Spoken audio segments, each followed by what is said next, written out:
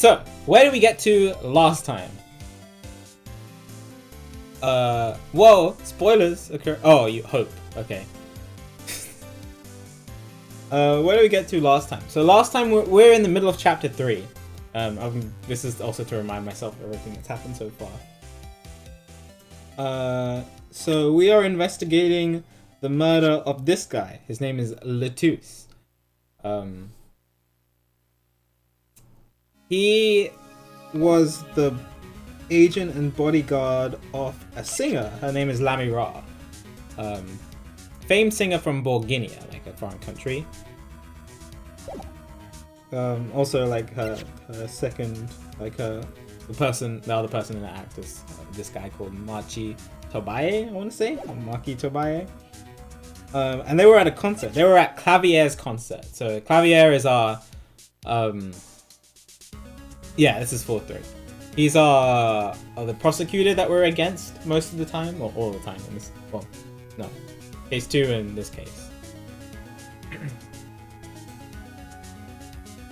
Yeah, he's the prosecutor that we're against, but he's also the lead vocalist of a rock group. And they were doing a concert, and we got invited. Trucy and I got invited.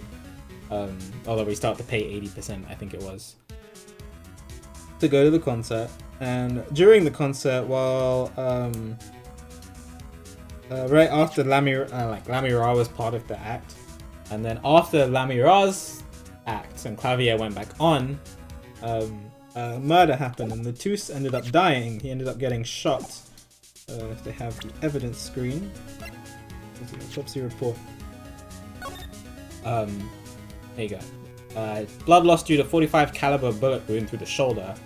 Died between 9 and 9:30. Me and Emma both heard when the gunshots happened. Yes, Mel.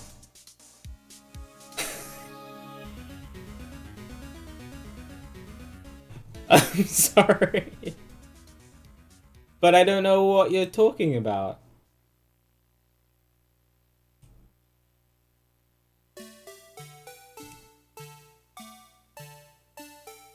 Oh no, this is the perfect music for this.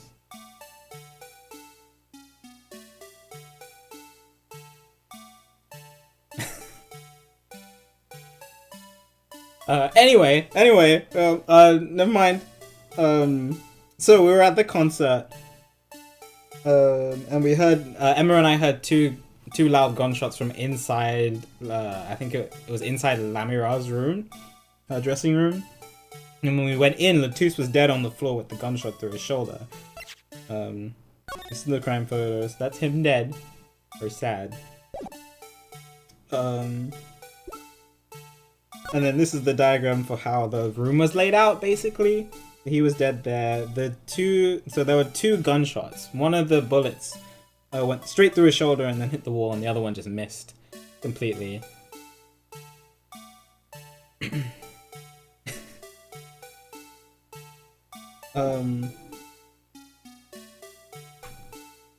Oh, it's gonna repeat into Sonic music. I don't want that.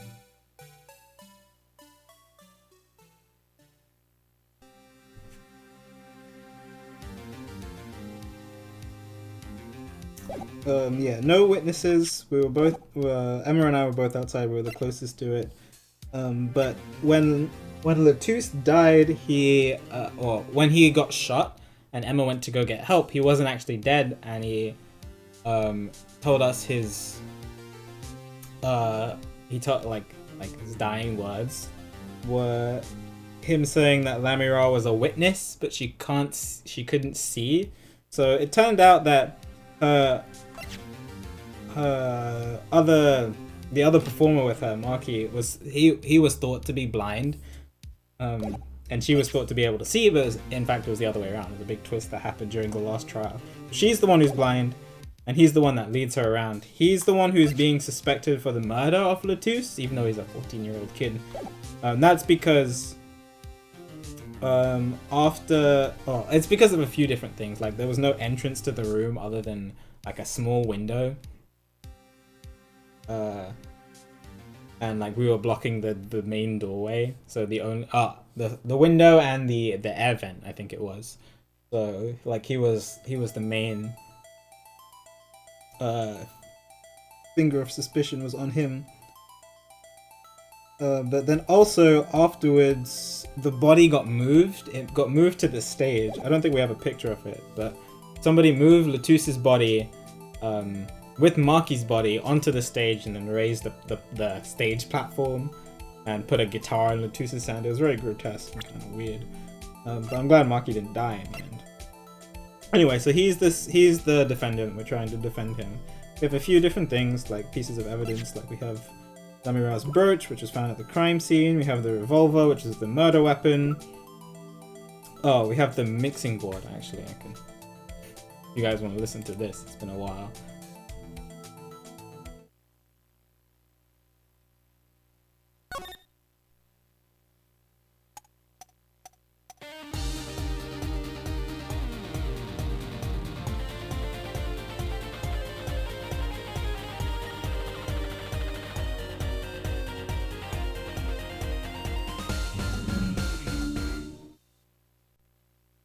Oh, sorry, I forgot to turn number 2 down. Because his timing was off. If you listen very closely, well, if I do this, you'll be able to hear how his timing is off. Right at the end.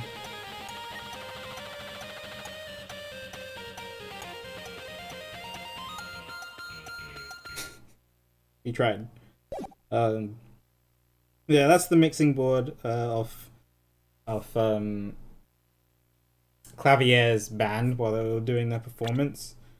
So other noticeable points. Oh, I guess I didn't go through all the evidence. We have like the lyric sheet seemed to predict the death happening, or like predict exactly how the death would happen. Like it has. Okay. Yeah, so like Clavier's keys got stolen, and the lyrics said, "Oh, his keys got stolen," and the keys has like a heart-shaped little locket on it, and that got stolen with the keys.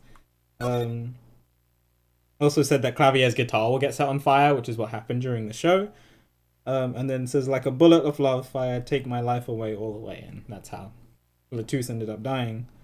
And then guitar up together to the sky, which is how his body was displayed on the stage. So the lyrics seem to predict the death. We don't know too much about that right now. This just allows us to restrict the evidence. These are Clavier's keys. Oh, Clavier's keys were also found on Latouse's body in his hand, which was kind of like gripped tightly in his hand, which is kind of weird. It's kind of like he was investigating Clavier or something.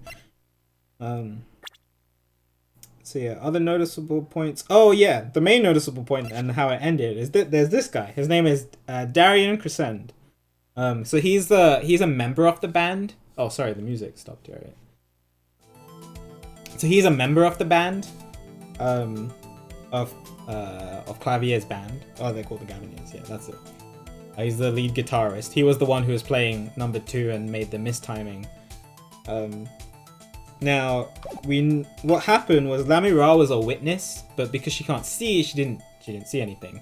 But she could hear voices. She heard she could hear that Latouse was talking to another male voice, and it turned out that the male voice that she heard was Darian's voice. And they were both inside I believe it was happening inside the room at that time when he got shot. So that was kind of mysterious. Why is Darian in the room with Latouse? There is a small connection. Latouse. Oh yeah, I guess this is an important part too. Latouse is actually an undercover Interpol agent. And like his dying message, which he wrote in blood, was actually his ID number, his Interpol ID number, so that we would know that he was an undercover agent. And I guess that might link him to Darian if they were both investigating something together. But it's still very mysterious. We have to figure out exactly why Darian was talking to Latouse, because right now we just have no idea at all. But I think that brings us up to speed on everything, and then that's how the trial ended. And now we're back to day 2 investigation, and we shall continue from there on.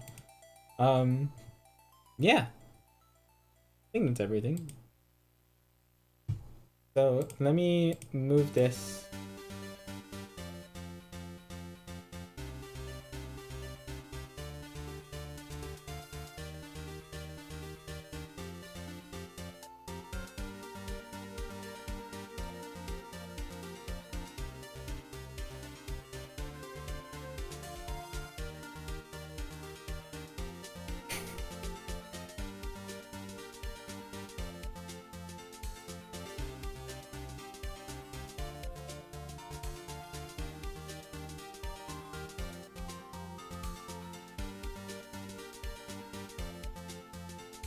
Kind of off screen, but it fits really well. That's okay. That's good.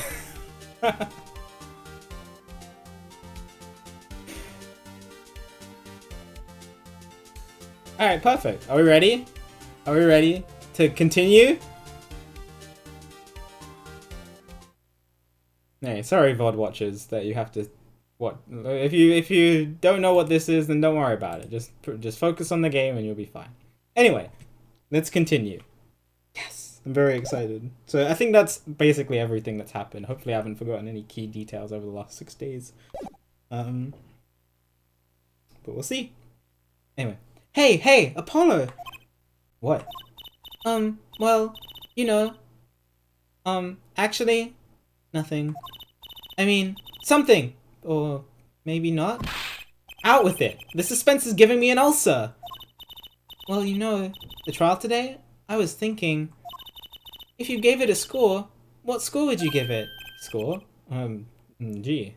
Is the... Oh, I guess I'll wait until music. I guess I would, well... I'm just as bad as you. See, it's so vague. Yeah, 7.8. Too much water. Clearly. Marky avoided a guilty verdict, which is something. Though I can't say I'm any less confused about the case. I asked Interpol about that number.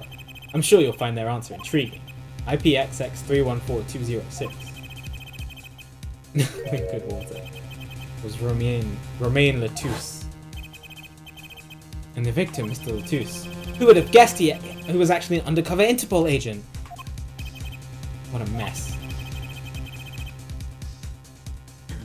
We don't have any idea what he was investigating.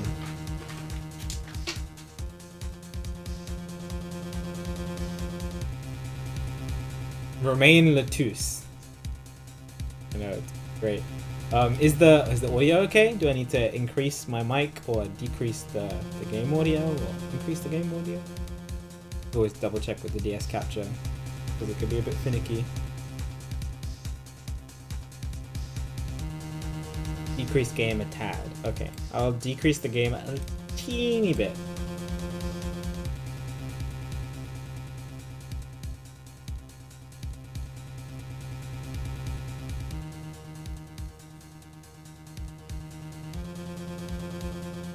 A low tad, not a ludicolo. Just a low tad.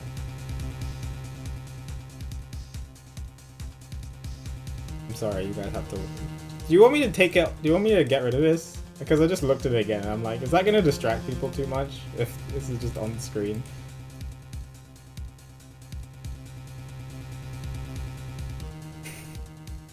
This is case 3.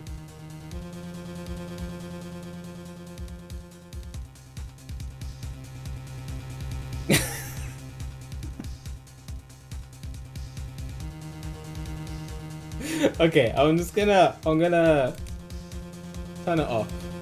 It's okay. It's fine to keep up. Are you sure? What if we get to some really suspenseful moments and then you just glance down at that and then it's no longer suspenseful because you can't stop laughing?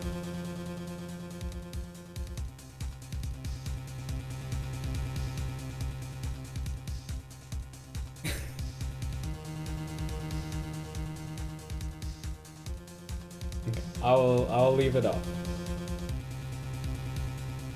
Make it like really small. It already is really small.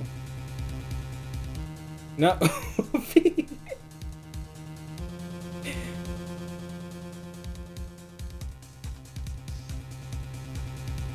Put it really small in the corner. Alright. I liked how it was overlaid though. But maybe it's a bit too distracting. That's also pretty distracting. Oh, it's fine. It's okay. You can't even tell what it is from that far away. It's fine. Alright. Anyway, back to the game. I'm sorry. We don't have any idea what he was investigating. Well, true. But we know who shot him now. Lamira told the whole court. Wait. That voice just now. It was him. I am sure of it. That voice I heard, talking to Mr. Latouche, when I heard the gunshots fired. It was him! It was Mr. Darien! It's another mystery, Apollo. I love mysteries. I don't. Speaking of mysteries, what's Mr. Wright up to? Wouldn't mind asking his opinion. That's the other thing. We haven't seen Phoenix this entire case, so... Now that you mention it, I haven't seen Daddy around. What, is he some kind of stray that wanders in and out at will? I wouldn't say that, but he has been going out a lot. Some top secret mission, he said. Top secret? Anyway, you can't just rely on him to save the day. And you've got me to help you. We'll be fine. Fine, right. Well, time's a wasting, as they say. Let's investigate. That's the spirit!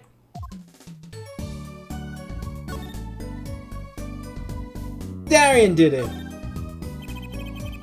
Amira dropped a bomb in court today. It was Darien. Amira said she's never forgotten her voice, right? That's so cool! I guess.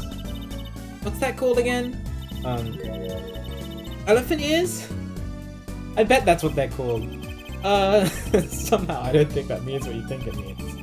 And she has to be wrong this time. Wrong? Why? I mean, look. Those gunshots were right during the concert. That's right. I was burning up the dance floor at the time. Right. Did you happen to look up on stage? Maybe at Darien, even?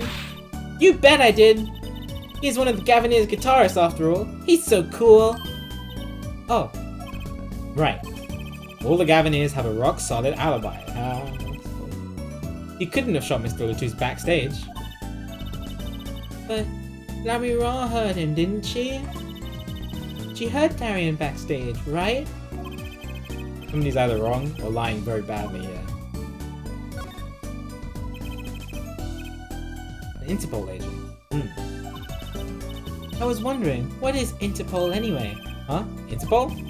They're the guys who catch international criminals. Why can't they just call them International Police instead of making up some silly name? Yeah. Anyway, you think he was investigating Lamira? What? Why would anyone do that? She's not a criminal. She couldn't be. It's true though. As a kid, when I watched films and they kept mentioning Interpol, I didn't understand what it meant until I was older. But if they just said International Police, I would have understood it. Don't be fooled by appearances is all I'm saying. But remember, I'm a magician, Apollo. I can spot a palmed coin at 50 paces. Only with that easy. In any case, we know he was working on something. I wonder if it was something that has something to do with something. Thanks, Trucy, for all that info.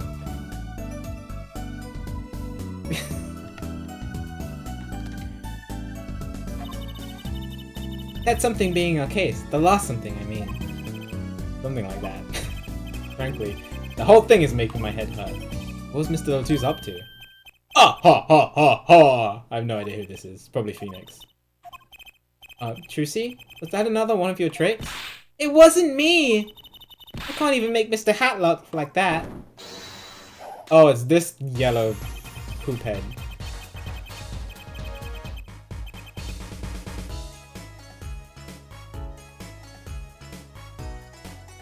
I've heard this song before. Not in the game, just like probably on Spotify or something. What voice do I give this time? Wherever the mundane gives way to miracles, a word is whispered. Grammar. I'm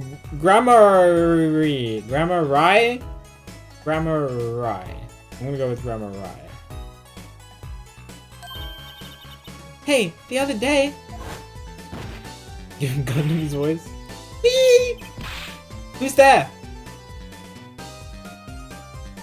Grandma Yee!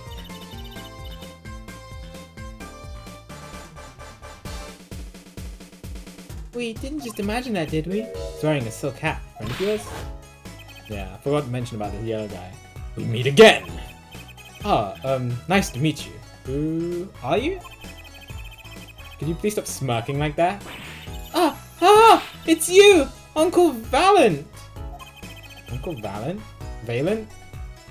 Valent. He's your uncle? No, silly! It's the Great Gramarye! Oh, you've got me saying Gramarye now. Valent Gramarye! The Grand Magician! Yes. Gramarye. Gramarye? I keep thinking rye because of rye bread. Gramarye.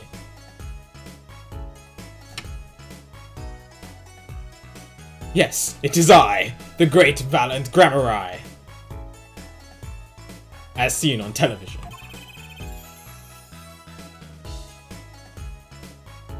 That rhyme though. Could you please stop smirking like that? It's been a while, Miss Trucy. 7 years to be exact. My, how you've grown. Whatever happened in easy to pronounce names like Red White? Can we go back to that, please? Good to see you again, Uncle Valent. You look exactly the same. I hate to intrude, but what is a great magician doing paying us a visit? I believe it was you who wished to see me. So, be quick with your questions. And do not quail, quake, or quiver. I am quite tame. Though my stardom may sear the sight, I am quite down to earth when need calls. He does have a certain aura to him, it's true. Let's ask him about the case, Apollo. His aura sure isn't lost on our magician in the making. He's practically drooling with enthusiasm. After all, Uncle Valent's one of Daddy's best friends. That's why I call him Uncle. What? Daddy? You mean Mr. Right? No, I mean my real daddy. Ooh? Trucy's real father? Trucy's father? Once upon a time, the trope Gramarye included 2 grand magicians. I'm sorry if I flip-flop between the two. Myself, Valent Gramarye, and my partner, Zach Gramarye. And this Zach was? He was my real daddy. Trucy's father, a magician. I guess it makes sense. I had no idea. There wasn't much point in talking about it. Not now that he's gone. Oh, I'm sorry. No, it's okay. I'm not lonely. I've got my daddy after all. And you make me laugh, Apollo. Glad that I'm good for comic relief at least. Not that I see Daddy around much these days. Oh, where is Phoenix? Wait, Apollo! Don't tell me you don't know about Troop Gramarye. Troop Gramarye? Huh? No? It does sound kind of familiar. Oh, lost life! Lamentably listless lad!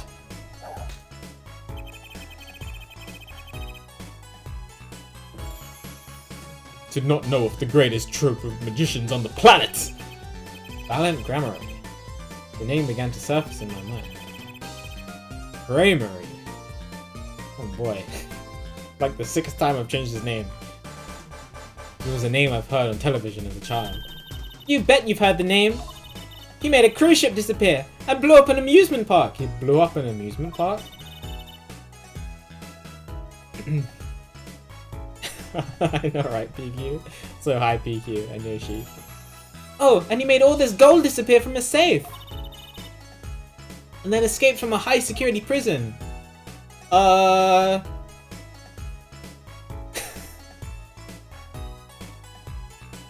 Yeah, I'm thinking the same thing as you, Apollo.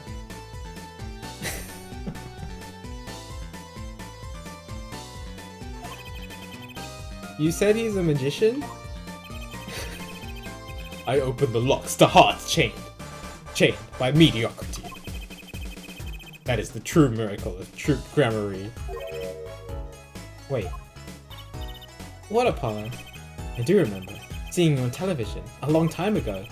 Weren't you with someone else? Like a duo? Duo? Yeah, you had a partner. Something Gramarye. Oh, we just talked about this. Yes, Zack Gramarye. A masterful maker of magic. A capable crafter of shining showmanship. Question mark? Why is everyone so quiet? Daddy. Daddy? Oh, no way! Ugh, I've been remiss in remembering my reasons for my visit. Reasons? Two, in fact. The first being, of course, to see you, Miss Trucy. You don't know how happy I am to see you again, Uncle Valent. I'm sure you are. Not one for modesty, are you? When I encountered you at the Colosseum, the first time in 7 years, I could fain contain my emotions. I wept oceans! And to learn, you now defend that poor pianist, that blinded boy. 'Twas a hot topic of talk amongst the staff, you know. And defend him you did! Well, it wasn't all my doing. I'm his defense attorney, actually. My other reason for coming here to- oh, you just ignored me. Was this. That's a videotape? Quite so. A recording of the concert, no less. I brought it for you, Trucy, on behalf of Troop Gramarye. Will you watch it? Oh no, not another video as evidence. Blue Badger all over again.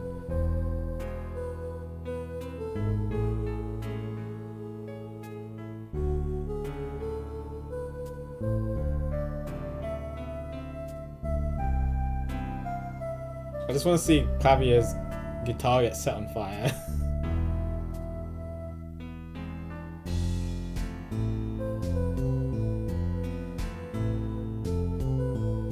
Wait for it. Wait for it. Wait for it. Oh, I think she flies away first, doesn't she? Now you can see the spark. Did it just? I just saw.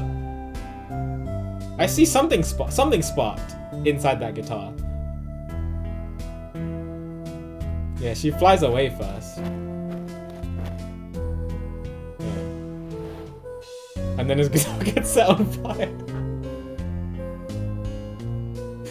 Wait for it. Wait for it. Bye.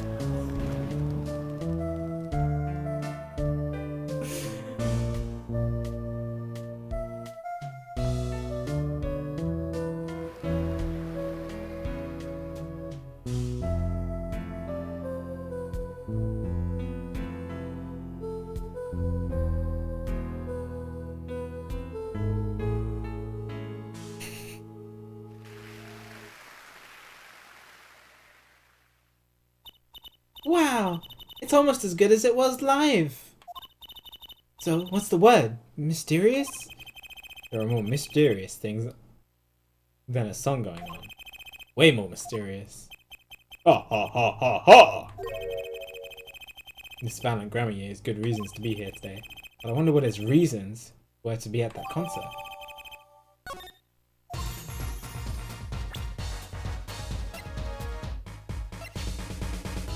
If I could just look at this at any point. Oh boy, it is the Blue Badger all over again.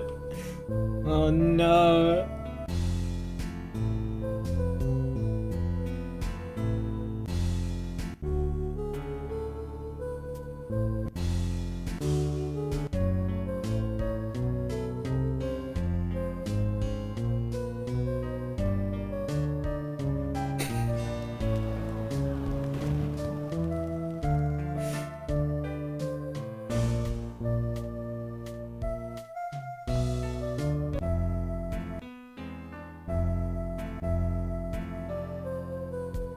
Can't pause it at certain points. I just want to see him try to put out the guitar in the background again. And people are just clapping. Alright, well there's some evidence here. The only thing that I saw that was fishy was the little spark in his guitar. So I just want to go look at that again.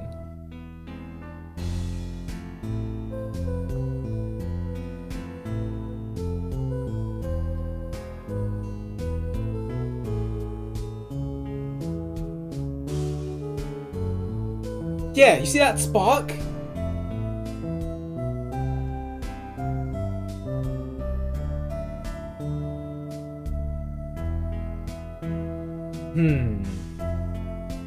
Fishy.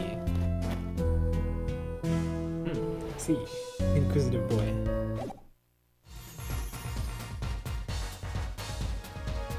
Anyway, sorry.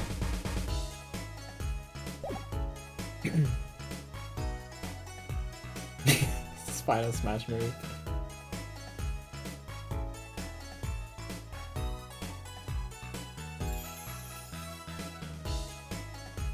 Yes, sorry, that's a rhetorical question. I know I got very excited about it, but I'm not actually asking. Yeah.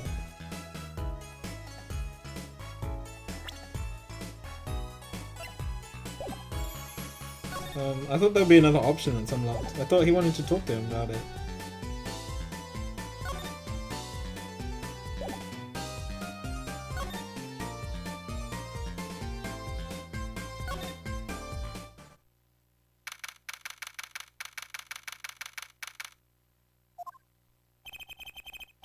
Maki may not be guilty, but he's still a suspect. But they don't have any decisive evidence. Yeah, but only someone as small as him could have gotten out of that room. Right, the air vent. And he lied. Lied? Maki Tobaya can see.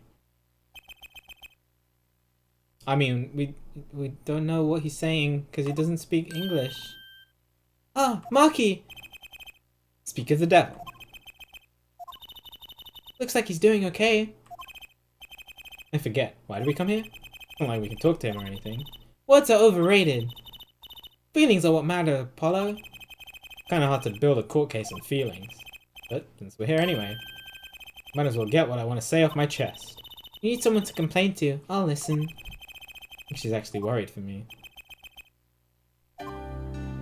Hello.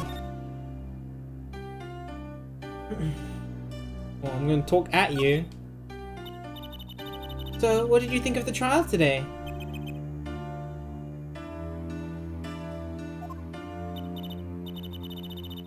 Phew, I'm glad he doesn't understand English after all. He did, he would have been scared out of his mind by that trial. Hey, all's well that ends well. You have to be more goal-oriented. He's not guilty, we win. No, if he's innocent, we win. Maki might not understand English, but I bet he gets that better than you do. Huh? My bracelet vibrated. It's like the Magatama all over again, but I don't have it. That's my thing. I'm glad Lamira testified. What a great person. She even got Maki off the hook by naming another suspect. Darien of the Gaviniers, the detective. What if Maki knows what happened? A schmuck? I mean, if he could follow how the trial went at all. No one told him there's a new suspect. How would he know? Hey, what is it, Apollo? No, it's nothing. No, nothing. Why is your bracelet reacting? Must be imagining it. Imagining what, Apollo? It's just... couldn't help but feel that. I don't know. Maki doesn't understand what we're saying, right? How could he? He's a young Borginian. He doesn't speak English. Yeah, but my bracelet is reacting to him. Huh? Maybe it's malfunctioning. Or it's scared, because you keep making those I'm so mad faces. Is it that bad? Maki lied about not being able to see. What if that's not all he lied about? If you're curious about it, there's only one thing to do. You should ask him. I think it'll take something big to get to him. Some kind of undeniable evidence. We'll be back, Maki. Oh. Well, I have one more option. I'm just gonna do it. So, Maki, you can see it, right? Maki can see it, and Lamira can't. The whole world's gone topsy-turvy. Sorry, Apollo. I don't think we're gonna get any information out of Maki. Which makes sense. Yeah, I guess it does.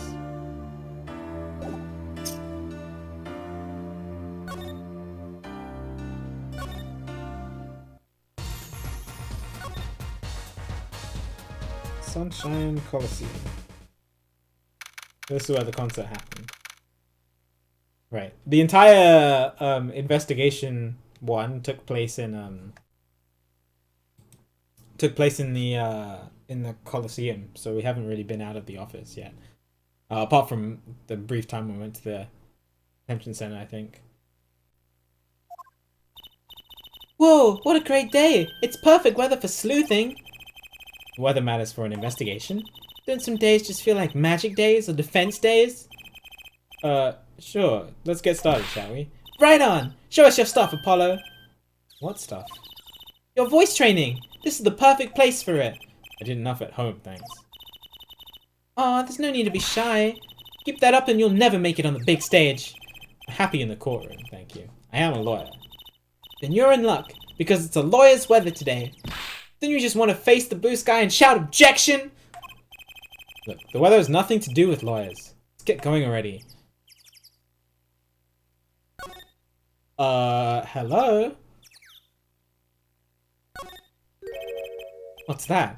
Creature there. Oh, that's the police mascot, the blue badger. Huh? It's life-size. Haven't you seen them around town, patrolling the streets? Yes, now even Law and Order has a mascot. I'd run from that thing if I wasn't a criminal. Why does his head bumble like that when it walks? It's freaky! I don't think you're showing true blue badger spirit, Apollo. I really hope it's Gumshoe. This. Look, a blimp! Those balloons next to it have ad banners on them. Let's see. Big sale! All shirts 50% off! Oh, it's an ad for the department store next door. Oh. People. Like, they don't care that a murder happened here yesterday. Look, a massive sign for the Guilty as Charged tour. Giant Prosecutor Gavin stares out over the arena. Oh, maybe I can take it to the office when they're done with it.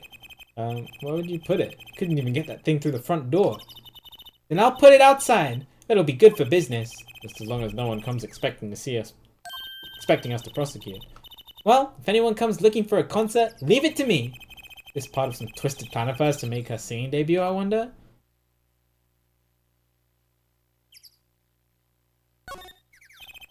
Sunshine Coliseum sure is living up to its name today. It's huge! And Mr. Gavin's got to play on that enormous stage. I'm so jealous. Someday, I'll fight my first battle on this stage. Battle? Well, yeah, it's a Coliseum, isn't it? They don't do gladiatorial contests at these places anymore. Seriously? Really? I had no idea. I wonder why they stopped. Sometimes I worry about her. Same.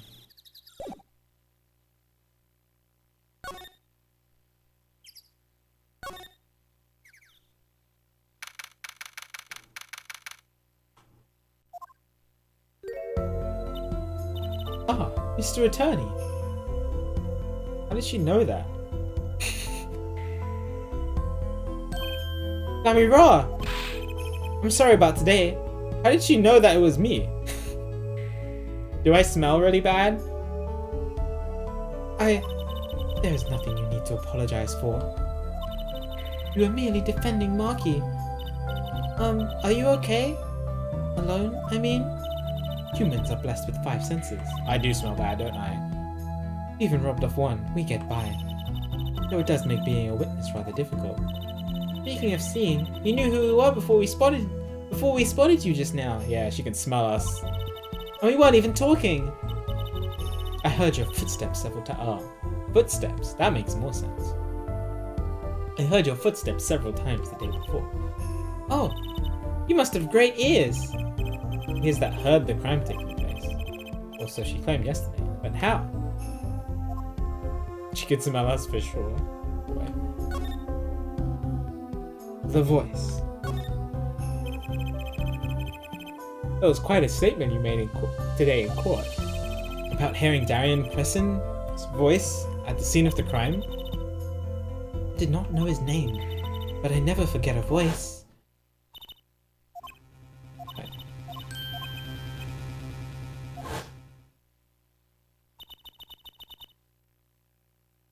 As I said in court, I was on my way backstage from the stage. And that's when I heard his voice. I'm guessing Darian and Mr. Latouche are talking about something? The next moment, I heard those gunshots. Why didn't you call security? To be honest, though the noise was quite frightening, I never imagined the gunshots might be real. And I was in quite a hurry myself. I left the scene at once. So, it really was Darian's voice that she heard? Yeah. At least she certainly thinks it was. I met Marky before my debut as Lamy Ra. I was singing in a restaurant in Bulginia. And he was playing the piano? Yes. He was very kind to me when he learned I could not see. Is that when you started playing opposites? With Marky pretending he couldn't see?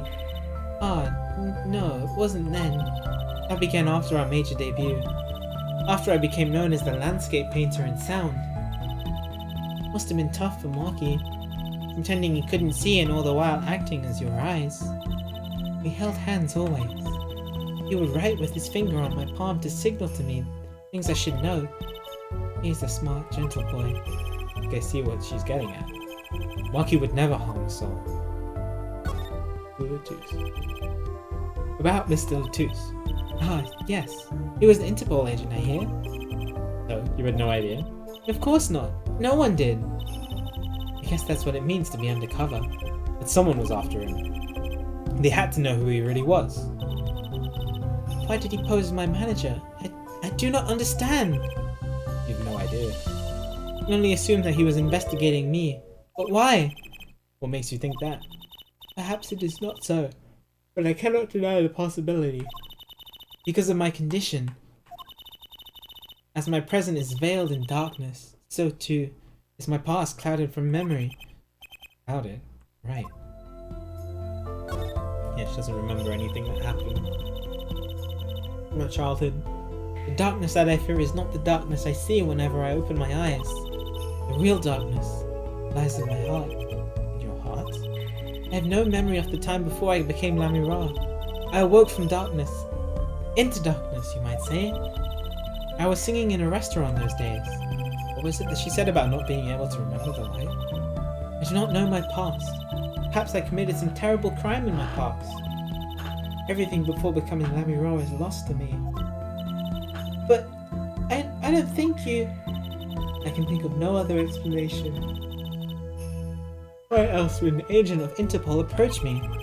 Do you think your past might be related to this case? No way! That seems really unlikely to me.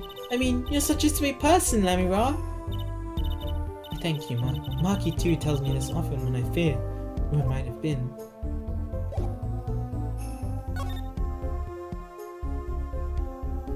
Many places we can go. The stage is important. Oh. Maybe not as important as I thought it would be.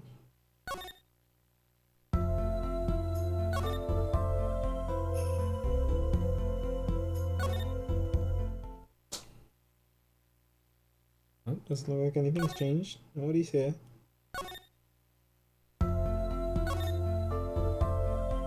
Murder happened here. Have you missed much? Not really. We've just been talking to the characters. Oh, we've looked at everything here.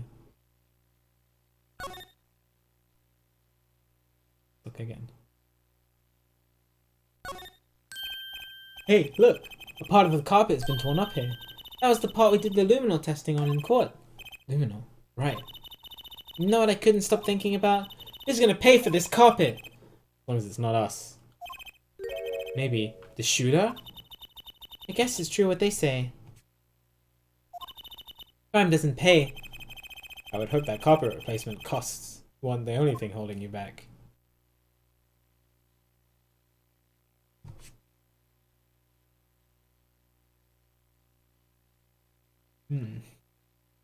Everything else looks similar. I think that's everywhere I can go.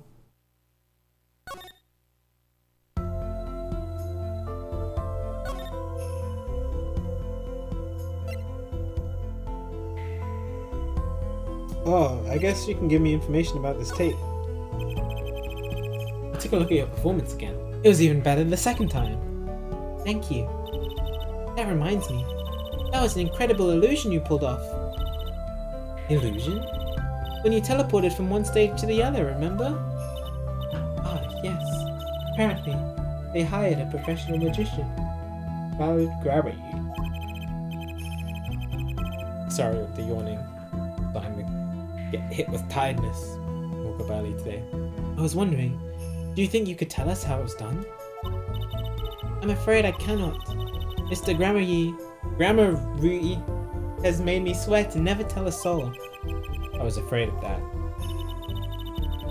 Hard to be a magician if you can't keep a secret, you know? Ah, I am reminded that I wish to speak to you about something. Yes? When I was walking this hallway before, I stumbled upon a small device of some kind. It was lying on the floor. Device? Maybe you mean this? Yeah, I remember seeing it, but we couldn't pick it up. Looks like one of those radio headsets that they, like, security uses. Might I touch it? I thought as much. What? What did you think? This is one of our headsets. Everyone on staff wears one during a concert. I wonder whose this is. We've used it for communication. It would be quite inconvenient should it go missing. We'll hold on to it for you then. We'll give it to Prosecutor Gavin when we see him. Yes, that's best. Thank you. So, can I put it on?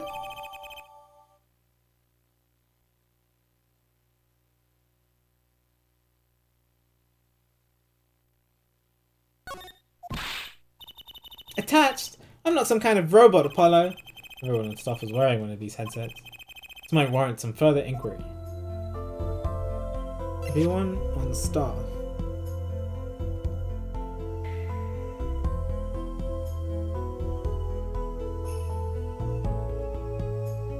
Everyone on staff wore one. Interesting.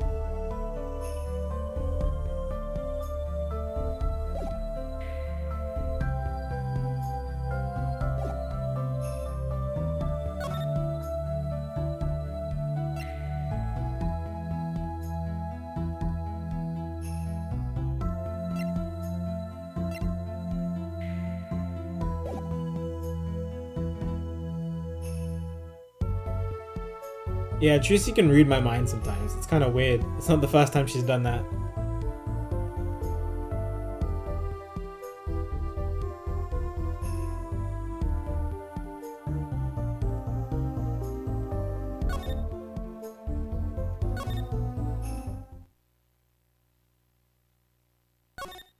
You've been here.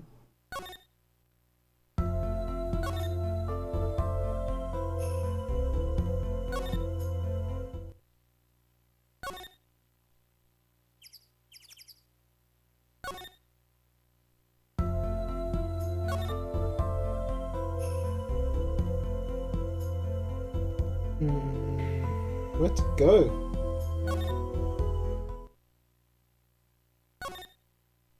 Maybe he has some more information for us? Oh, maybe I could present him with the headset. Ask him if he was wearing it. What's this? You would ask me for a miracle?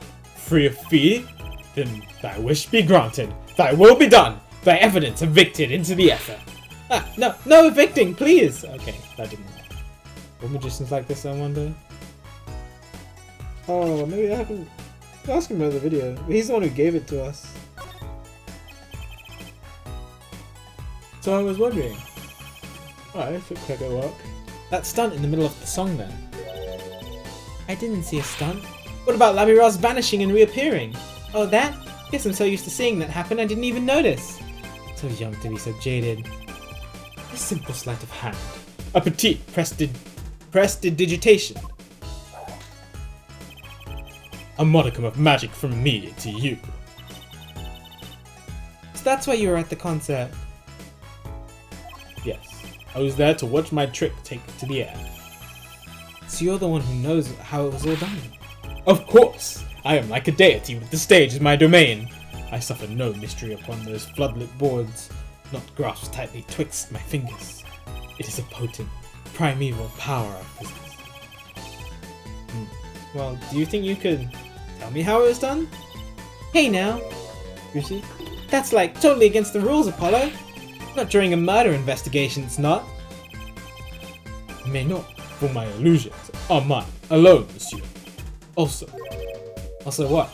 Recall that the terrible occurrence happened later, well after my illusion entranced the audience. Oh. Don't even ask. I won't answer. Too bad for you, Apollo. Whose side are you on? I, Valen Grammy, now make my leave, Miss Trucy. I was leaving. There's no need to rush, Uncle Valen. You should stay a while. I'm afraid I cannot. I may not. I shall not. I've been asked to assist with an analysis, so I shall slink back to the sea. So you'll be at the concert venue today? Correct.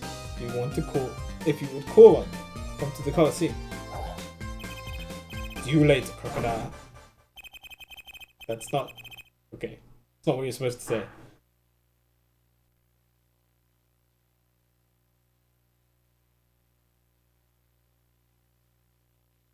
With a whirl of his cloak and a wink of his eye, he turned and walked out through the door. Normally.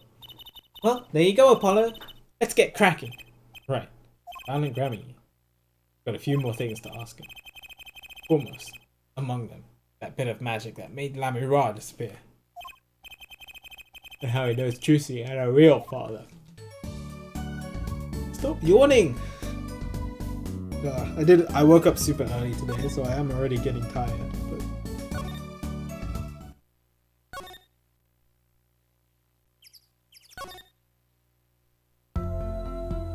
Still here. Maybe he went to the stage. Ooh.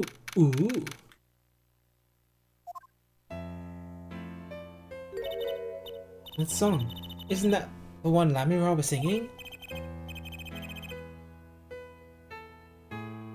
Played Terraria last night? Oh.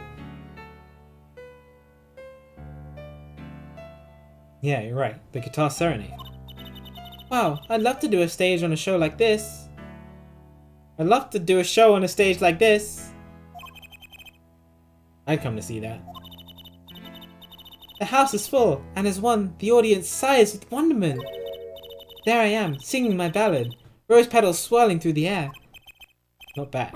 Wait, are you a magician? Oh! That's right, I was a magician, wasn't I? some dedication. Aha! If it isn't Miss Trucy, and indeed it is. Uncle Valen! What exactly are you doing here? He said he was gonna be here. We literally just talked to him! I take real responsibility in tasks undertaken. I am inspecting my equipment of illusion to make sure naught is amiss. The Lamira teleportation illusion! Ooh! Should anything go wrong, it would reflect poorly upon me and my troop. As I went about exacting examination, I happened to notice that piano, and I remembered that fair lady's melancholy melody. Hey Apollo, maybe Uncle Valen can shed some light on this whole thing for us.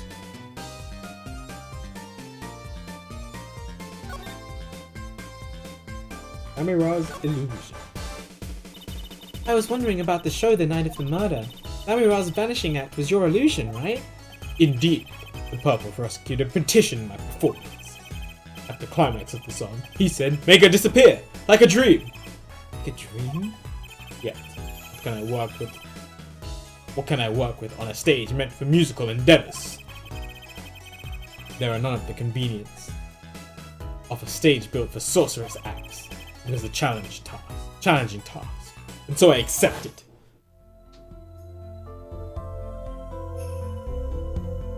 She disappeared from the top of the tower. But in order to move, you would have had to use some sort of secret tunnel.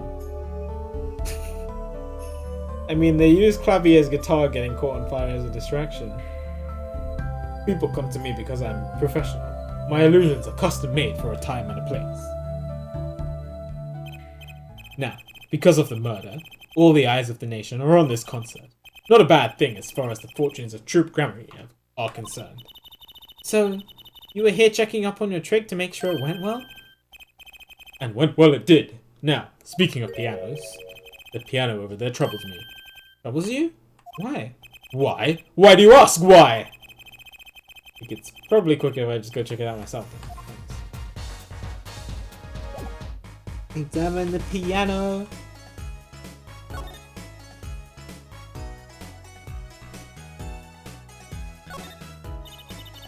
One big piano. Never actually played one. You should get Mr. Wright to teach you sometime. Oh good, he can't play either. Kind of feel bad for the guy now. Maybe now's my big chance. Stand back! This could be the debut of a prodigy! Uh-oh. Ew! You make that noise just now? Let me try that again. Oh. Something stuck in the piano. Time to take a look under the hood. Ooh. Huh? Look, this was stuck between the strings. It's like some kind of switch. Someone must have thrown this into the piano. A switch? Switch to what? Must be something related to the murder. First instinct is a switch to open the window?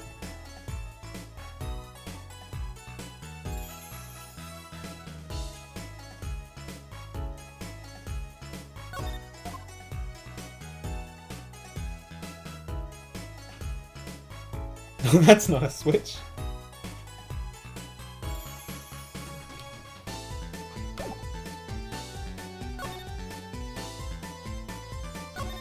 Troop Gramarye. Gramarye. I know what you were thinking in that head of yours. Gramarye, yes, you said.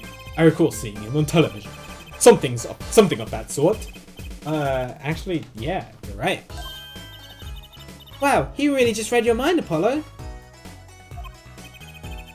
Everyone tells him that, everyone tells him that, and he makes a good guess. It was 20 years ago. A young magician, a genius of his time, came down among us. His name was Magnifi Gramarye. It was he who began the great Troop Gramarye. At his prime, not a day passed that he did not play upon the screens of every TV there was. You have a vague memory of someone like that on TV. Yet, several years ago, that time came to an end. My troop pulled a vanishing act, yes. Cries for magic no longer heard. The TV, screen a barren waste, stripped of illusion. That's not true. I still went to all your shows, like that one in the parking lot down at the supermarket. You stop playing supermarket parking lots, you know you're in a lot of trouble. Poor guy. We hone our skills at these small venues, always awaiting our time. Yes, one day we will rise, up from obscurity, onto fame's shining stand once more. I do this not only for the magic that is Gramarye, but for my partner. Your partner? You mean... Welcome back, Omega. Yes, Zach Gramarye. Trucy's father. His name is Trucy Gramarye. Oh, I guess that might not be a last name. If he changed his name when he was part of the troop. Before he disappeared 7 years ago, there was no name higher than Gramarye in show business circles. None! I will see us return to glory. I, Valiant Gramarye. Our founder, Magnifi Gramarye, was truly a genius. A worker of miracles. I'll never forget the one I saw when I was little. How we made that whole jumbo jet go. What happened to the jumbo jet again? Apparently someone doesn't remember it as well as they thought. Of all the would-be magicians who came to his door, only Zack and I had talent. In no time at all, Valiant and Zack were the shining stars in the Gramarye crown. Cool, huh? And Zack Gramarye was my daddy.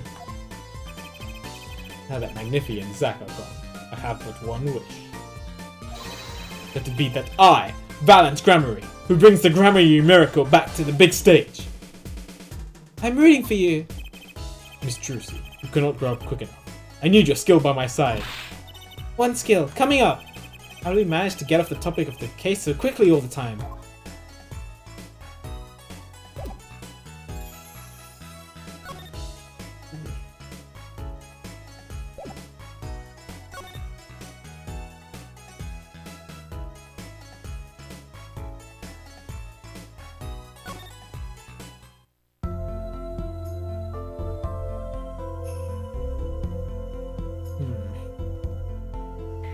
Where to go next?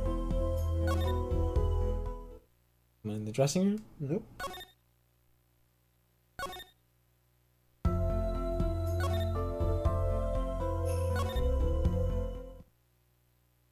No, Gavin's not here.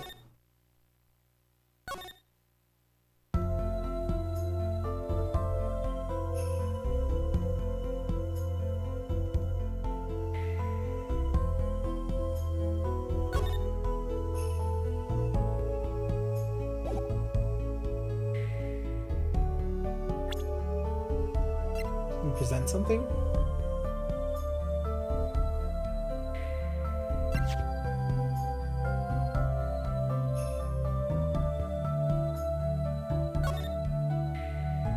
Check the switch.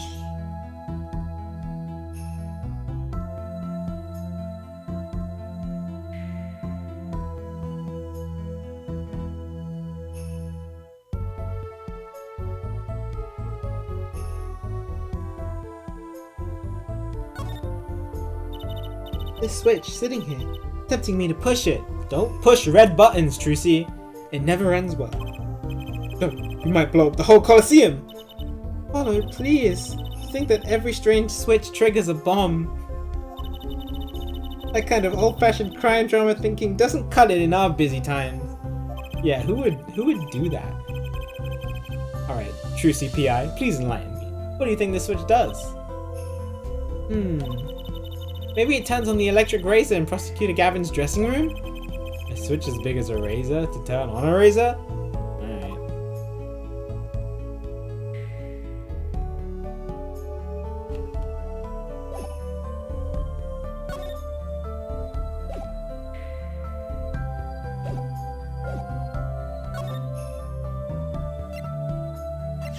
Have you seen this switch? You think you can tell me about this? I'm sorry, but Same as last time. Gotta present something. But the headset. can I ask you about the headset, Tamira? Oh. You said that all concert staff were wearing one. That's correct. You need them to communicate across such a large stage. Everyone on the staff had one, of course. And all of the band members too, I should think. Prosecutor Gavin and his lackeys had them one too. They're quite helpful, though limited. They only work within 30 feet or so.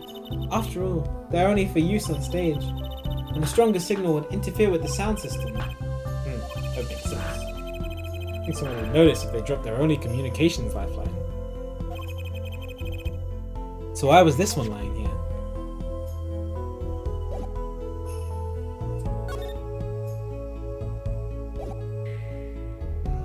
Very useful.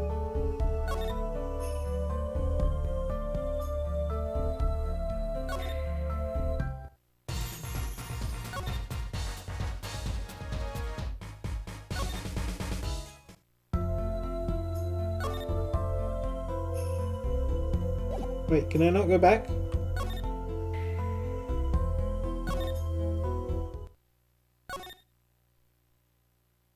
Yeah, I can. Okay.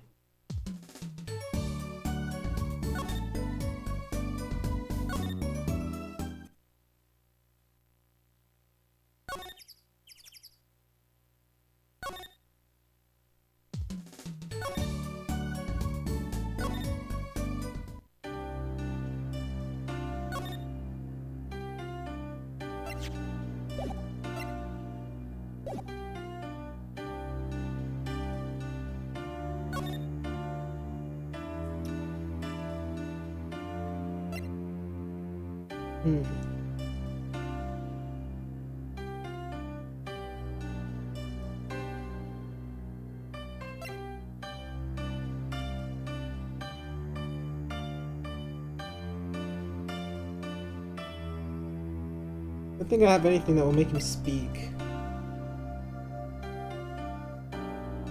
Maybe he knows what the switch is for? Oh, well, he's speaking. I think he said, I'm sorry I cannot speak your language. You are very beautiful, fair maiden. This is why I never trust a translator.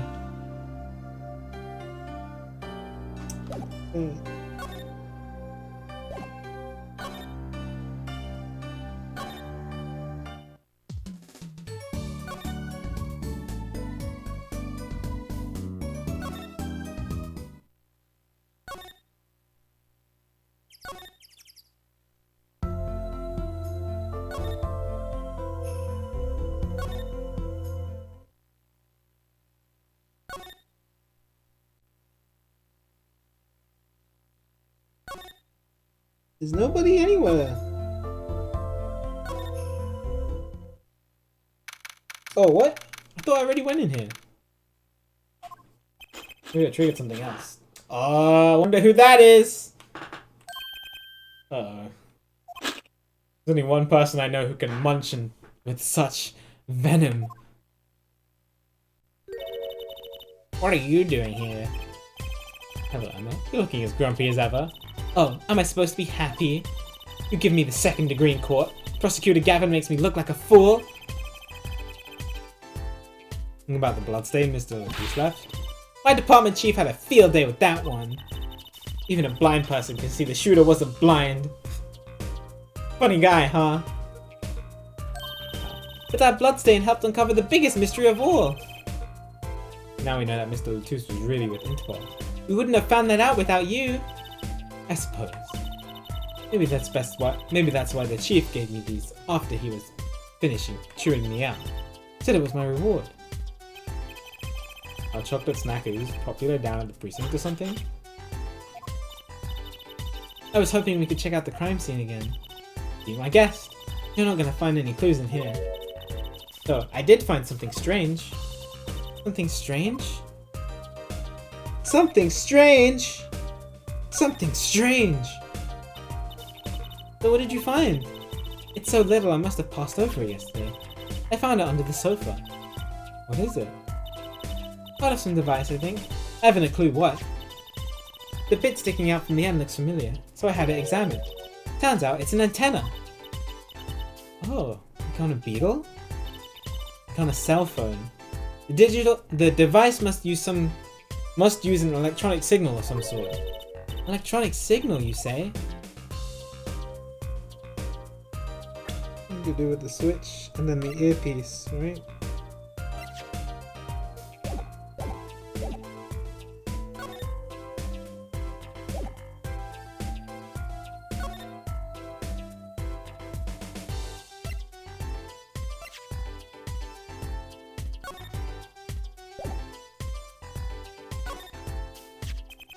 Do you think you could take a look at this? A small device. Looks like a transmitter. Ooh. Transmitter? You press the switch here and it sends out a signal. No idea what it's for though. A signal? You mean an electronic signal? What is it, Apollo? Say, Emma, you know that strange object you said you found? Oh, this? Let me try pressing the switch. That's what I was thinking!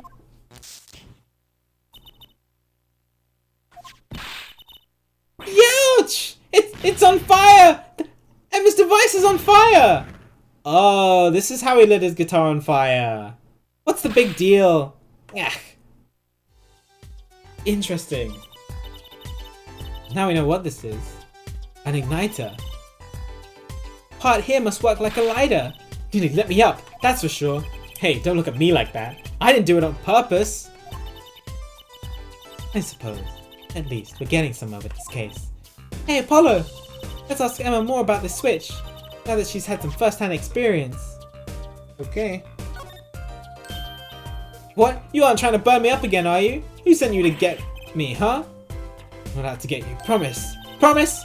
No promise is good enough when you're still carrying around that weapon.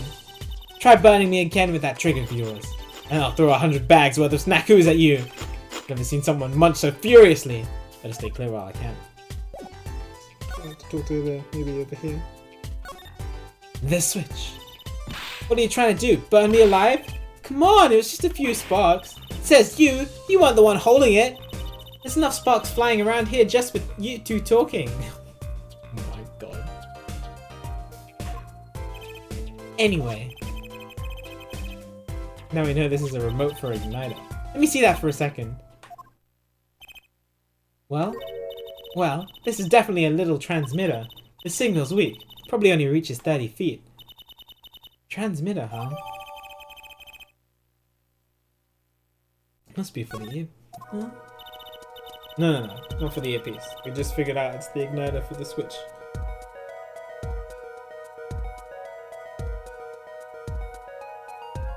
Chat, I'm worried that I'm starting to get too tired.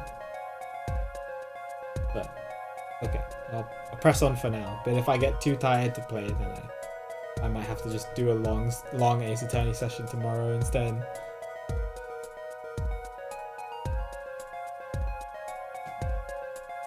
Incidentally, if you look at a cross-section diagram of the stage area,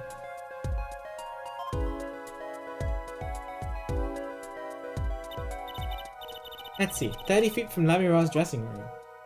This is an interesting picture. That covers the backstage completely. Also looks like it would cover the stage. Seems kind of unlikely anyone would use this on stage.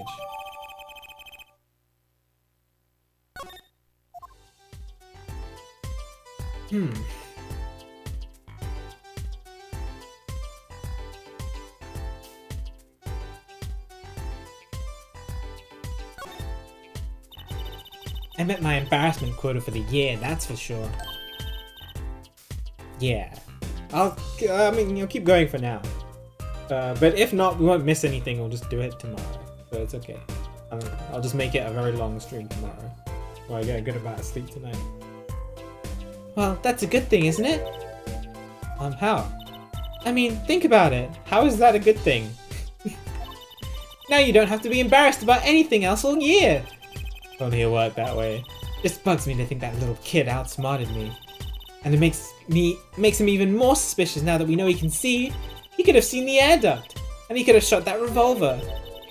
That's not how it sounded in Lamira's testimony. You mean her saying that she heard Detective Darian's voice at the scene? That's right! Why can't we have a normal, straightforward killing once in the while in this country? I'll pretend I didn't hear that. Me too. Was that true what you said in court today? You know, about the case? About how everything was happening according to those song lyrics? The guitar serenade, you mean? I found the link, you know. First, Prosecutor Gavin's heart-shaped keyring was stolen. Then Lamira flew through the air. Then Prosecutor Gavin's guitar caught on fire. And in the end, a bullet took Mr. Latus's life. And he went up into the sky with a guitar. Well, 30 feet up at least.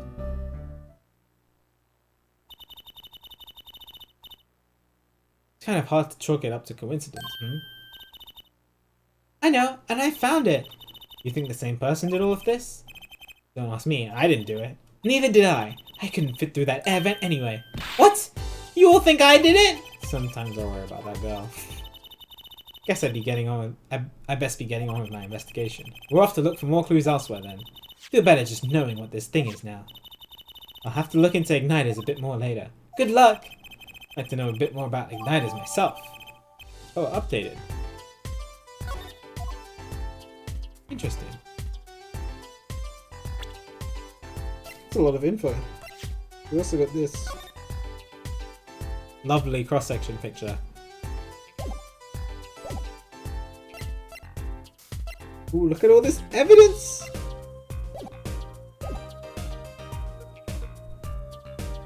Well, I guess we're done with Emma, based on what she said. You're still here? Oh, hello. Who's here? Oh, it's Darian. What? Come to laugh at the murderer? Darian? That old bag. Oh, okay. Thought you were saying somebody else. That old bag opens a pie hole, and wham bam, my life goes down the chute. Thanks. They won't let me work while I'm a suspect. Darian isn't in the best of moods, is he? Not many people are these days, it seems. It's a crime. Seeing, not exactly the happiest place to hang out. Gavin had to go rub salt in the wound. My alibi's rock solid. Rock solid!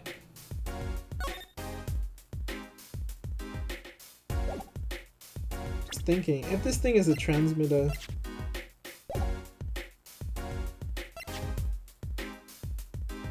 30-foot range. This is also 30-foot.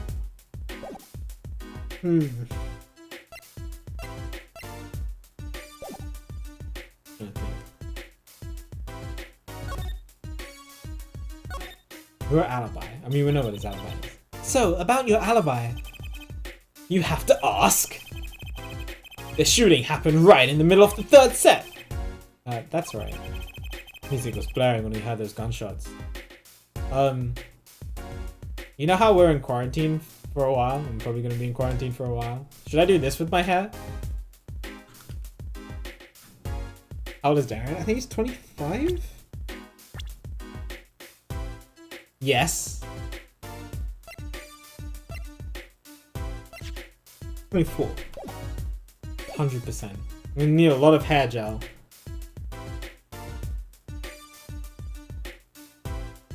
I have to take some of my hair from like the sides and the back and then just throw it on the front. Just...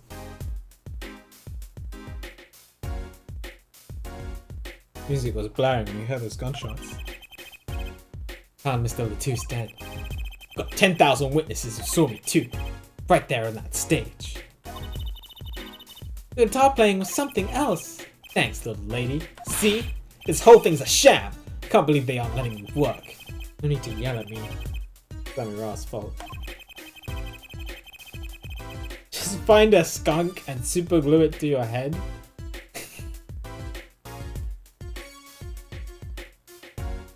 Okay. She was the one who said she heard his voice at the moment of the crime.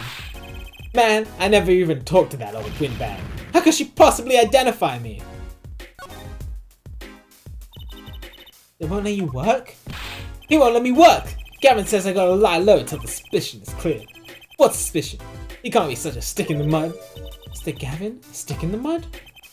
He may look all flash and showy, but he's straight as an arrow, man. Except when he's depressed. You hear him whining the other day? Oh, you mean the thing with the mixing board? Yeah. I mean, you were off key, bro. Well, not off key, off time. He's just a perfectionist is all. Not a bad guy, really. Well, I think the Gavineers are the best. I have all your albums. The band's fine too. Gavin can write a good tune, I'll give him that. Come to think of it, I haven't seen Prosecutor Gavin around much. Oh, him? He's down at the prosecutor's office most likely. Prosecutor's office? I haven't been there, have I? The data on the victim should have come from Interpol. Normally I'd be down there dealing with it. Normally. Apollo, let's go check it out. I've always wanted to see the prosecutor's office. Maybe that's not such a bad idea. Right on! Say hi for me, okay? Oh, and screw you!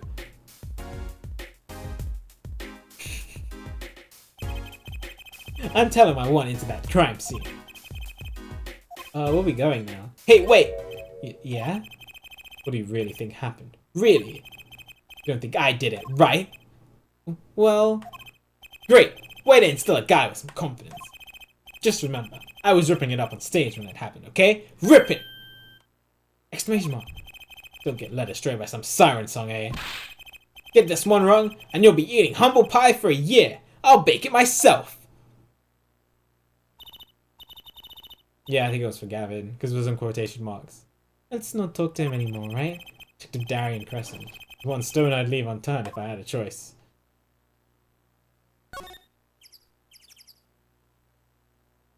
Gavin's office.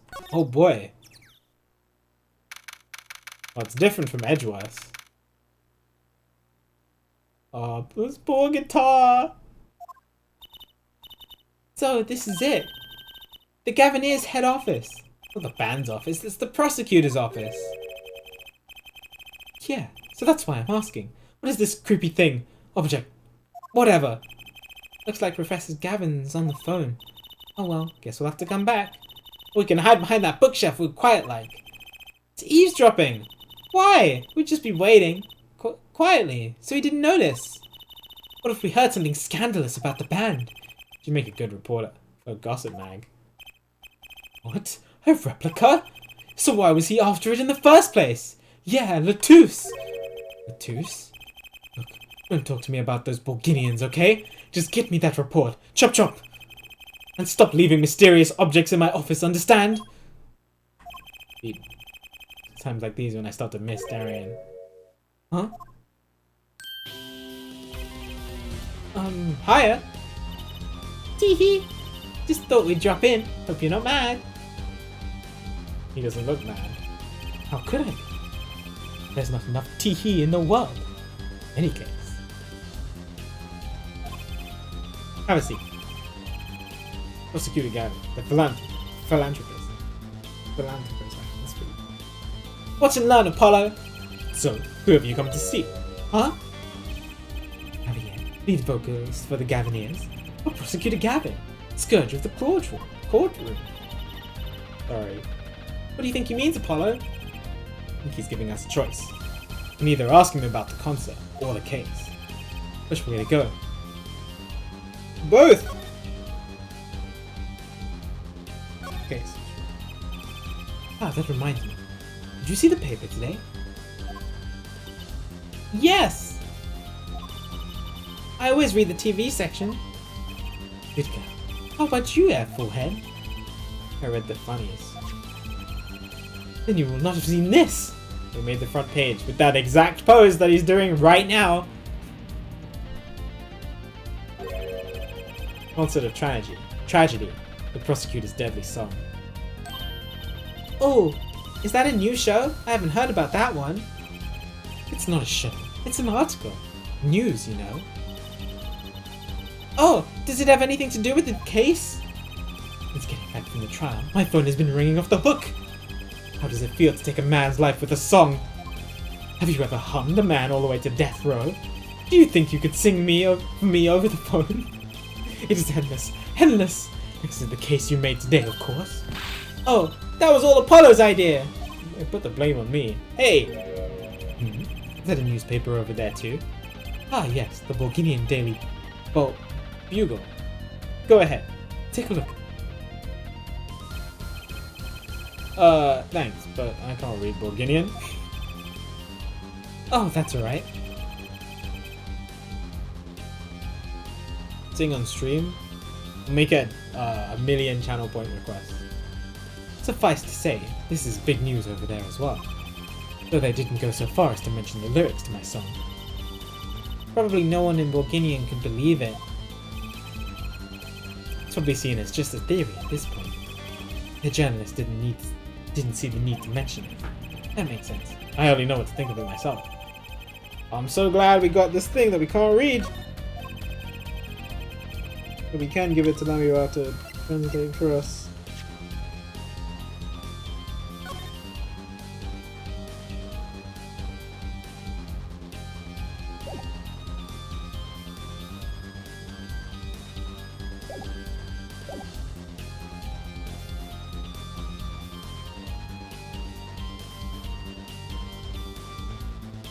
Lamira's testimony will probably be in the evening edition, I imagine. Which is why I've had Darian step down from the investigation for now. Oh, that's right. Akura, that's kind of a... I didn't say stuff, but it's okay. Yeah, we ran into him moping in front of the Colosseum. Lamira was my invited guest, so it is a rather delicate situation. You understand how much I want to solve this case? Quickly, if possible. I really love that song. It has such a great atmosphere to it. You co-wrote it with Lamira, if I remember correctly? That's right. It was last year. I had gone to Bulgaria's legal system, as a matter of fact. And that's when you heard Lamira's voice?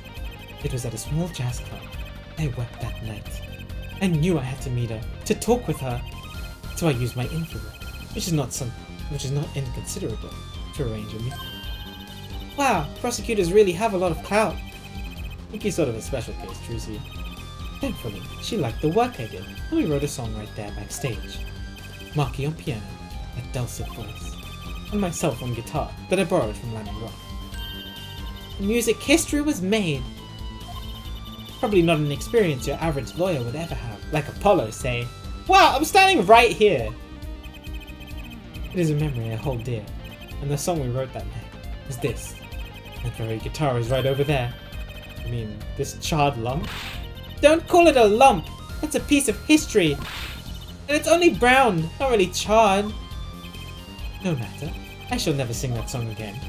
I wouldn't have used that guitar again either, even if I couldn't. What happened during that song anyway? Why did his guitar suddenly catch on fire? Think you could show it to us? Your slightly burned guitar? Troy doesn't mind. What more could happen to it? Look at it.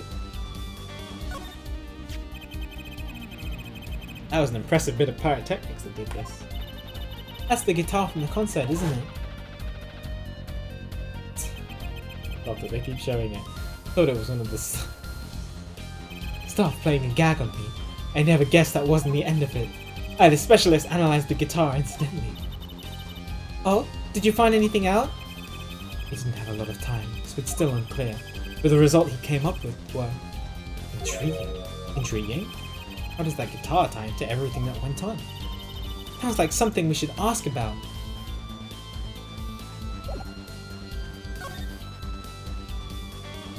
Amira's guitar.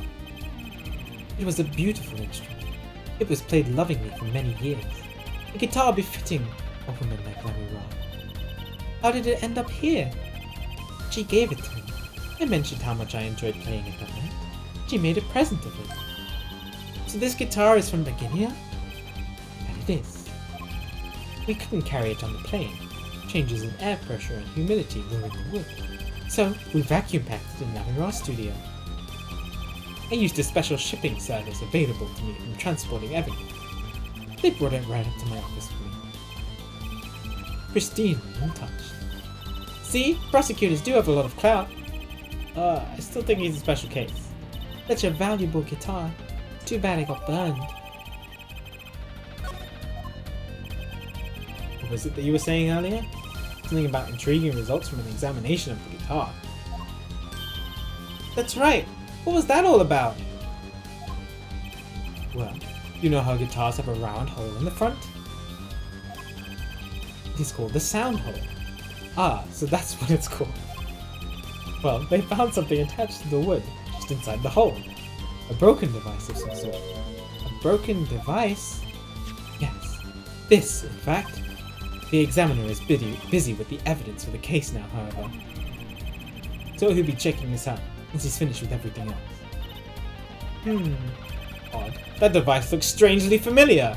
I've never seen it before. I wonder what it could be.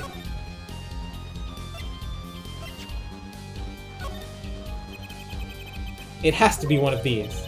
What is it, Apollo? That device that was found in your guitar. Take a look at this! Why, that looks like the same thing! What is it? It's an igniter. Another one? It was at the crime scene, in Lamira's dressing room. Detective Sky found it, actually. At the scene of the crime? What could that mean, I wonder?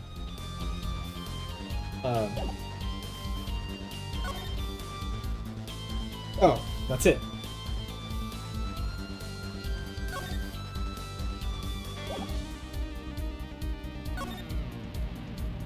I thought I'd say more about it.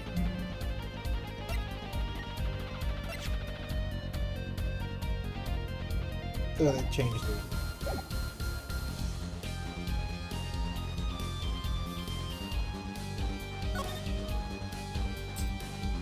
Yeah. I didn't really look around his apartment. I should look. I mean, funny dialogue. We did this with Edgeworths. These guitars, bro. Look at all the guitars. Why so many? You could never have too many guitars. They are like my lovers. I didn't just hear him say that. They're backup guitars, Apollo. Don't you know anything? Rock and rollers always smash their guitars at the end of a show. No wonder it's so hard to make it as a musician. You know what? You should try rocking a little, Apollo. Breaking his guitars while he watches? That might be a little too rocky. Oh, ha, ha, ha. Of course, I would never do such a thing. Did I not say? Could you not say that again, please? Do I seem like the kind of man who would do such a thing to ones he loved? No, not at all. I mean, you're Mr. Gavin, upstanding prosecutor. Happened to Prosecutor Gavin, God of Rock.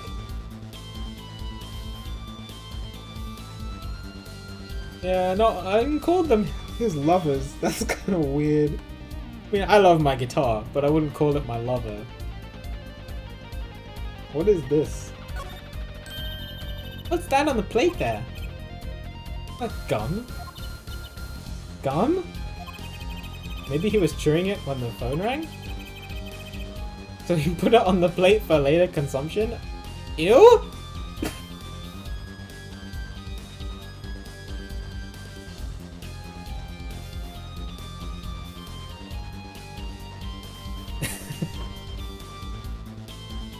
Yeah, I do, Kitty. I'm more experienced than bass, but I've been learning guitar for the last year or so.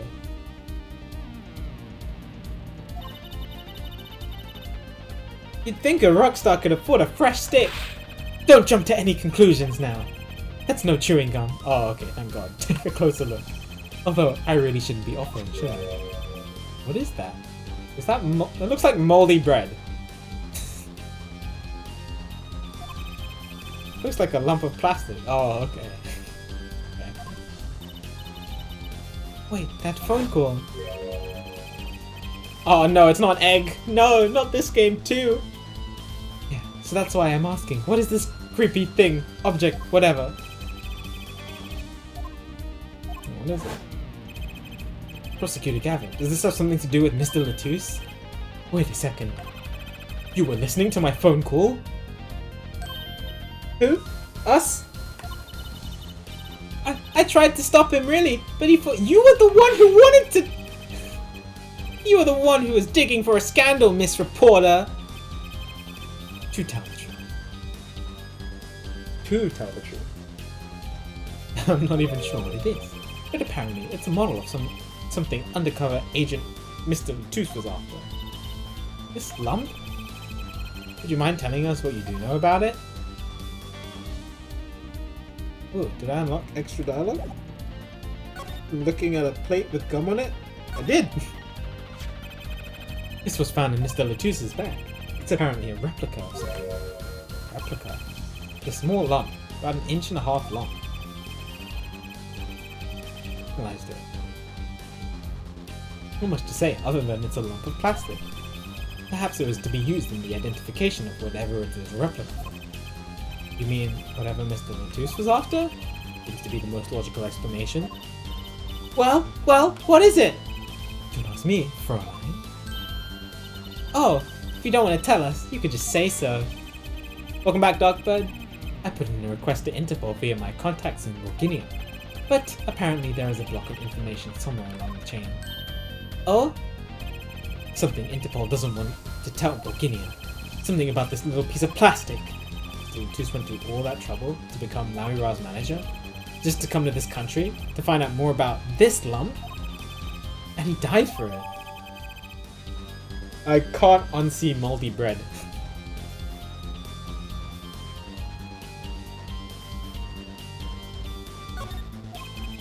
I've sent someone to the Colosseum to fetch Lamira. Perhaps she knows something about it, being a Bulgarian. I believe that covers everything. I'm at liberty to talk to you about. Oh, thanks for dropping by, Air Forehead. Thanks? Why, you gave me so much information. That igniter, for instance. Oh, that. I've never met an attorney so forthcoming with the prosecution. It's a big help. Oh, great. Or perhaps you're just a tad naive, Guess I could have hid it, but somehow showing it felt like the right thing. I could say the same thing to you, Prosecutor Gavin. Question mark? Thanks for the information. About the, strange lump of plastic. The one that Mr. Latouche was investigating. Hey, that's right! I've been thinking, Air Forehead. We encounter many incidents in our lives, all of us. Not all of them simple. Especially not the ones where people are killing to song lyrics. That is why I try to, at least, remain simple inside. And I keep a simple goal. To discover the truth. That's why I like to keep relations civil. Yeah? That is all. I can live with that. Mr. Prosecutor? Fräulein? Can I ask you why you sing in a band? Ah, because I want women to turn and look when I walk down the street. At least he's honest about it. Pretty simple too. Now if you'll excuse me, I've got work to do. Another time perhaps. Oh, he's gone. Alright. Well, I still want to look around the room. Left his TV on. Think we should turn it off for him? Nah, wouldn't want to make him angry. Okay, if you say so. Kind of a waste of electricity. You just want to play with his TV. I know you. How'd you know? Just never seen a TV this big before. Hate to break it to you, but it's actually a monitor. It doesn't play TV shows. What? You mean no soap operas? No Saturday morning cartoons? Nope, sorry. I had no idea. Yeah, there, you'll get over it. Isn't she 15?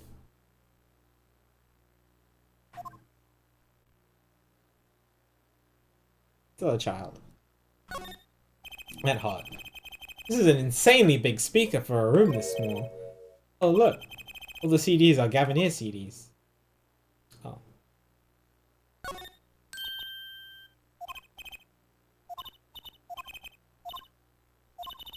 No, I'm not saying about the cartoons. I mean, like, she's never seen a TV that big before. Or a monitor. Instead of a TV.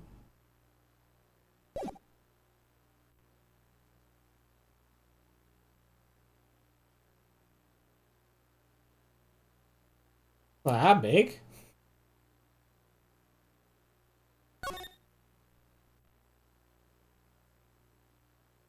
Ever been to a movie theater?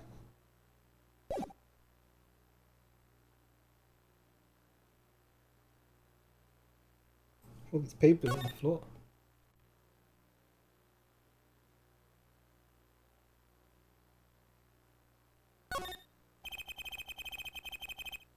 They don't have TVs that big in 2027. Right, fair enough. It's an insanely... Oh no, I was looking at the books. I guess that's it. Apart from this cool chair. What a cool chair! I'm literally Trucy.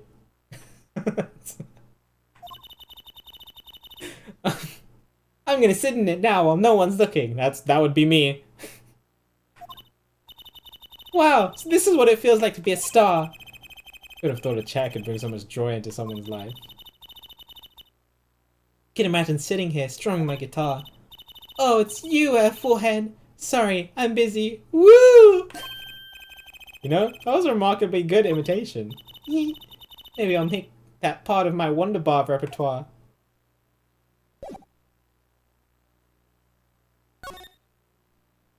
You know, I haven't had Starbucks in like 2 months. The withdrawal is real.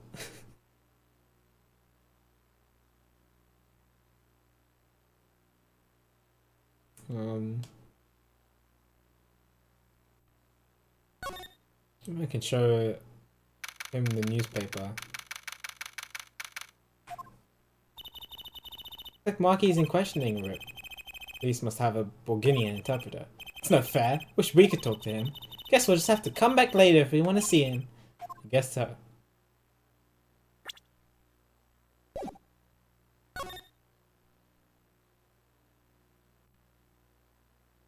Yeah, I guess I'll make coffee. I can't make the cool stuff, especially now that the weather's cool and I could have like frappuccinos and stuff.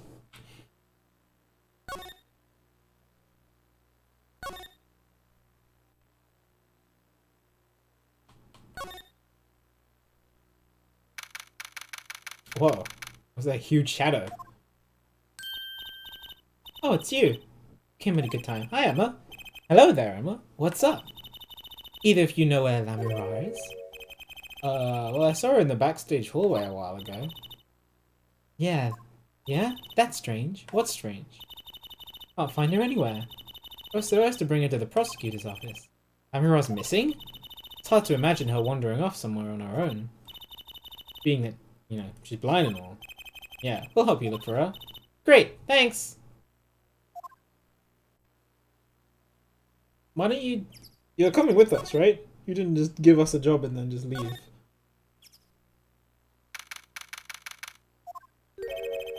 This is deserted. Where might Lamira went off to?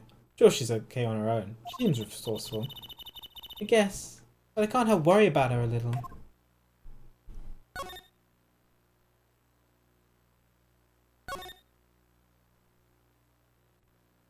Not here.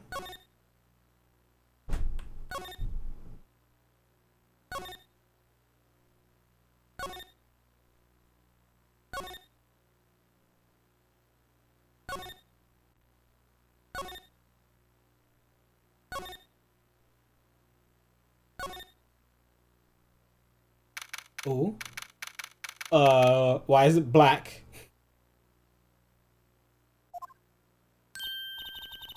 Huh? The stage is pitch dark. Pitch black. The power breaker must be off for this section. Great. I'll go get someone.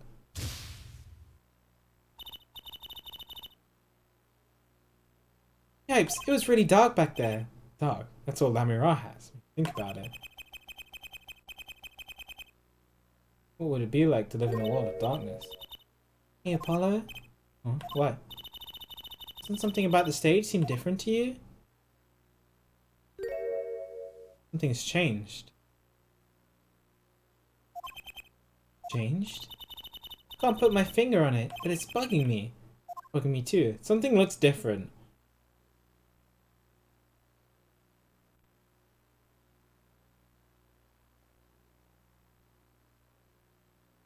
Yeah, actually we were talking about it earlier today, PQ. Oh my god, I love Toad. Inquisitive boy. We need some inquisitive music.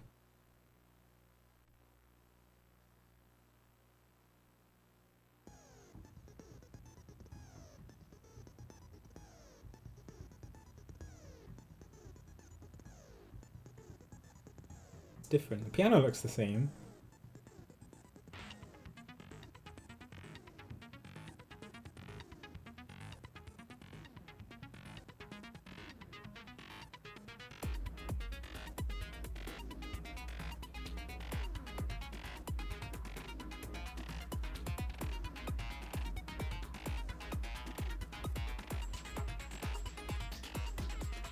What is this? Something sticking out of this. I think I would have noticed that before.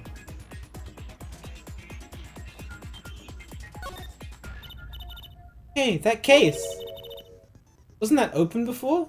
Oh, it was open before. Okay. I was just noticing the thing that was stuck out of it.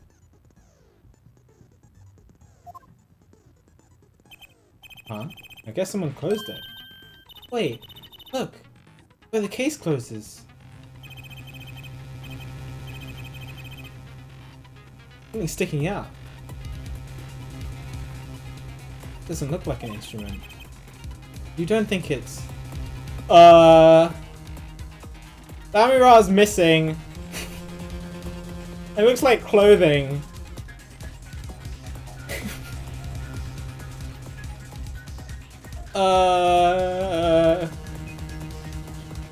You don't think it's...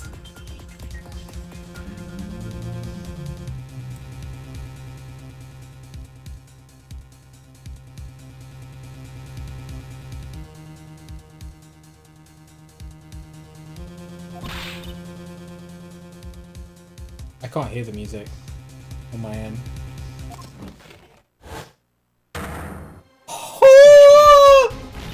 Is she dead? Lamira! Lamira! Emma! We have to get Emma! What the... Lamira was taken directly to the hospital. Emma ran around, barking orders, making phone calls. Trucy just clung to my arm and cried. And me, I was still in shock. 2 bodies in 2 days? It's too many! Real quick, okay. Emma, how's Lamira? Is she okay? Oh, we owe you a big thanks, that's for sure. So, she's okay? Yes, she came to a short while ago, thank God. We found her before it was too late. That's good to hear. So what happened? Someone attacked her. She was struck on the forehead. By who? We don't know. They hit her on the forehead, right? That's right in front of her. Trucy. Oh. Right. Would you like to see her now? Is that alright? She wants to thank you for saving her life. Hello? Lamira! Ah, Mr. Attorney. You were the one who found me? Thank you from the bottom of my heart. I'm just glad you're okay. Tell me, what happened? What happened? I'm so glad you're alright. Who tried to attack you? So after I spoke with you in front of the dressing room, I sensed someone approaching. Thought it might be someone come to see me, but they said nothing. When I went to return to my dressing room, Well, it couldn't have been Clavier, because we were talking to him. We were also talking to Darian, but then he left. Emma was looking for her, so I don't think it couldn't be Emma.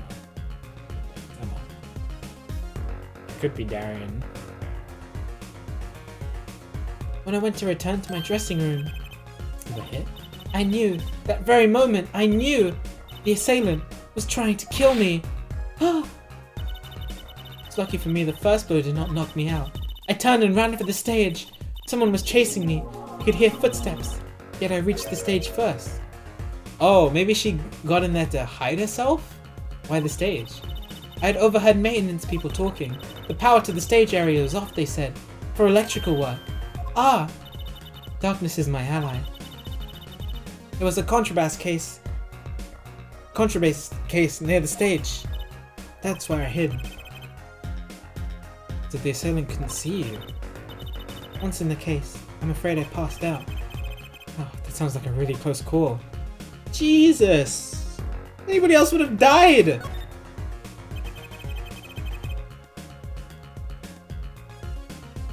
Do you have any idea who it might have been? Fortunately, no. Whoever it was, they said not a word. Too bad. Yet, when I considered that I was struck high on the forehead, I must conclude that whoever hit me was taller than I am. Good point. She's shot. And you're much taller than I am. About as tall as Apollo. So that means it was likely an adult. Probably a man.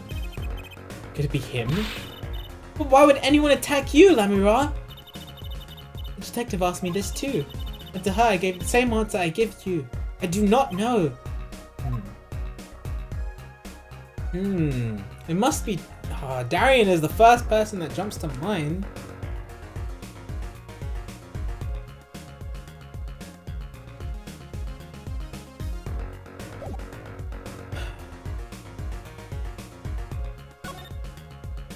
Well, presenting at the newspaper will be silly, as Akira pointed out.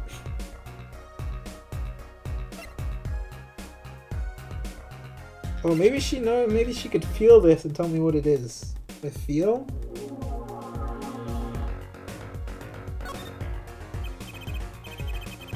Lamira, I wanted to ask you about this. Do you know what this is? This is what? Mr. Latouche was carrying it. A replica of the thing he was after. Apollo's 5'4". Taller than Apollo.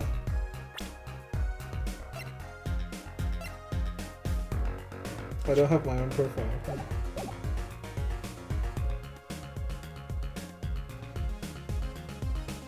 Tall about like 2 inches. It's good. It's a good height. He was after, you know, in his secret identity as an undercover agent. So that's what he was doing. You mean you know what? Yes, I know, of course. This must be a Borginian cocoon. A what? Rather, a convincing replica thereof. Why haven't I heard of a Borginian cocoon before? Why would he be carrying this around? Is this some kind of souvenir? I wonder. Sure. Yes. The Borginian cocoon. Well, they call it Borginian. It must only be found in Borginia. For certain, all in Borginia know of these. It's a cocoon, so do you get silk from it? Good morning, Gab! I do not know the details. I am sorry to say. I thought she said all in Borginia knew of these. There's one fact I do know about the cocoon though. Something all in Borginia know. What's that? The cocoons. They are not to be taken out of the country. If someone does and is caught, they will be put to death. To death? Why? I do not know. Yet, if Interpol was involved, I'm sure there is a good reason. But this is just a piece of plastic! He was carrying a replica, but looking for the real deal. It's my best guess. So that's what he was up to. Tracking down Borginian cocoon smuggling. Smuggling?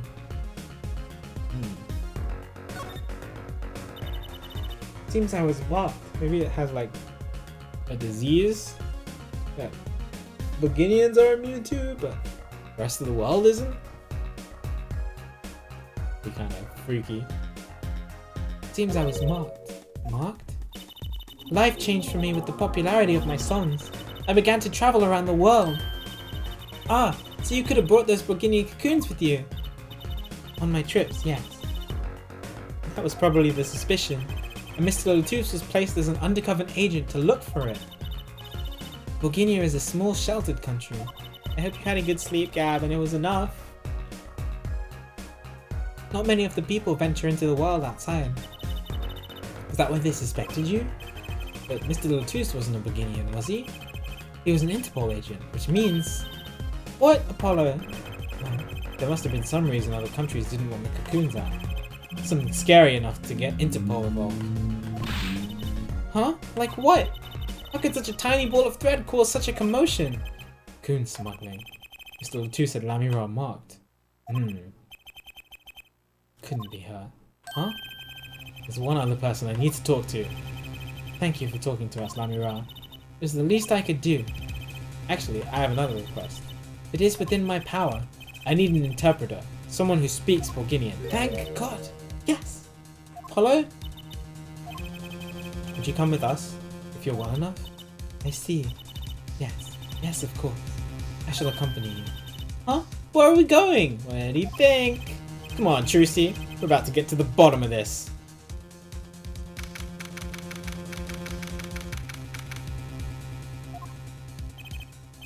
Marky, we've come to talk to you about the case. Marky. Exclamation mark. Could you interpret for us, Lamira? Yes. Marky, I'd like to talk to you about when we first met. When we still thought you were blind. Scissors, key, eye, fish, equal sign, man praying, goat, leaf, arrow, hype man, bug, question mark, upside down carrot, human, pushing, crab, leaf, angel, leaf.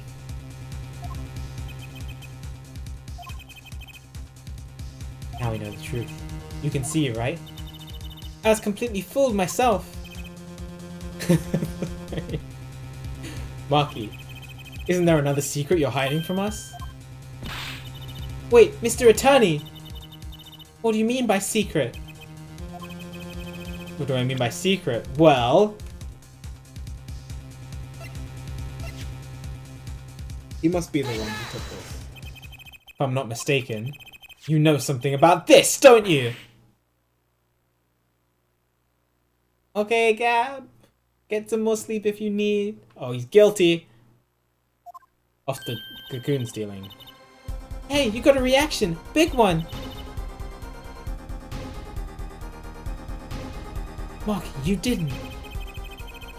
Juicy and I are trained to see people's uncertainty. I thought we would have needed any training to see that one. Mr. Attorney, please tell me what this is all about. Lamira, please, interpret. Very well. I know you know something about this by your reaction. If you won't tell me, I might have to give it to the prosecution and have them look into it. Leaf, man praying, angel, hype man, tree, bug, scissors, exclamation mark. He asks you to wait. Do not be so hasty. Marky? Goat question mark? Angel, eye, bug, upside down arrow, angel, bug, arrow question mark. Do you know everything? Oh, he asked 2 questions. Yes, everything. Well, sort of. Have him tell us about it. Scissors, equal sign, fish, leaf, angel, key, human pushing bug. Very well. Wait, that huge sentence was very well? Okay. I still don't understand this language. What is this cocoon anyway? Goat, angel, crab, tree, scissors, angel. The cocoon, the silk, is a potent cure. Cure? Must cure some disease.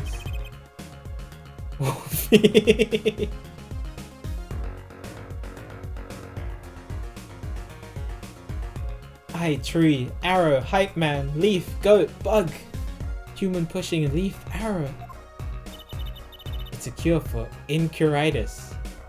A cure for incuritis? What is incuritis?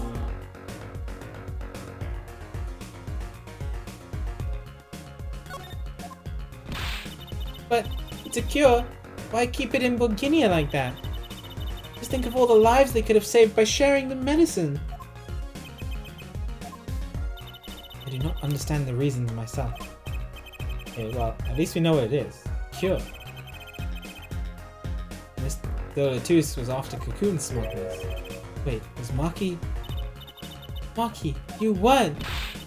He couldn't be a smuggler! He's so little! Oh, you're only 15, and you're sort of a magician, aren't you? Well, that's true. I am sort of a magician. You said sort of. Oh, to have a copy of that security camera tape. Well, Maki, are you a smuggler? Tree, eye, scissors, angel, tree, crab.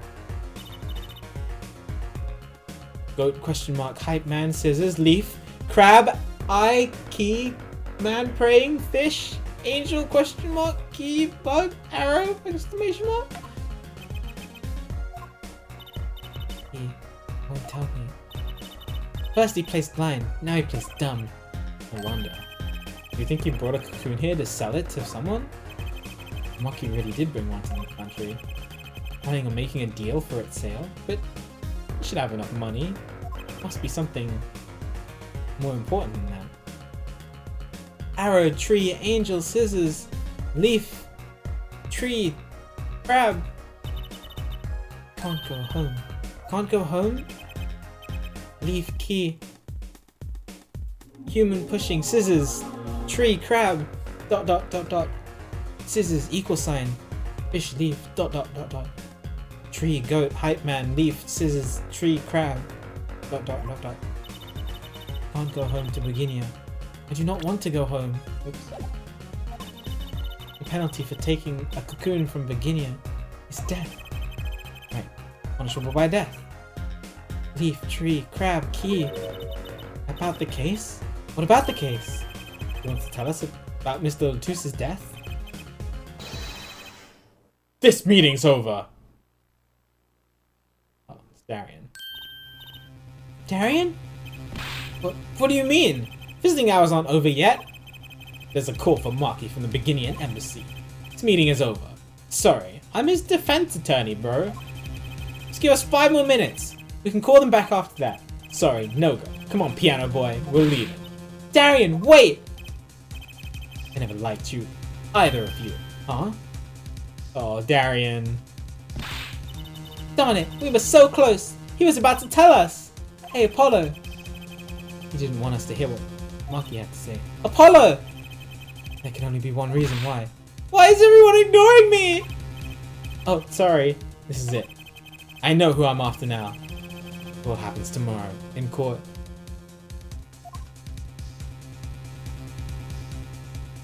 TBC. Oh, baby.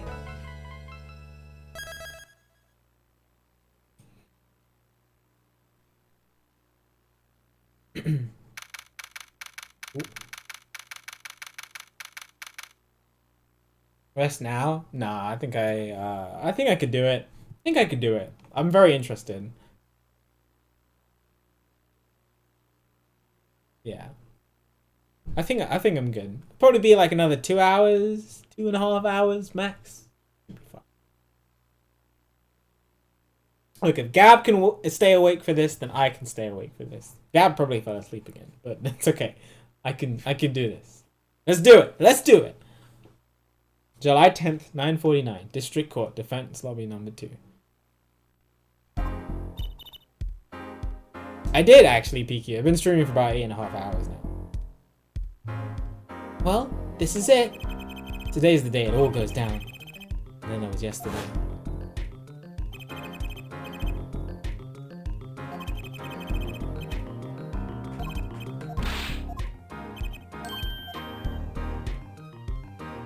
Darian is super sus. I think I know why. Time to bring down a little justice.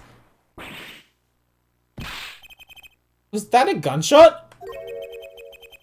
He is heard but unseen. Who's that talking? Oh, hello. Valid Gramarye. Using the door like an average muggle, no less. The word muggle.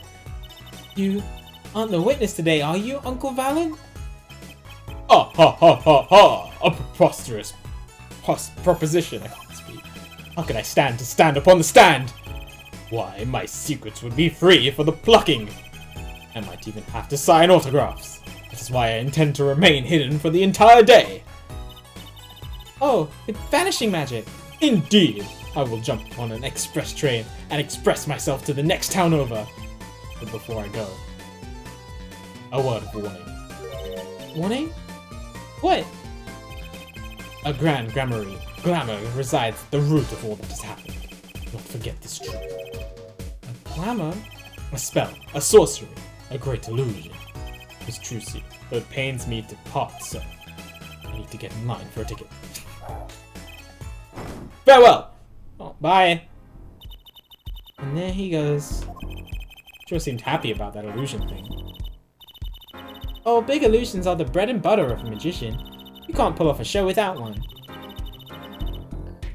The big illusions is always a spectacle to remember. Usually it involves cutting up things. Anything, really. But too quickly. They was talking about what we saw at the concert. Harry Rose's disappearing act. And Prosecutor Gavin's exploding guitar. I wonder what he meant by it being at the root of all that has happened. Well, it's about time. Shall we go? I feel like there's so much more of the case I need to discover that is just unaware to me at the moment. But yeah, we'll go in trial. let's do it. Ah, excuse me, sir. Yeah? The scheduled starting time for the trial has been changed. The trial will not be commencing until 10:30 a.m. Ooh. That's the first time that's ever happened. The trial not starting at 10. Sorry for the inconvenience. Huh? Something happened? This is a first. It was by the judge's request. Some urgent personal business. Great, but he stayed up too late last night watching courtroom dramas. Apparently, he's visiting the hospital again. Hospital? I believe it was mentioned the Chief Justice's son is unwell. Oh, yeah! Oh! Oh!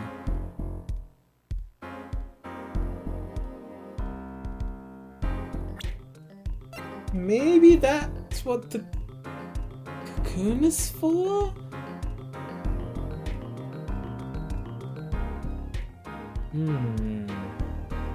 I remember this.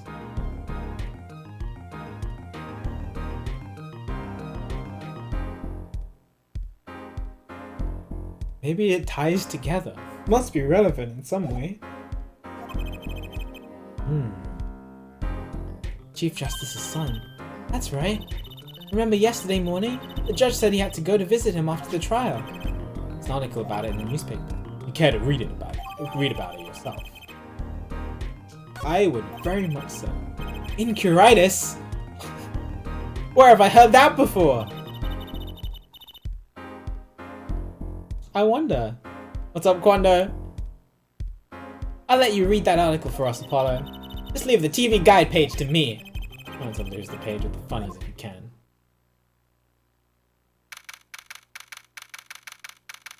Are we not gonna talk about the fact that incuritis is the thing that can be cured from the... Hello? Okay. Okay, I guess not. My apologies for the delay. Court is now in session for the trial of... how do you say this name again? Maki Tobai, our suspect for treason. Talking about? I don't know, PQ. Apollo is a bigger brain than I am, so if he doesn't know, if I know something, but he doesn't know it, then I must be wrong. Right. It's his trial in any case. The defense is prepared, Your Honor. The prosecution is ready to rock. Is something wrong, Your Honor? No. Well, yes. It's just, I've been friends with the Chief Justice since we were friends. It pains me to see him going through such a difficult time. Enchiritis, was it? That article said there is no known cure! Well, alright. Hey, Judge.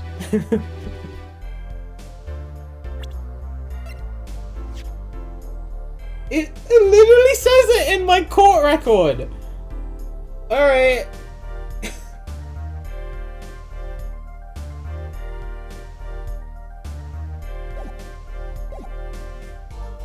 Judge, let me say, with all honesty, I feel your pain. But now is not the time for tears. Now is the time for law. Indeed. We left off at quite the juncture yesterday. Right, yeah. He was the Interpol agent.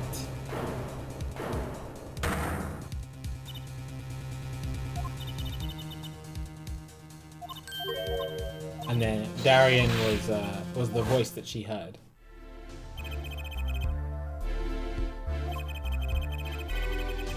Who would have thought Darian could guest star in this season cliffhanger as a suspect?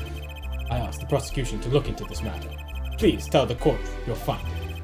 Darian Crescent is a member of my band, the Gavin. He is also a detective making the current charges serious indeed. Yet, after investigation, I have found no cause to alter our case or file new charges. And your reason is? Aren't you aware, Air Forehead? He has an impeccable alibi. An alibi?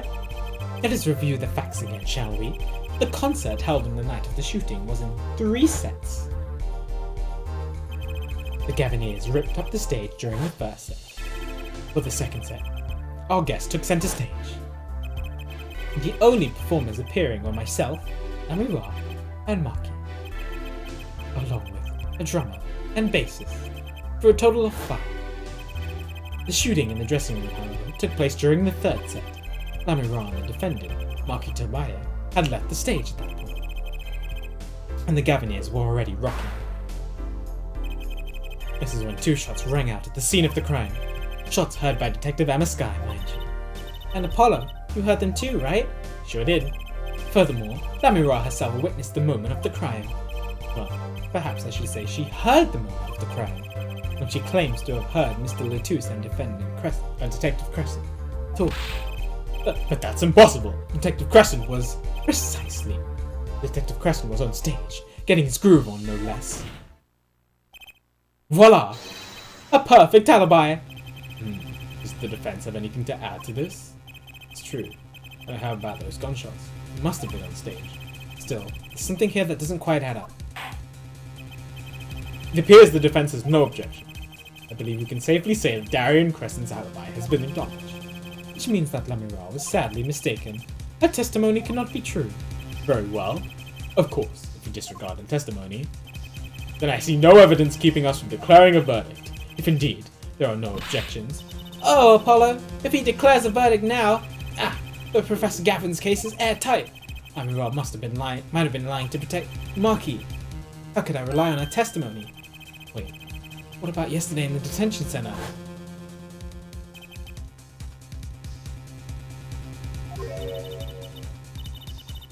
Case? What about the case?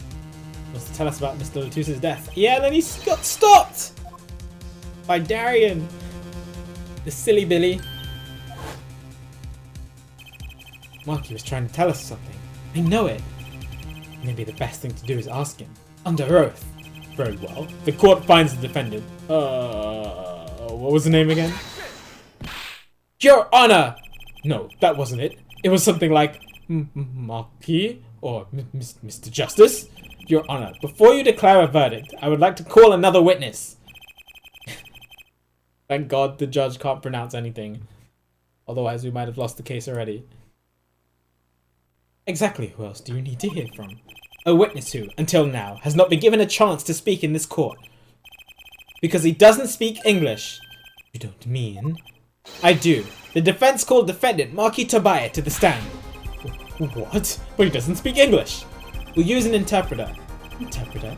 I'm afraid you'll have to look elsewhere. I only speak a few phrases, such as I love you and where's the toilet? That's all you need when you go to a country. The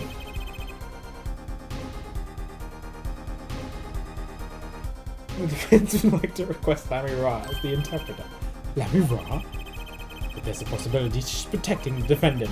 But she'd be interpreting for the defendant. Why would she lie? This is most unusual. Ah ha ha! Bravo there, full head. Herr Judge, the prosecution agrees with the defense's request. Lamy Ra lies. I will be able to tell. Even my limited knowledge of the language should be enough for that. Well, we have Wolfie here too to interpret for us. Well, if both prosecution and defense are for this, I see little cause for refusal. Finally, some progress.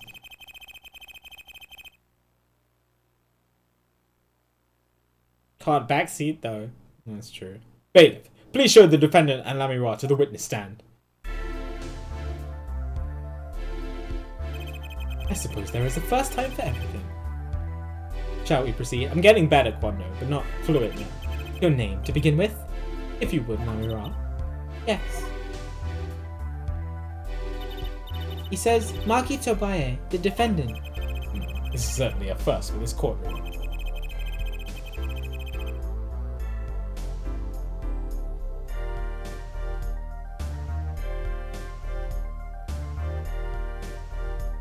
Not that we really need an interpretation of that message in particular.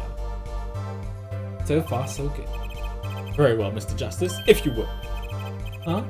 If I would what, Your Honor? Would what? You called the defendant to the stand, did you not? What would you have him testify about? What do I want him to testify about? Ah, I hadn't really thought that far yet. Apollo? Aren't you going to ask him what he was about to tell us yesterday? How can I if I don't know what he was going to say? Excuse me a moment, if I might speak. What's that at the bottom left corner? I don't know what you're talking about.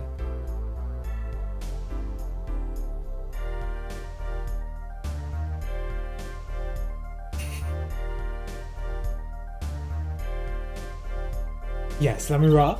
Just now, Marquis said that there is something about which he wishes to testify.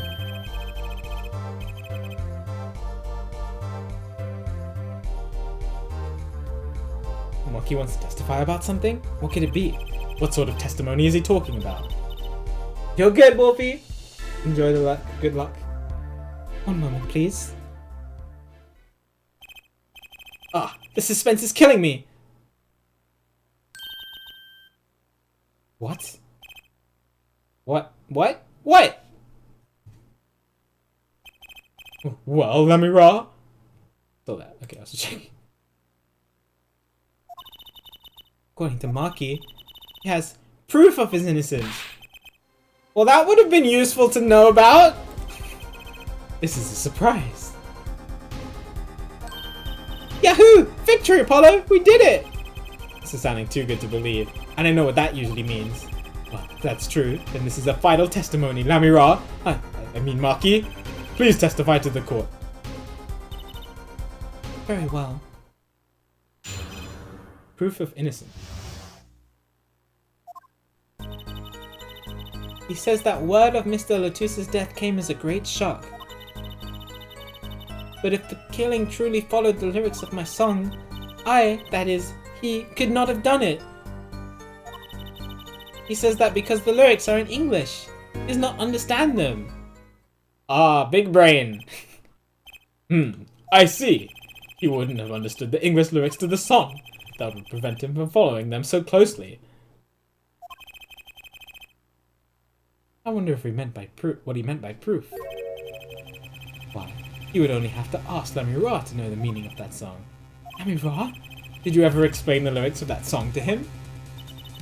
I did tell him generally what the song was about, but never in so much detail, and he never asked. Has my oft-repeated warning already fled that forehead? Lamira might be protecting the witness. Well, anyway, let us proceed with the cross-examination. Mr. Justice, if you would. Yes, Your Honor. Something's hidden in that testimony. I know it. I'll just have to trust my bracelet to tell me where. Oh. It worked yesterday, it'll work today. Bracelet time.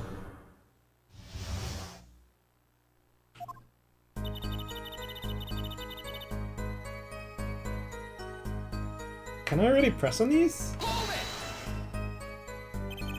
Were Maki and Mr. Letouce close? Yes, after we travelled around the world and toured together. Lamira, this is Maki's cross-exam. That's what I was wondering, not yours. But I knew the answer!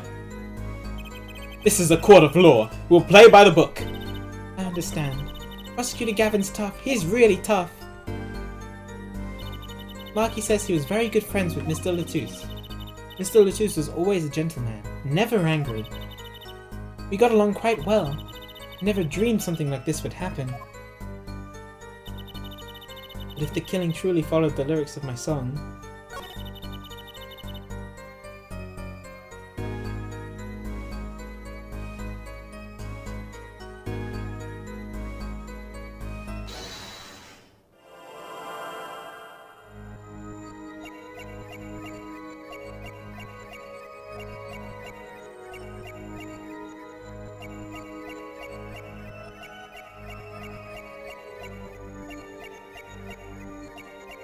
Last time she gulped.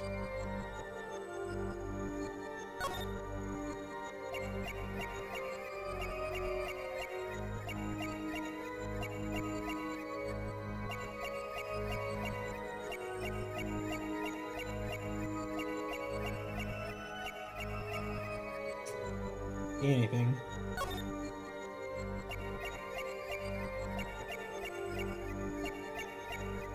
His eyes. Maybe he'll like blink. What? I have to listen to that again.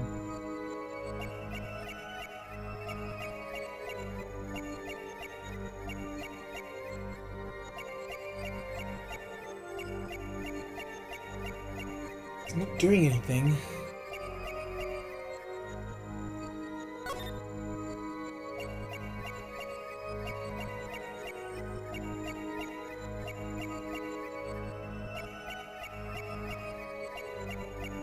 I don't see anything.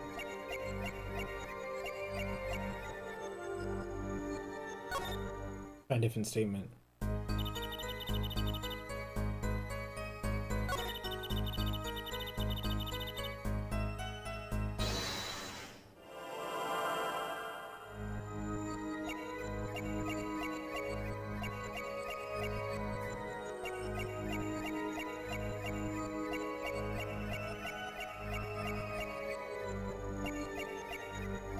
Oh my god! The shifty eyes!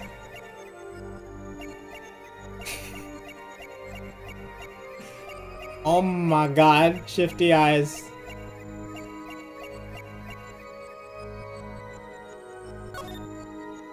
That kind of freaked me out a little. He's like, huh? Huh?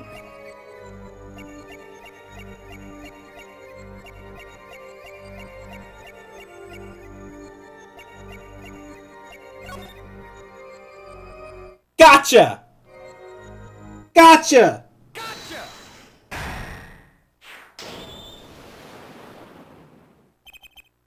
Maki, you can't fool my eyes. You glanced towards her the very moment Lamira said the word English. Why? And don't bother interpreting that. He understands me. Maki, tell the truth. You can understand English, can't you? Are you serious? What are you saying? Of course he can't. You continue this charade. Mr. Justice, Maki says this. I know the word English. Huh? Before coming to this country, he heard me speaking English. He learned the name for this language, that is all. What? Give me a break! Is that such an unusual word to understand? Do you not know Espanol, for instance? Well, yeah, but... I am sorry, but he truly doesn't not understand your language. Well then, explain this! How does he know the crime followed the lyrics? Have you always been such a suspicious-minded lad? It is simple. So simple it hardly requires an explanation. You read about it in the newspaper. The newspaper? The Burgundian Daily Bugle. You can buy it in this country these days, you know. They have already begun to report about this case in our homeland. I was right. What is wrong, Mr. Justice? Your eyes.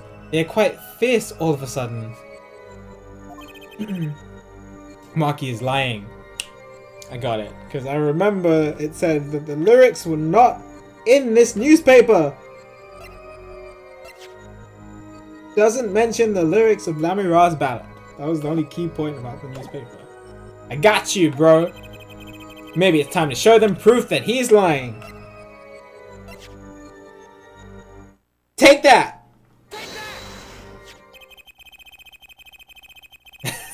So, I have here a Burgundian newspaper. The Burgundian Daily Bugle, as a matter of fact. Indeed, there is a feature article about this case. Could you read this for me, Maki?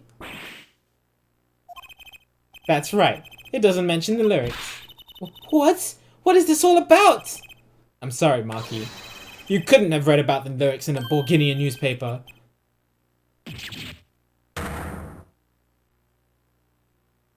Got him!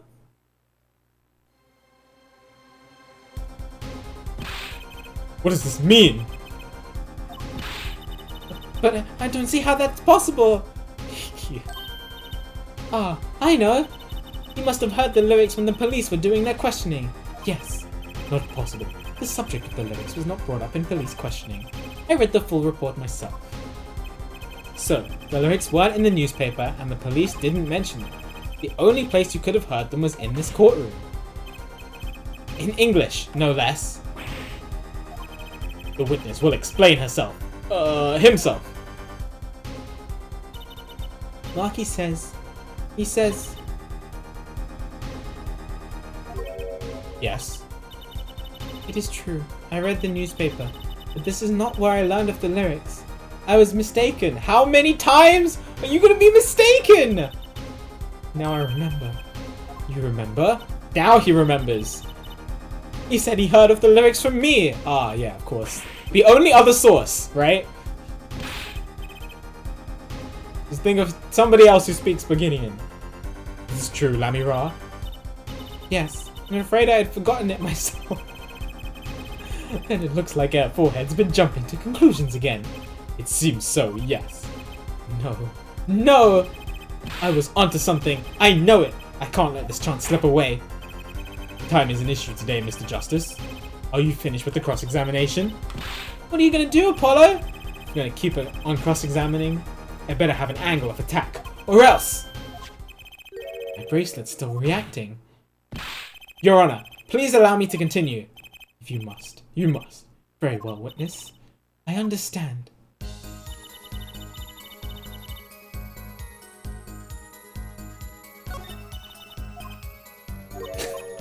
Yay, I knew he was innocent!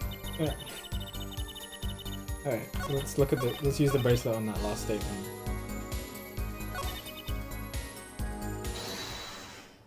She is the one lying about this. She must be.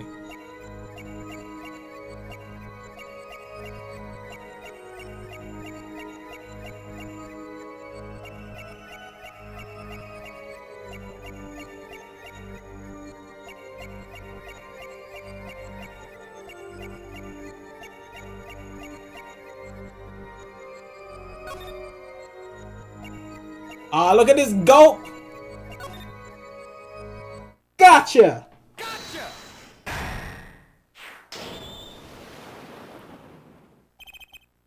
Same as last time. Lamira. I'm currently cross-examining Maki. Why should you be uncertain? Me? Uncertain? Yes, you swallowed the very moment you told the court. It was I who explained. I see. There's little point in trying to hide anything from you. Amira, Are you, indeed, protecting someone? That is not a question with a simple answer. To tell the truth, I do not believe it myself. then allow me to answer for you.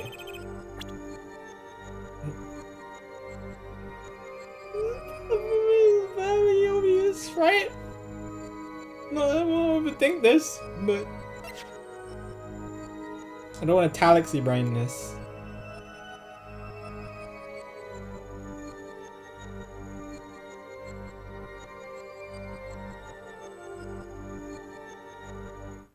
Take that! Amira, you are protecting Maki. Okay, good. I was like, it's so simple that I was worried that it just wouldn't be right. 'Cause that's why you lied and told us that you had explained how the crime followed the song. I don't fault you for trying to help, but this is not the way. Maki, I believe you didn't do it. Really, I trust you. But you've lied to us twice. And now you have Lamira lying on your behalf? This is going to work. You have to trust me too.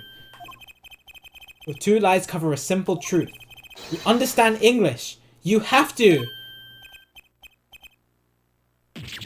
Oh my god, does he actually speak English?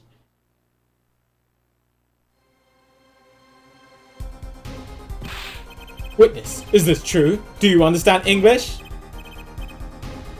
He does!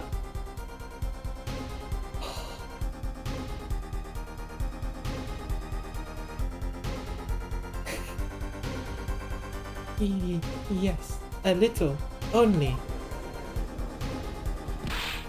What? First he could see, now he can talk. And you did not know about this, Lamira? No, I did not. It's quite a surprise. How many secrets is hiding? Lost. This is lost. Maki, could you tell us what really happened? No shooting. No shooting. So you weren't in the dressing room when I heard those two gunshots, correct? Apparently, the answer to that question isn't simple either. I was in dressing room, behind desk. Manager, he on floor, behind the desk.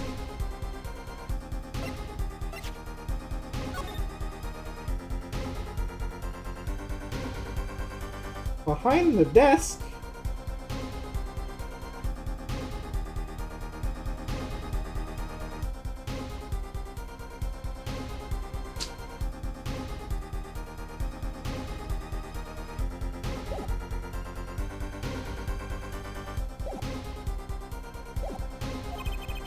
It should be after the shooting, right?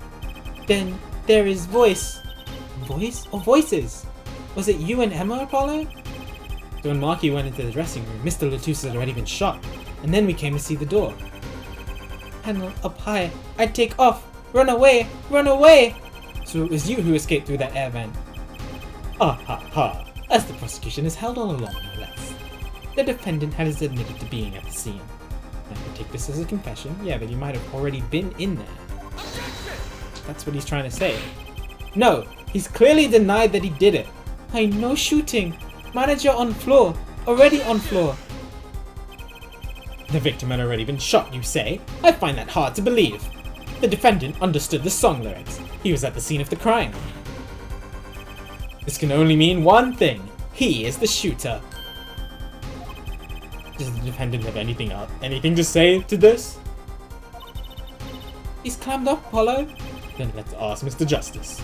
Will you require any further testimony from the witness? Is that it? Is there nothing else I can get him to testify about? Oh, I thought he was going to ask me a question. Wait, no, of course there is. What is this cocoon? Thank God! Please talk about this! Please. Please, please, please.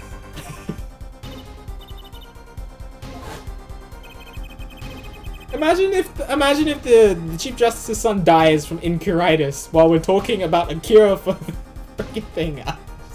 I'm gonna be upset. Cocoon has to have something to do with this. Maki, please, tell us the truth, for your own sake. No, no more speak. Not to any of you. So much for your precious trust there, forehead. Hey, you were the one who didn't believe him. Regardless, this brings us to an impasse. It does seem that the defense and defendant are at odds. I doubt we are likely to learn anything more of value should this continue. I see no other course but to declare a 5-minute recess. The defense will work things out with the defendant so that we might proceed. Oh, that was a quick recess. Jesus, it's only been like 20 minutes. Oh, it's been an hour and a half in the game.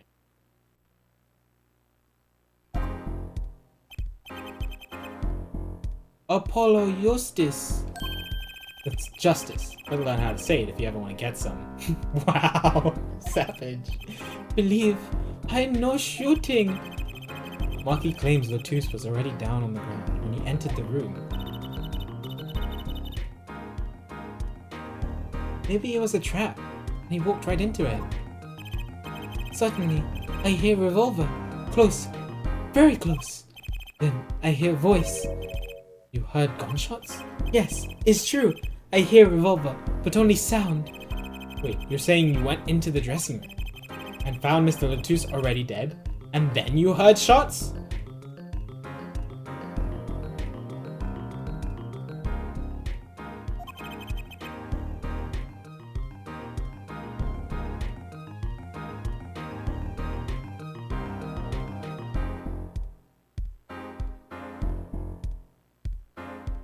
See, okay, well this, if some of you might remember that the first time I saw this diagram and I saw those bullet holes and where he died, I was like, because like he was shot in this shoulder, right?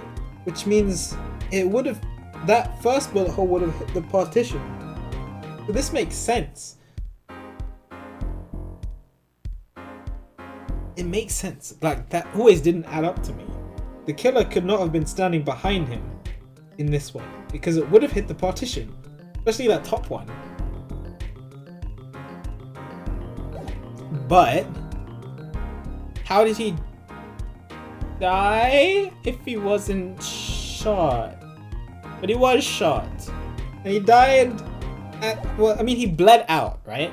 Maybe he had the bullet wound already from something else. Well, I mean, obviously, he must have. He must have had the bullet wound from a different point. But we saw him. We saw him before he went on stage. Before they went on stage. Maybe he had the bullet wound then? But it would have had to have been someone with the revolver. So maybe he just went into the room already with the bullet wound.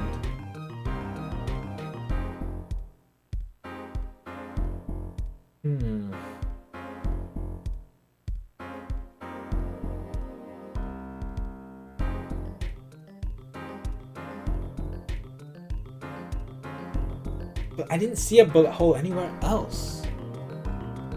And there were definitely 2 shots that happened in the room. There was no bullet anywhere else.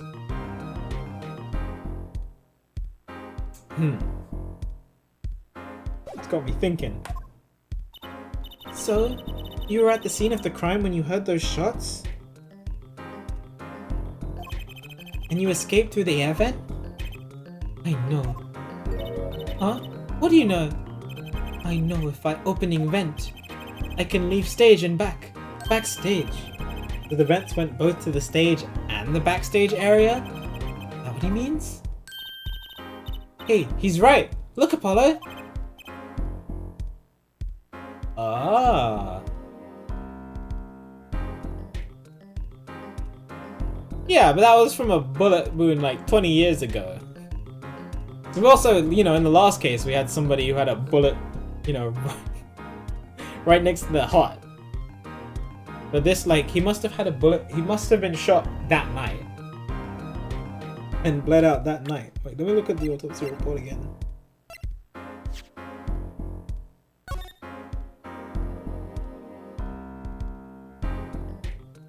Time elapsed between shooting and death currently under review.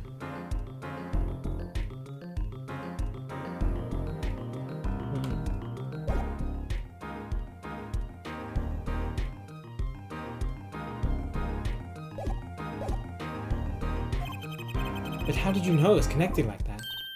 Wait, I bet his father was the architect that designed the hall or something. I hear this from a magician. Magician? Uh-oh. Don't look at me! A magician, huh? Grammarly? Grammary?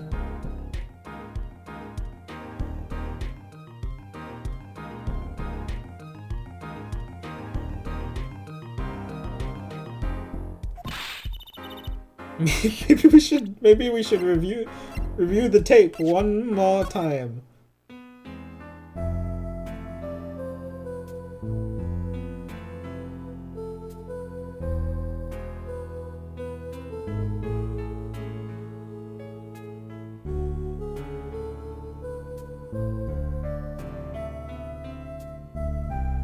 But if he didn't die during the third act, that changes everything.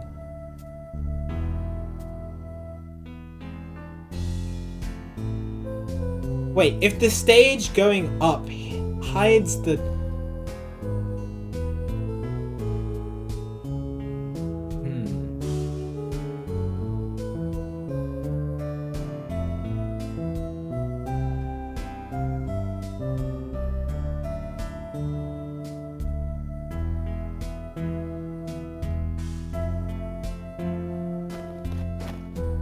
I'm watching this whole thing again.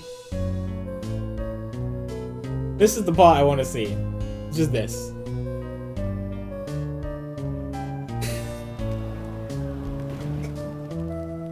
Right.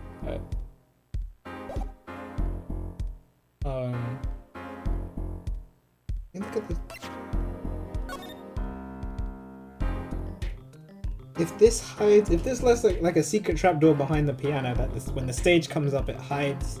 Someone can go down and into the dressing room.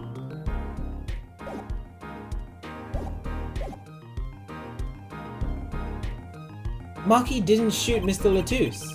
Yeah, but what does that leave us with?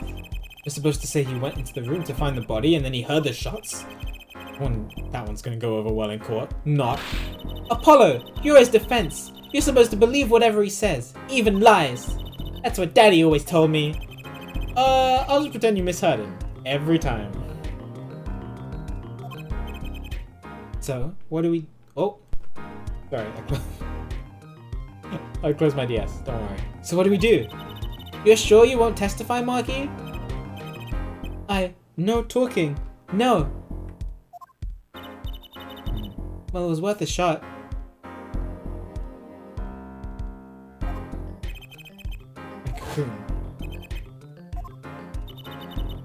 I'll go home.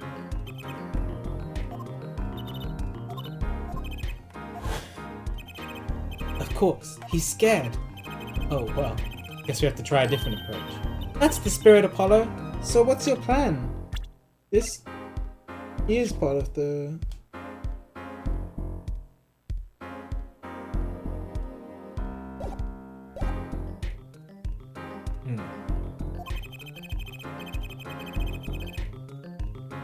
Marky won't testify about it. We have to get someone else to testify. Someone else? I think we're out of time. Let's get back in there. Right.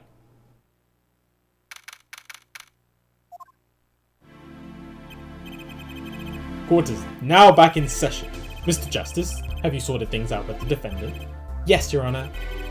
We had a good talk. Very well. So will he testify? Your Honor, the defendant will not testify. What? Shame. And here I thought this was your big chance to turn the case around. Actually, it is. The defense would like to approach this case from a different angle, Your Honor. A different angle? If Marky won't testify, then I know who will. I would like to cross-examine the witness in this case, Larry Raw. Again? Okay. Larry Raw. What are you up to now? I thought we determined yesterday that Larry Raw's testimony was insubstantial. There's nothing you can... Lamiwa was taken to the hospital yesterday with injuries. Oh, right. She was assaulted, Your Honor. Assaulted? Someone wanted Lamira dead. Thankfully, she was able to save herself. What? I've heard no such report. Prosecutor Gavin! Exclamation mark. Why would anyone be out to kill Lamira? Can you think of a reason? Well, think of how she is known in our country. A singer from overseas who doesn't speak English, yes? Yet someone tried to keep her mouth shut. Who could that have been? You don't think. I do. It was the same person who shot Mr. Latouche. The killer was afraid of her, afraid of what she might say. The defense believes that something was hidden in her testimony yesterday. Something that the killer didn't want getting out. Buck! Thanks for being subbed for 14 months at Tier 2. I hope you're doing well today. Oh my god, even my mods are posting spoilers. So, am I to understand that this is what you are saying? Namely, that there is a nugget of truth in Lamira's testimony? A nugget we have yet to uncover? Exactly. If Lamira was attacked, this has serious implications. Very well. There were some vague points in her testimony during yesterday's trial. Perhaps we did not inquire as deeply as we might have into some. The court will hear Lamira's testimony once more. Hope you're doing well today, Buck. You're great. Appreciate you. Lamira, I must apologize. We must ask you to stand again and speak. You need not apologize. I know that Maki is innocent, and I will do all that I can until the court realizes this. Let's review your testimony from yesterday. You told us you heard 2 gunshots and the shooter's voice through the window. That the voice belonged to Darian Crescent, yes? That is correct. At which point I proved she could not be correct. She couldn't have heard any of those things. The small window at the scene was closed, and was found to be quite soundproof. You have nothing to say to that, Mr. Justice? I don't know exactly what yet, but I do know there's something there. There is, it seems. Much you do not know. Maybe it's 2 different times that they're talking about.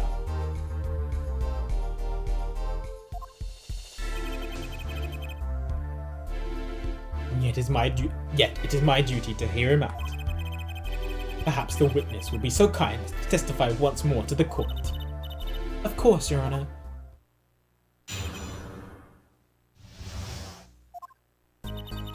I was on my way from the stage to the backstage exit. That's when I heard them, Mr. Latouche and the detective. I heard a faint sound of a gunshot and stopped. Then I heard another gunshot. There was the smell of gunpowder.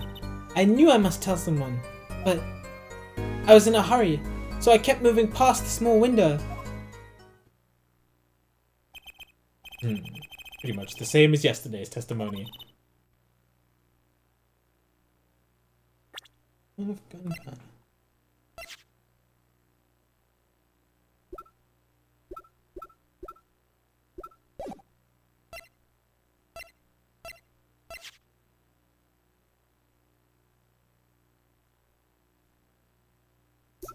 How loud is the sound when this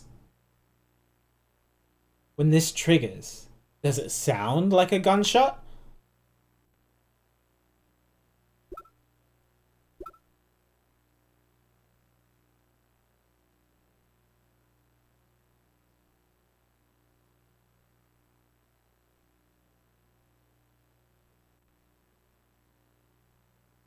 Because if it makes a similar sound,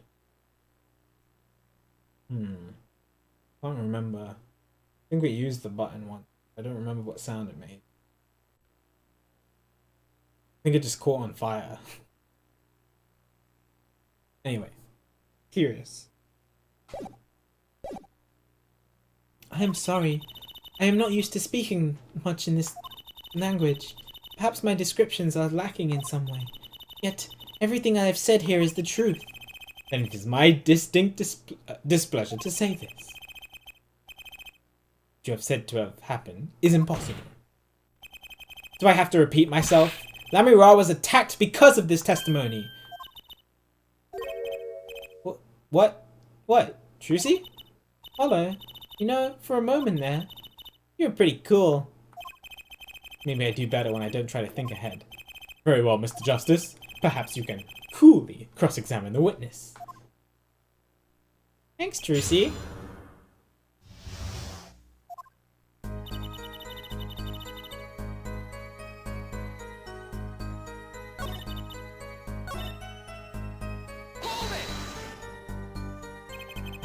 There were 2 gunshots.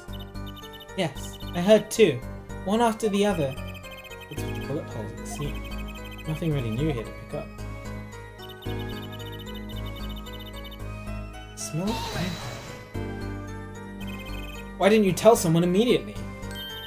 Well, If it were me, I would have gone to the police right away. It's our duty as citizens. Maybe beside the point. Lamira isn't a citizen. One would hope such common sense prevails in Borginia as well. Lamira seemed awfully quiet all of a sudden. It's strange. She'd be hiding something? Maybe she knew that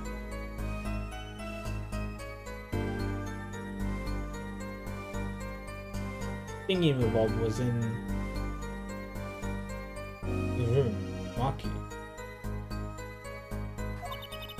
As you say, yet at the time... I'll use my bracelet here.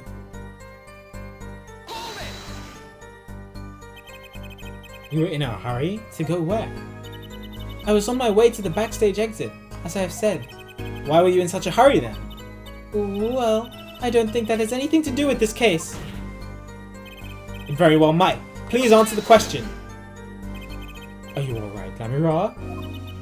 Yes, I'm just tired. Recall what I told you yesterday at Forehead. Lamira suffers from serious amnesia. Please refrain from traumatizing her further. What, so he can just dismiss questions he thinks are too traumatizing? Why don't you prove her reason had a connection to the case before asking about it? Yeah. Objection sustained. The correct question is Mr. Justice. Was attacked because of this test.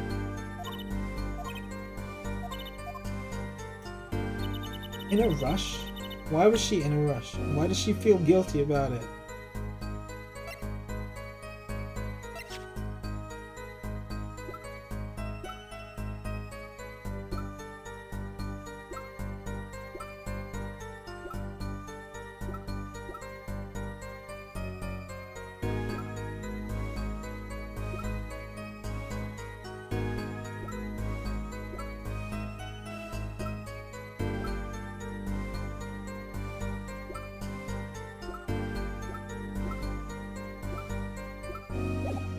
Let me press on the first 2 statements. See what I get.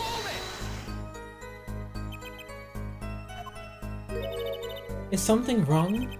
Raise an objection. She's saying the same thing as she said before. Alright. I thought it was useless.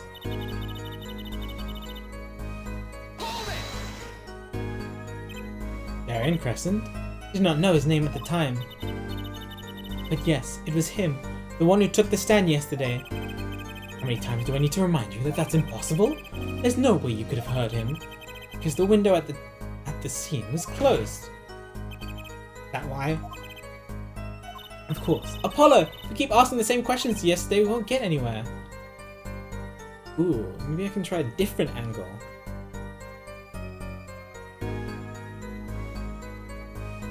Did you hear anything else?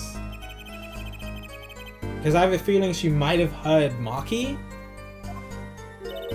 Anything else? Anything else besides the victim and the shooter's conversation? Anything at all?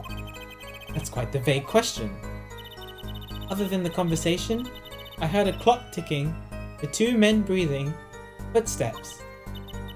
That is all. Nothing new there as expected. Looking for a little more than that. Dang it.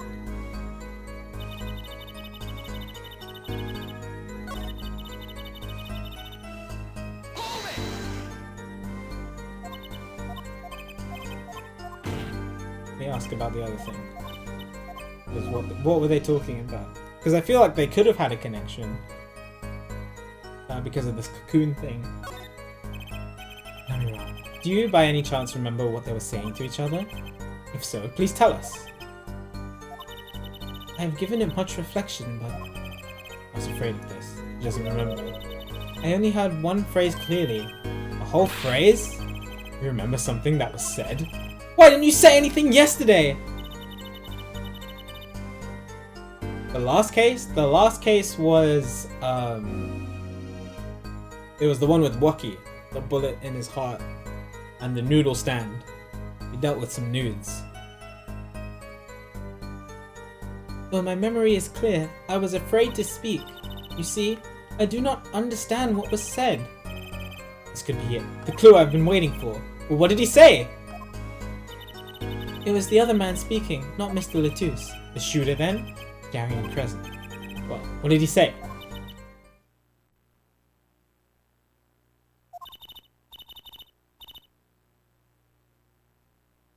Over, press the switch now. Switch.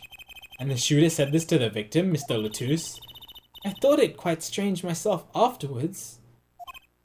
It is a mystery. What could it possibly mean? Mr. Justice, care to shed some light on this?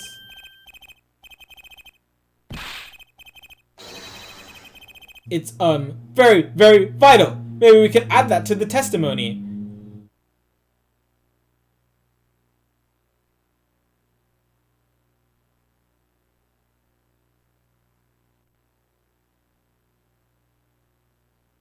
I have an idea. I think she was on my way from the stage to the backstage exit. Maybe this was during her act. This testimony that she's giving is the I have a big brain theory. Is the testimony during her act when she disappears and she's in a hurry because she needs to reappear at a different point. So she needs to make her way backstage to the other point. And then she hears this happening. And then they're talking about... or the two men are talking about pressing the switch to ignite something. And that's what causes Clavier's fire to... or guitar to be set on fire. That'll explain why she's trying to go so fast. Does it explain the smell of gunpowder?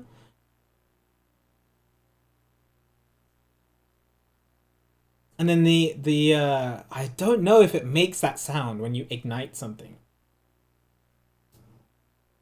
Yeah, and then she had to reappear on stage. So this happened before the third act, before he was murdered. If my theory is correct.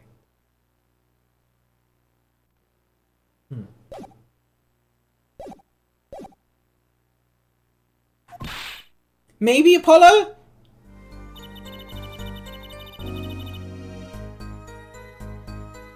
Press the switch. Should I present? Let me press this first. I want to present the switch. And it was Detective Darian Crescent's voice? Yes, I am sure of it. It's over. Press the switch. Why would he say that to Mr. Latouche? Apollo, the murder weapon. The revolver was Mr. Latouche's, right? Yeah, what of it? Maybe when he said press the switch. Maybe he meant to say pull the trigger? Because his English isn't so good? Trucy! Darian Crescent is a native speaker! Oh, right, sorry. I kind of forgot who was what. Trucy! I do not know. All I heard was Mr. Latouche and the detective. Alright, I think I'm going with this.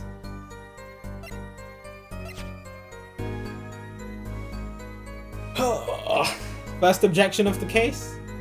Objection! Objection! Press the switch.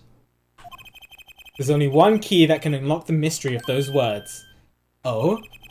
Yet there was nothing at the scene that could be called a switch, save the lights. True, there wasn't a switch at the scene, but it just so happens I have a switch right here. Whoa, no way! Certainly does look like a switch, doesn't it? The problem is, this was found not at the scene of the crime, but on the stage. The stage? Where the concert was held. Yes. This was found hidden there. On the stage? Are you claiming that the voice Lamira heard was of someone commanding another to press the switch? It is a possibility. Objection! Oh, forehead. I'd call that an impossibility. Why? It's hardly necessary for me to remind the court of the layout of the concert forum. The stage is quite far from Lamira's dressing room, not to mention that the Gaviniers were in the middle of a concert on said stage. We aren't known for being a quiet band. You could shout all you want and not be heard. The detective's voice was loud, certainly not a shout. So too have Air Forehead's cries of possibility fallen far short of being heard. Sorry, but he wouldn't have needed a shout. Excuse me? Because he's got the earpiece on. You heard what I said, or do you need me to shout it for you? It would have been quite simple to be heard on the stage from that dressing room. Oh wait, you like evidence, don't you? How about this? I almost dropped my switch on the floor. Using this, it would be easy to get a message to someone on the stage from the dressing room. I got it! Headset. Take this! Oh, take that, sorry. Prosecutor Gavin, perhaps you're familiar with this. Why, that's... What? What is it? Is that some kind of newfangled phone they invented while I wasn't looking? This is a type of transmitter, a communications device. Communications device? From what I've heard, that night, everyone was on stage wearing one of these. Isn't that right, Prosecutor Gavin? Oh, yes. Actually, they're for talking between band members. We all had one on. So you admit that if you were wearing one of these, talking from the backstage to the stage would have been simple. True, but wait. Those send out an electronic signal. To avoid interference with the audio systems, their range is quite limited. Lamira said it was about 30 feet, right? Look at this cross-section diagram of the concert forum.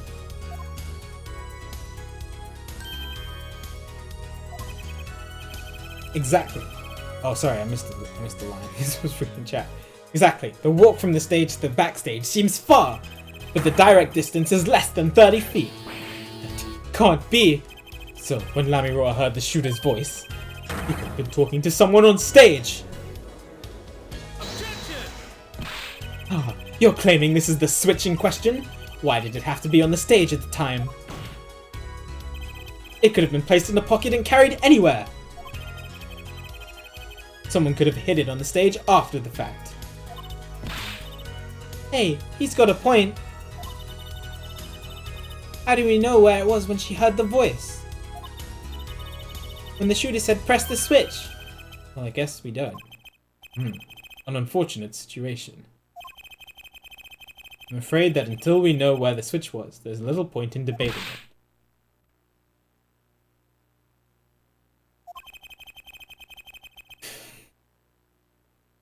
I was sure this was the way to go. I was sure this was the way to go with this. No, I can't read. What is the switch anyway? We don't even know that basic fact. Yes, we do. Yes, we do. Wait a second. I do know what the switch is. And if you follow that train of logic to its incredible conclusion, it ends up in proof that completely changes this case. What's up, Apollo? Apollo? We know about this switch, right? We know what it is. Yeah? Well, think of when it was used that day. Think of what happened. Well, Mr. Justice, if you have no further information to share concerning this switch, Your Honor. Yes, Mr. Justice. I've been remiss in not telling the court this before. I know what this switch is. Well, it seems the defense is set upon linking this switch to the case. Let's see your evidence of this link. I got it. I got it. What evidence do you have to explain what this switch is? Take that! Prosecutor Gavin, you remember this? Ah, that what? Is it another one of those newfangled phones? This is an igniter. What phone looks like this? Igniter? You mean it's like a lighter? Yes, actually, you are saying this switch is a remote. Whoops. I am. This is a remote trigger for an igniter. What? Look, I'll show you. In court? Inside?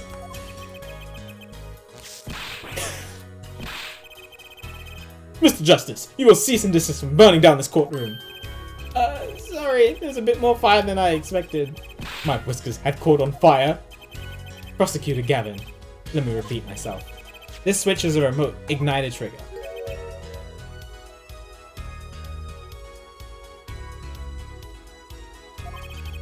Doesn't that suggest something to you? You're talking about what happened to me, aren't you? Got him. I got him. Exactly. That night at the concert, there was one unusual burst of flame. When your guitar caught fire in the middle of your performance. Wasn't that part of the stage show, though? Prosecutor Gavin was entirely unaware that such a thing had been planned, and the guitar that burned was a valuable keepsake. That's right, he got it in a Morginia from Lamira. He said that the sound was amazing, before it burned, of course. Now it just kind of smokes. The better the guitar, the brighter it burns. Forehead. Yes. Don't tell me you're trying to tie these two things together. Those being the shooter's voice, heard by Lamira, and the guitar suddenly catching on fire. I am. It's really simple when you think about it. Mr. Latouche and the shooter were at the crime scene. The shooter was wearing a headset. He ordered someone on stage to press the switch. The switch was pressed, and the guitar caught on fire. Well, that does seem to make sense. There's something about it is bugging me. Can't quite put my finger on it. Really? It seems pretty simple to me. Forehead, don't destroy what little respect I have for you. I was expecting something a little more sensible. I guess I was wrong. What are you gonna say? What's this all about, Prosecutor Gavin? His simple story simply makes no sense. Think, that night, my guitar caught fire, yes? The cause may have been this indeed. However, the guitar caught fire during the second set. I already solved that, bro. Ah, that's right, of course. The guitar caught fire during Lamira's song. Indeed, if the shooting happened during the third set. The two are utterly unrelated. Yes, that must have been what was bugging me. The whole premise for this is faulty. See, his story makes no sense. Objection! Are you sure about that? John Cena, are you sure about that? What exactly do you mean, Mr. Justice? Maybe it's not the premise for my explanation of the switch that's at fault. Maybe that's our premise for the entire case so far. What premise is this specifically? I'm glad you asked. I'm saying that maybe the killing didn't take place in the third act. What's this? But Detective Emma Skye heard shots and found the body. All of this happened in the third act. Gunshots rang out, and according to his testimony, Marky was in the dressing room at that time. Where are you going with this, Mr. Justice? Stay with me, Your Honor. He also told us this in his testimony, namely that the victim had already been shot. We all heard gunshots, but no one saw the shooting. This is insane. Just before the shooting took place, the shooter was heard on his headset, telling someone to press the switch. The next moment, Prosecutor Gavin's guitar burst into flames. We know that a remote trigger igniter was inside the guitar. From all these facts, we can draw only one conclusion. The crime did not take place during the third act, but during the ballad performance, the second act. What? Order! Order! Order! But that goes against the evidence. What does, Your Honor? This crime was carried out according to the lyrics of that song, yes? Hey, he's right. Look! The bullet is supposed to come after the fire. You're thinking about it the wrong way, huh? Look, why would the shooter craft the events of the day to follow the lyrics anyway? It's an awful lot of trouble to go through, with little merit for the person doing it. Well, I'm sure whoever it was had some reason. Yes, they did. A reason that made it advantageous to follow the lyrics. You're saying the order was reversed on purpose? Red herring! Reversed, Prosecutor Gavin? If the criminal followed the lyrics strictly, then yes. The shooting would have had to come after the guitar burst into flames. Yet Air Forehead has raised another possibility. He's claiming that the bullet came not after, but just before the fire. Couldn't have put it better myself. We were only meant to think that the shooting came after the guitar burst into flames. That was the criminal's objective. The crime followed the lyrics to a point, but that was the ruse. Why else would the killer risk discovery by moving the body? That was the final touch to make us think he'd followed the lyrics the whole way. Order, order, order! That would explain this most unusual situation. It does. The killer changed the order of events to create himself an alibi. In other words, the killer was someone who had an alibi for the third set, but not the second. I was hoping it wouldn't come to this, but sadly it has. Let me tell you why your little fairy tale makes no sense at all.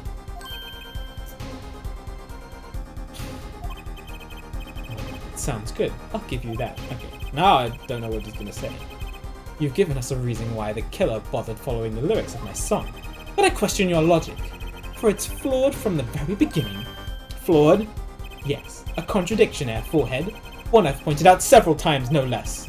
At the time of the crime, the small window at the scene was closed. How could Lamiroa possibly have heard a voice through it? Oh. I don't think they were near the room though.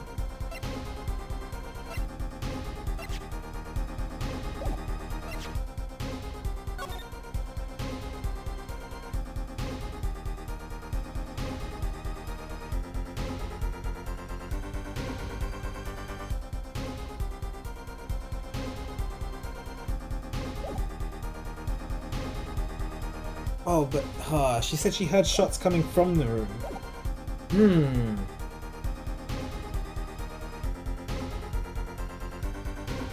But she must have been trying to, she must have been in the middle of her switching. That's what I said, right? That's why this was happening. She was in the middle of her switching, so she had to rush to an area.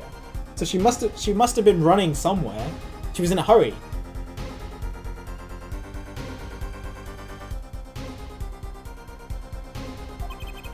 I know that you would like to divert our attention from this critical fact, but you're basing your entire line of reasoning on a false premise. Right. Lamiroa's testimony is my entire case. That voice she heard, the shooter's voice. What if she couldn't hear it, Apollo? Look, what do we have? A man saying press the switch, and near the crime scene we have a switch, which acts as a remote trigger for an igniter, and last but not least, Prosecutor Gavin's flaming guitar. Can't all be coincidence, but how do I make it work? See, a more direct line of questioning is required, and the crime scene was investigated immediately after the crime. That window was closed. Care to tell us how Lamiroa heard the voice? A key point to be sure. Mr. Justice, can you explain this to the court? Okay, Justice, you've got one thing to prove, and one thing only. Lamiroa heard a voice. She must have been somewhere, like... They must not have been in the room? Or maybe she was like right outside the door? Because it's the second act, right? Who else is outside the door in the second act? Not us. We're in the changing room, aren't we?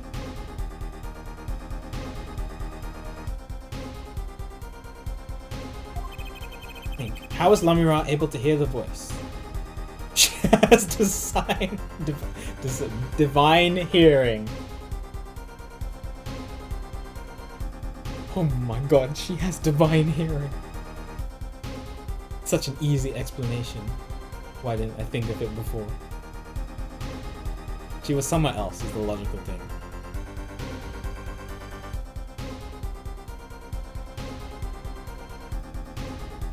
Stream value? Will I get stream value, or people just think I'm an idiot? Go on, let's see. But if I lose this case, chat, I'm going to bed. The window was closed, as you say. Yet Lamiroa can still hear the voice. Because she has the powers of divine hearing! That's the only explanation! Witness is a siren, Mr. Justice, not a saint. I said hearing, Your Honor, not healing. Well, that fell on deaf ears. I'm not sure I know what this divine hearing ability is. Then perhaps we should hear it straight from the all-powerful voice himself. Care to explain how clairaudience has anything to do with this case? Can we just move on? Only if you can enlighten this court. Time to rethink this. Alright. It was somewhere else, the logical thing. When we investigated the scene, the window was closed, probably outside the door to the dressing room. You thought it was right? Imagine. When we investigated the scene, the window was closed. The shooter had no reason to close it, had it been open either. Meaning, it was impossible to hear the voice through that window. Ah, it's good to hear you making sense again. For a moment, I was afraid you might be Borginian too. As I was saying... Are you... Did he just say all Borginians don't make sense? As I was saying, Lamira could not hear the voice through the window. So there could only be one explanation. She heard the voice from another location entirely. What's this? Ah, that makes more sense, Water. I thought he was doing something else. That's fine. Good song. What's this? Ha ha ha. You do amuse me so. And here I thought you and Good Sense were back to speaking terms. Now, I'm afraid you and Good Sense speak two entirely different languages. Shall I interpret for you? Air forehead. Lamira clearly stated she heard the voice through that small window. She did say specifically small window. What? So not the door. There's only one small window at the scene. Are you sure? Think about it. Isn't there another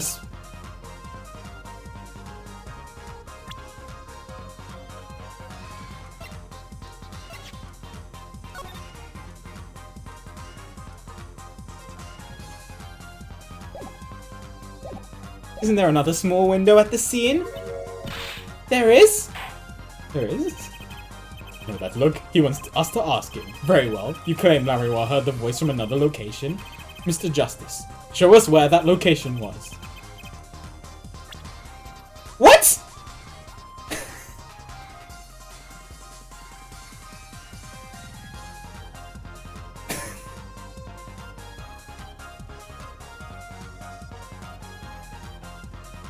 There is only one window.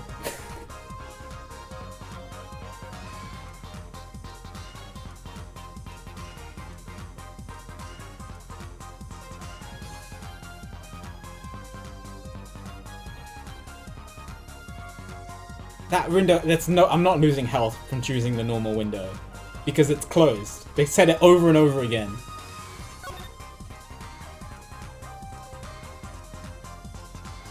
Door? Not pointing at the window!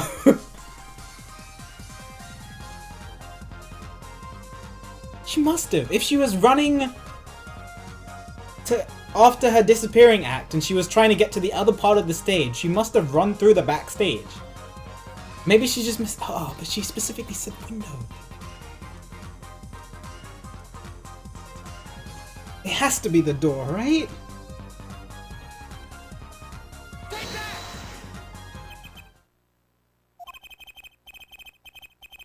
No! I'm sorry, Judge!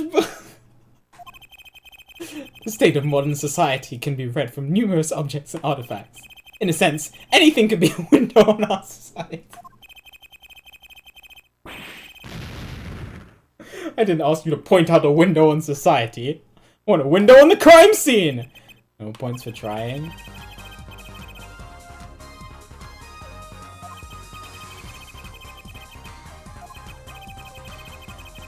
What?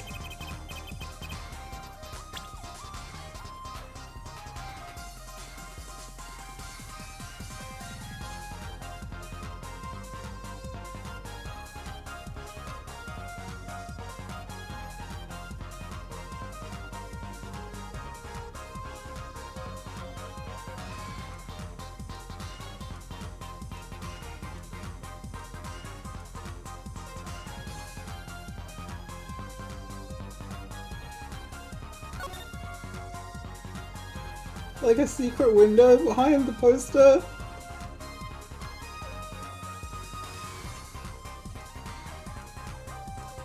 Wait! What about the air vent? What if she was crawling through the vents? And that's how she went from one area of the stage to the other?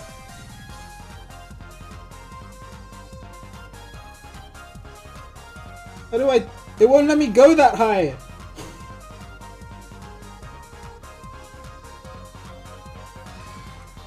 That better work! This is where Lamira heard that voice from. But that's no small window. That's the air vent! What did she tell us? She said she's a Borginian, unfamiliar with our language. It's not a stretch to imagine she called this air vent a small window. That's what was messing me up. It was the fact that it was specifically a window. I got it. I got it though. Yeah, that makes sense now. So she wasn't running backstage. She crawled through the vents in order to get from one space to the other of the stage during her disappearing act. BSat, thanks for being subbed for 58 months. I hope you're doing well today. Appreciate the support.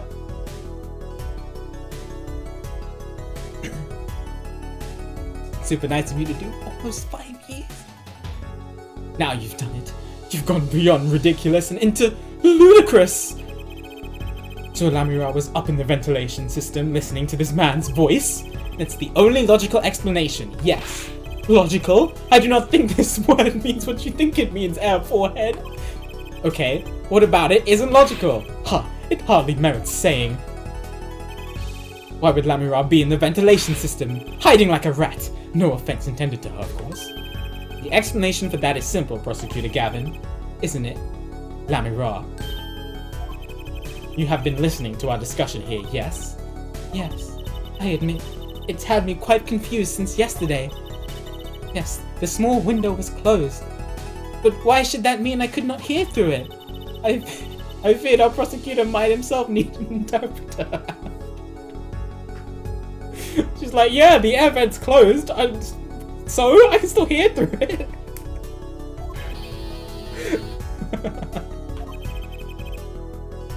The problem here is words. Lamira, this small window through which you heard the voice, was it up high on the ceiling of the room? Not low on a wall? Yo, what's up, CT? Oh, you missed quite a lot. We're like probably in the latter half of the last trial, and we're talking about when the murder actually happened and what our witness actually heard, what Lamira actually heard during the trial. And it turns out, what I think, the game hasn't confirmed this yet, but I'm pretty sure that during the second act she had to do a disappearing act and she moved from one area of the stage to the other. So she had to crawl through the vents in order to do it, and that's when she heard the gunshots happening and the two men talking.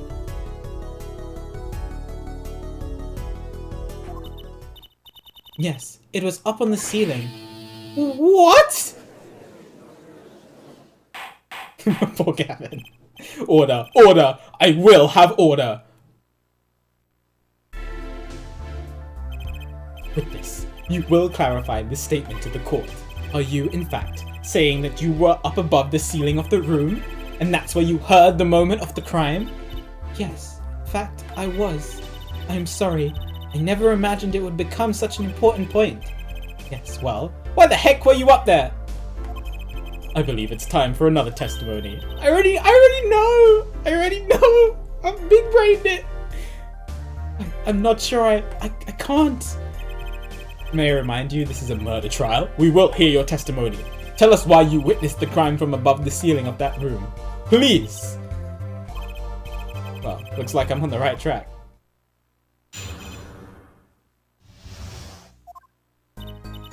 Yes, I was above the ceiling when I heard the voice. I had heard there was a small window there before.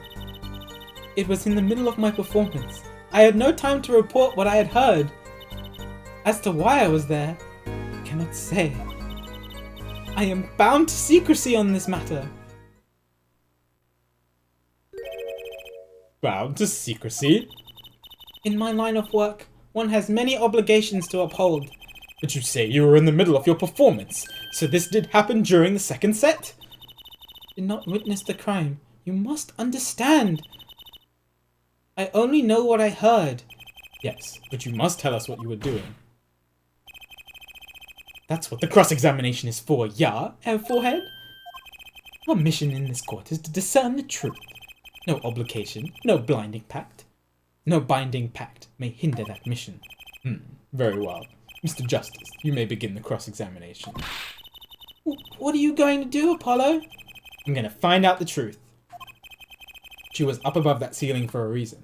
Just have to get it out of her.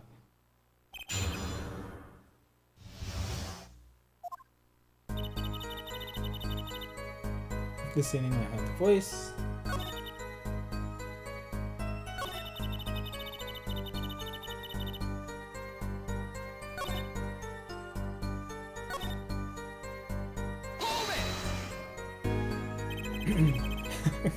Glad you got more sleep, Gab.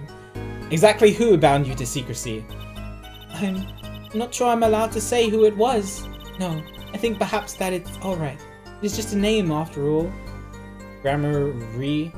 Can never say his name. Valent Gramarye. It was Valent Gramarye. Perhaps you know him? Valent Gramarye? What? You mean Uncle Valent? What? Valent Gramarye? Who's Valent Gramarye? A grand magician. The one responsible for the illusion performed during our concert. Poor judge. Interesting reaction, Prosecutor Gavin. Lamira was bound to secrecy. It's gonna take some hard-hitting proof to make her talk. I think I know why she was up there, but how do I prove it? Oh, I actually might have to present something.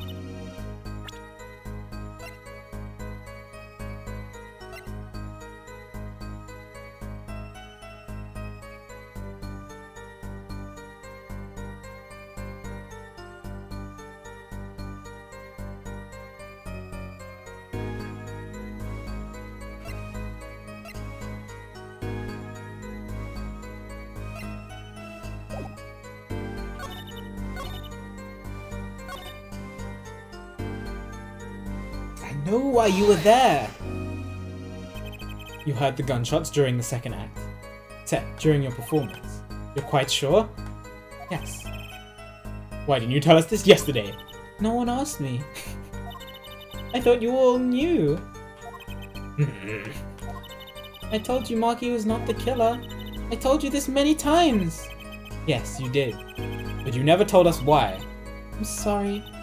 I was not able to speak of it. Unable or unwilling? She's not talking, Apollo. What do we do? Have to prove it ourselves. As long as she is bound by this pact of silence, she won't talk. But if I can prove while she was up there, I have to admit it. But how are you going to do that? She was singing on the stage, Apollo. She couldn't have been up above the ceiling too. Yes, she could! I've got a theory as to why too! Yes, Apollo! Maybe I've got the evidence to prove it.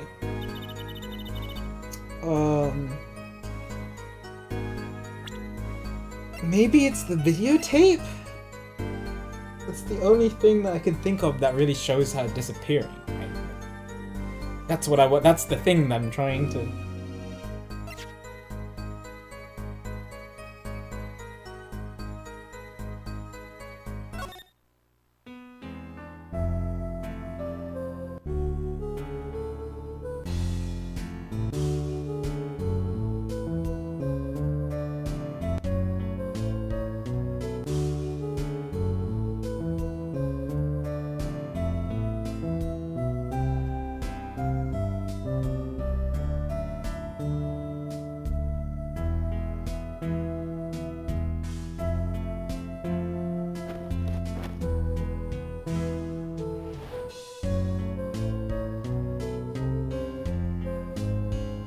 So she's crawling through the vents at this point.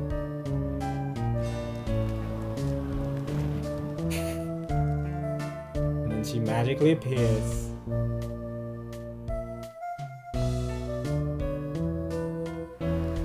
Over here. But I can see the trapdoor on the floor as well.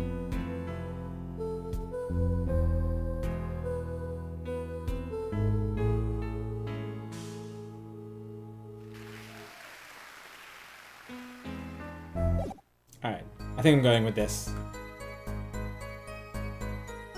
Objection!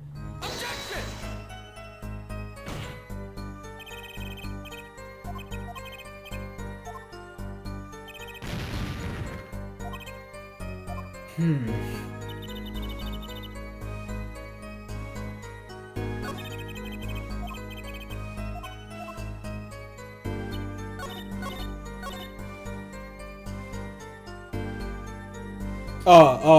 think I meant to do it on this statement. I think I did it on the other statement.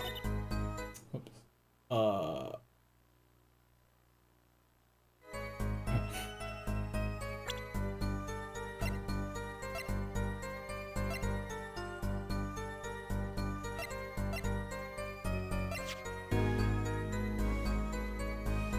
Objection! Lamira, truth be told, the reason for your presence above that ceiling is quite clear. Especially when you consider what happened during your performance. What happened?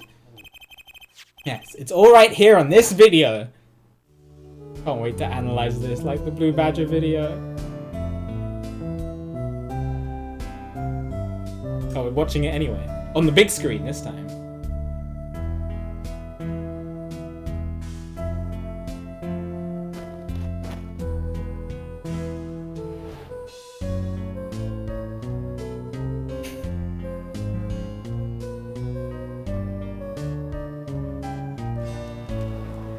Hi. How many times have we seen this guitar getting burned?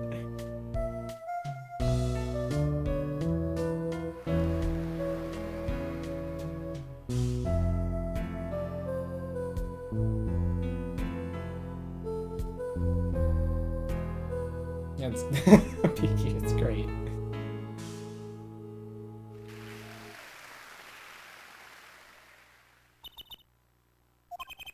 As we can see, Lamira was clearly not on stage for her entire performance.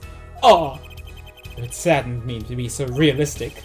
Lamira is incapable of actually vanishing, let alone teleportation. So the only explanation is that she was hidden from view. And during that time, she moved to the back of the forum. Apollo?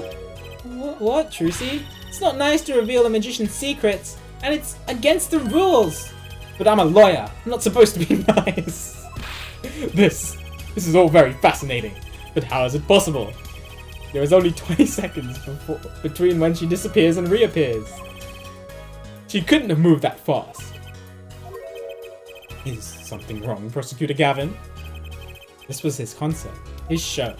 He knows how the illusion was performed. Aha! He's just realizing his own oversight. Let's look at the cross-section diagram again. Here we can trace a route through the ceiling. And go straight from the stage, through the backstage, to the rear of the forum. Recall Lamira's testimony from yesterday. I was on my way from the stage to the backstage exit. There was something like a little window there. That's how I saw it. She went from the stage to the backstage exit? A perfect description of this route above the ceiling! Lamira knew of this because of her part in the illusion, but she wasn't the only one who knew. What? Yeah, you should have figured this out way earlier, dude. Just now in the lobby, Marky told me something. I know if I opening vent, I can leave stage and backstage. He said that?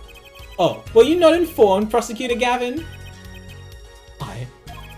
I knew about the Vanishing Act, of course, yet I had no idea of the route that would be used. Why didn't that magician tell me? Magicians only reveal details of their acts on a need-to-know basis. They're the bread and butter of a magician's life, you know. Which is why he bound Lamira to secrecy. Lamira? I'm impressed, Mr. Attorney.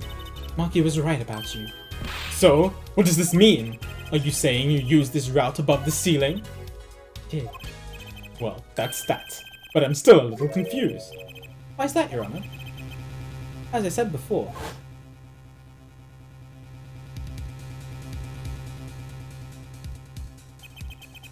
There was very little time between when she disappeared and when she reappeared. 20 seconds. Tops. How could she do it so fast? Especially if she stopped to hear the shooter's voice. She was in a hurry. That's a good question. Can the witness explain this to the court? I cannot. Very well, Mr. Justice. Yes. It's all up to you. Do your thing. What thing, Your Honor? You need to explain how Lamira was able to teleport like she... What? Oh no! I'm gonna throw out the game of bathwater. I'm very upset. Ugh. I'm gonna get picked on. Lamira, who isn't going along with the program here. As I've stated before. I'm not at liberty to speak of the illusion that night in detail. Then, you'll just have to tell us what you can. We'll hear your testimony on this. Mr. Justice. Oh, thank God we're doing another testimony. Okay, I thought I was gonna have to present evidence of how she teleported. And I was like, what? I don't have a teleporter in my court record?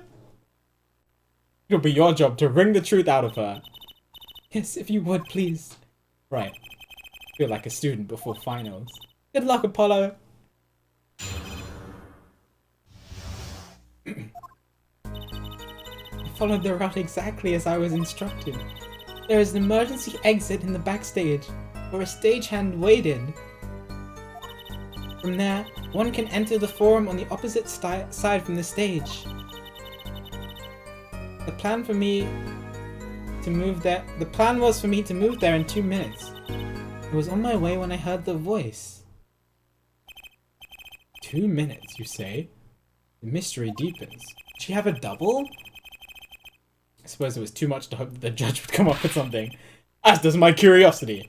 Take it away, Mr. Justice. Right, Your Honor. All I have to do is find the contradiction between what Lamira is saying. You can see plainly in the video. Figured it out already! I'm a magician after all. Thanks, Drissy. Well, tell me! Not a chance! Can't reveal another magician's secrets. Come on!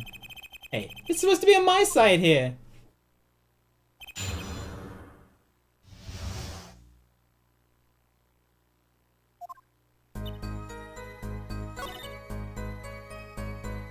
And wait in. You double? What, she a double? Hold it! Did everyone on the concert staff know about the trick? Not all. Only a few that were needed to help. See? Like I said, it's on a need-to-know basis. Not many people knew about the trick. What were these stagehands required to do? One needed to open the emergency exit. The door to the stairs is locked. But once through there...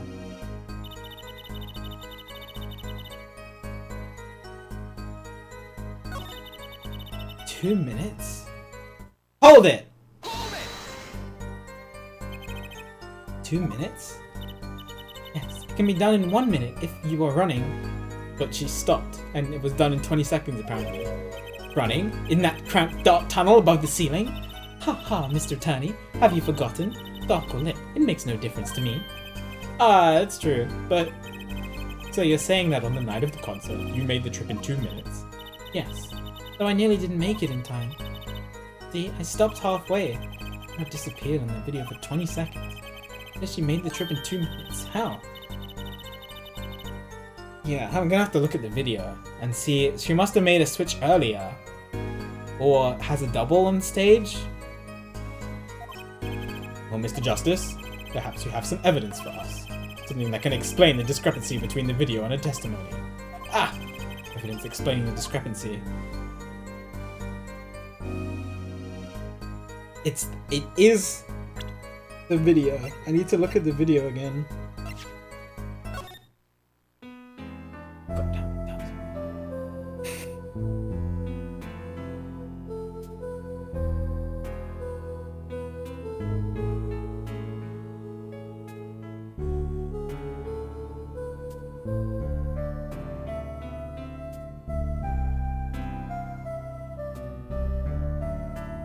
Clothes haven't changed.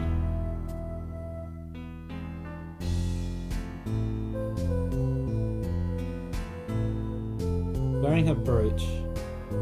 She wearing a brooch? She's wearing a brooch.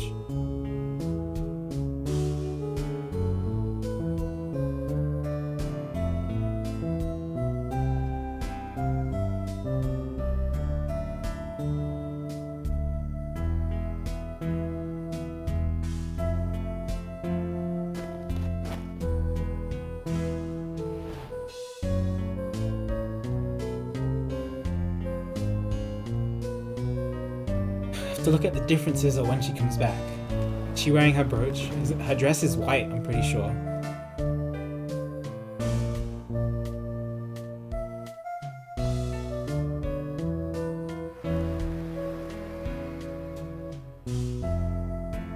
I can't see. Her hair's in the way. I don't think she is.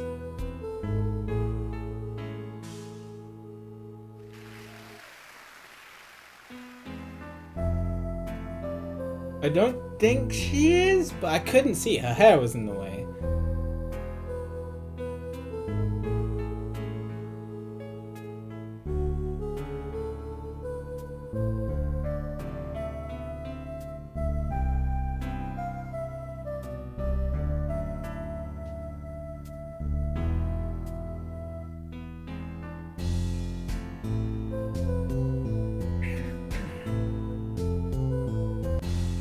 Wish I could pause it. Like the Blue Badger one, at least you could pause it. I don't think she's wearing the brooch, but I can't tell because her hair is in the way. And it's so low down on her, like it's by her chest. I don't think so.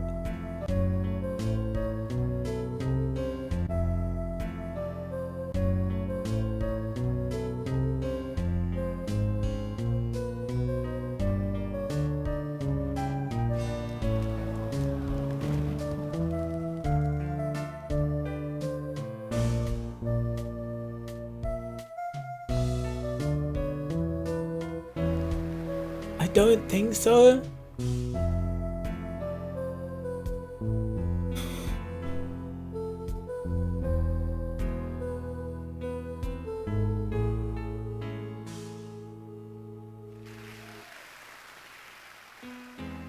It's kind of, they don't give me a clear picture of it.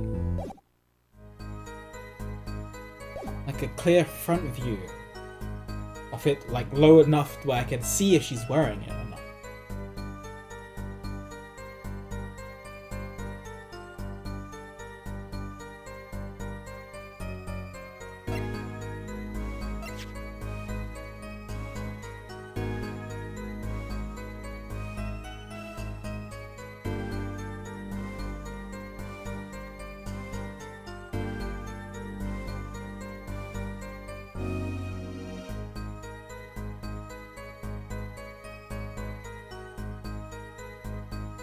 Don't lose more health.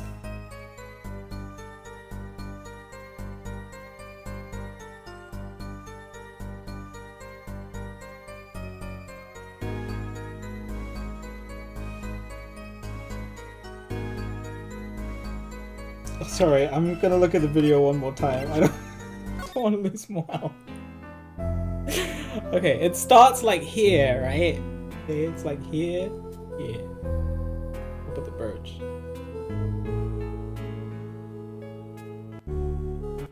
want to see your face, Clamia.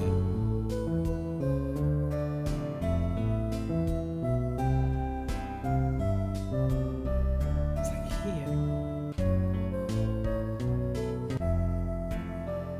Just zoom in so I could see properly.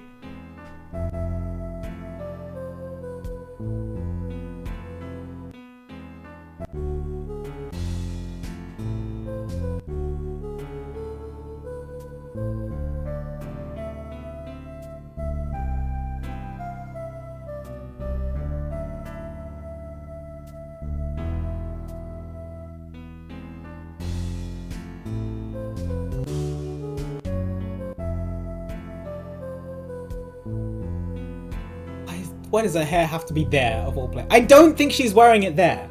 I don't think she is. Based on that little tiny frame where it cuts to a close-up. But I don't know.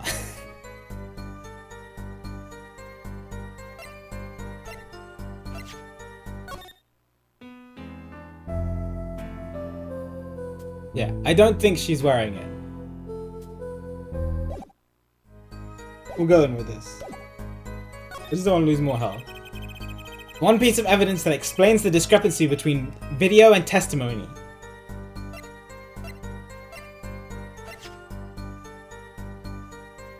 Take that!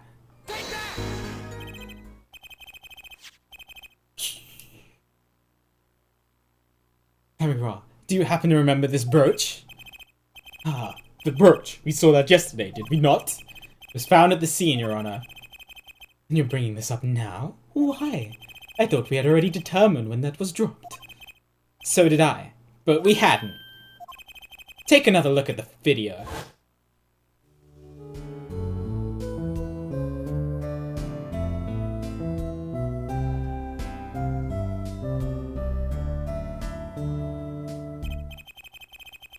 How come he can pause it, but I'm not allowed to pause it? Here you can see she's wearing the brooch. So she is. Let's take a look a bit later. I can't tell. It was not that zoomed out. It was not that zoomed out. No, no, no, no. No way. On the small touchscreen, it was not that zoomed out.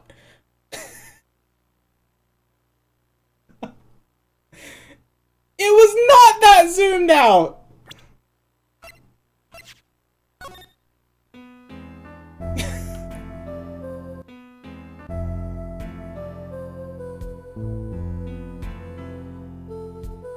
See? See, it was not that zoomed out!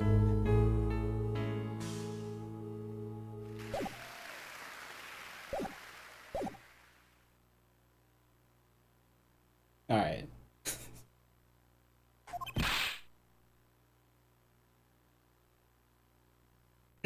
It's not. 100% not. I will go back and I will get screenshots.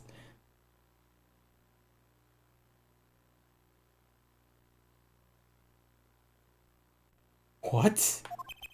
Yes. The brooch disappeared in that short space of 20 seconds, and it takes a full minute to run from the stage to the backstage. Which means there can only be one explanation. That Lamira we see before the Vanishing Act and the Lamira we see after are two different people. What? The brooch was found on the floor at the crime scene. And not just on the floor, but on the floor directly beneath the air vent. Lamira, tell me, did you drop the brooch on your way from the stage to the backstage? At the very moment you witnessed the crime? Yes, I think I did. Order. Prosecutor Gavin! From your expression, I gather you had no idea this was the case there, Judge. I, of course, knew about it. What? Don't get me wrong, I wasn't hiding it. It just never occurred to me that the switch and the shooting took place at the same time. So, I was right? There was a switch? There was. Just before the stage's tower rose, Lamira was replaced. While we're on the subject, just who was this replacement Lamira? The man behind the illusion.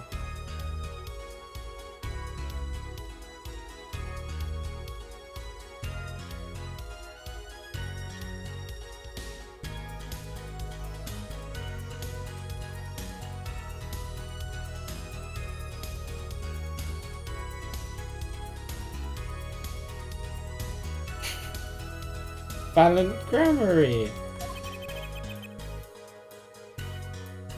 Dude, it's a heck of a disguise. It's quite the illusion. Yeah, because I'm just thinking about him changing into that disguise. But I still don't get one thing. Yeah?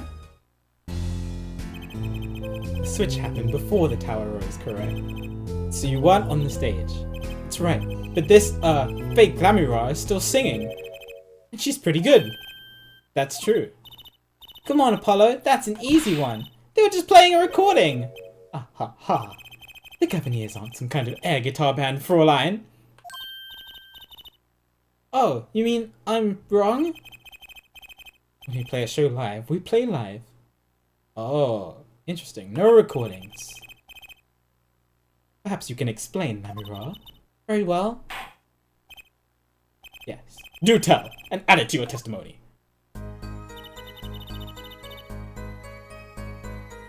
Yeah, keep singing.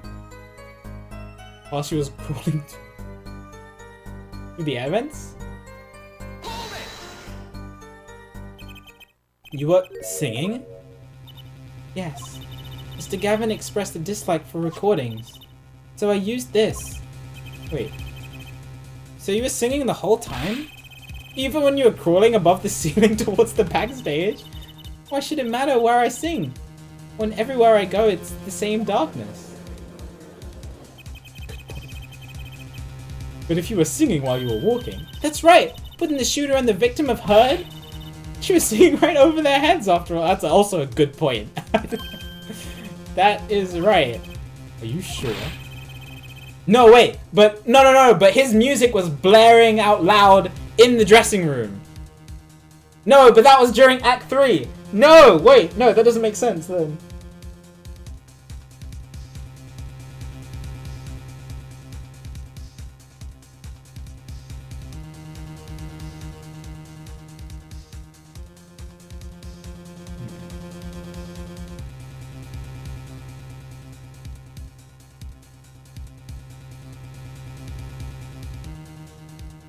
Why wouldn't they have heard her? Once again, we come back to the state of the scene of the crime. What state? Ah, you know what he means? That old speaker, Apollo. The speaker? The speaker was blaring at the time of the murder. Not yet! Okay, I literally just said this, Apollo.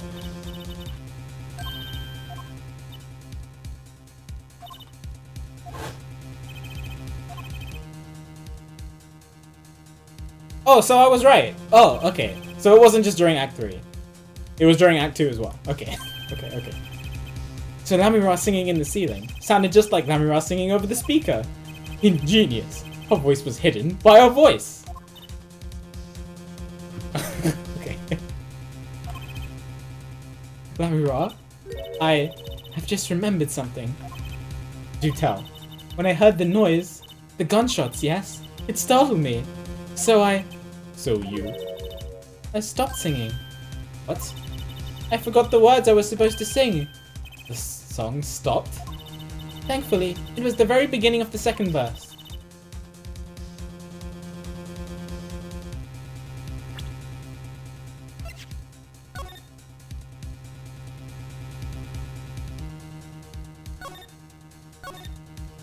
Pleasure.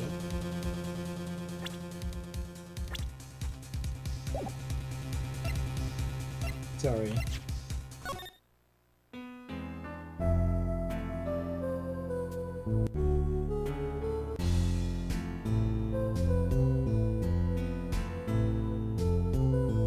She only says one pleasure.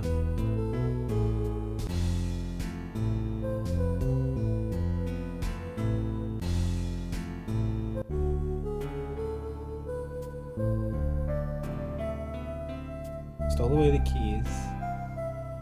My heart held on to so tight. Right. And then there's supposed to be two pleasures. Oh my god, it sounds so obvious!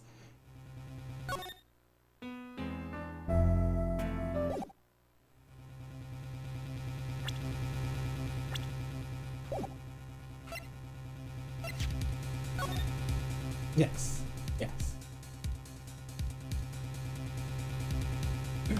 I love that. I love this stuff as well, PQ. It's happened in Zero Escape, and it's happened in Danganronpa, and it's happened in Ace 10. And I always love it.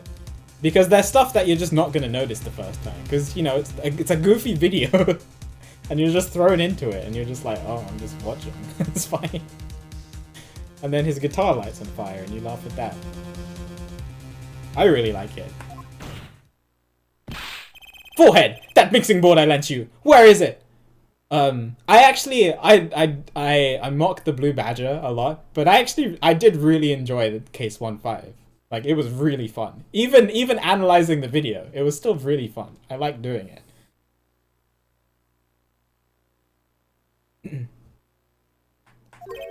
The mixing, huh? That machine, Apollo! The one that breaks music into tracks! Oh, this! I've completely forgotten about it. Let's take a listen.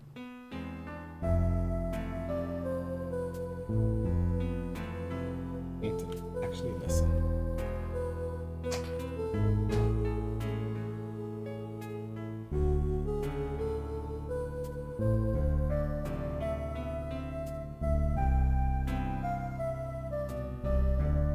Right, she only says one pleasure.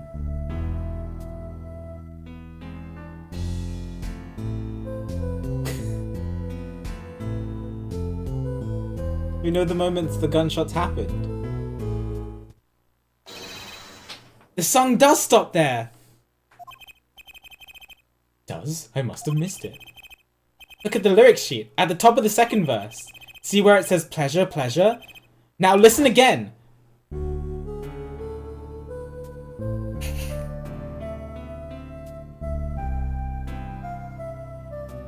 We'll be extra thorough.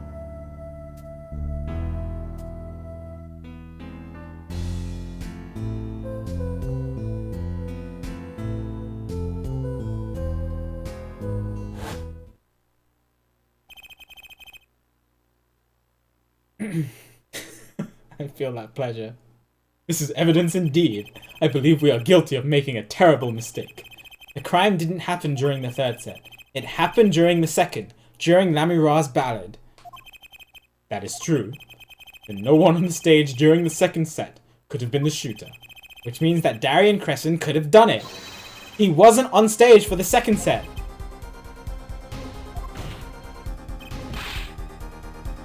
Well, Prosecutor Gavin, fascinating. I don't believe I've ever seen a trial turned around quite so thoroughly. But one problem remains. What's that, Prosecutor Gavin? Their forehead theory does have a certain kind of logic to it. Yet, it is entirely based upon Lamira's testimony. Yes, is there a problem with this? Well, it's quite simple, though it pains me to say it. What if she is lying to protect the defendant? You've already gone through this, bro. But you have no proof! All I'm saying is that the truth is as yet unclear, until we hear directly from the man himself. The man? You don't mean... Yes, Darian. Though he's a friend and band member, Darian Crescent must take the stand. I see no other way. As someone with a new perspective on the case. As a suspect, to be frank.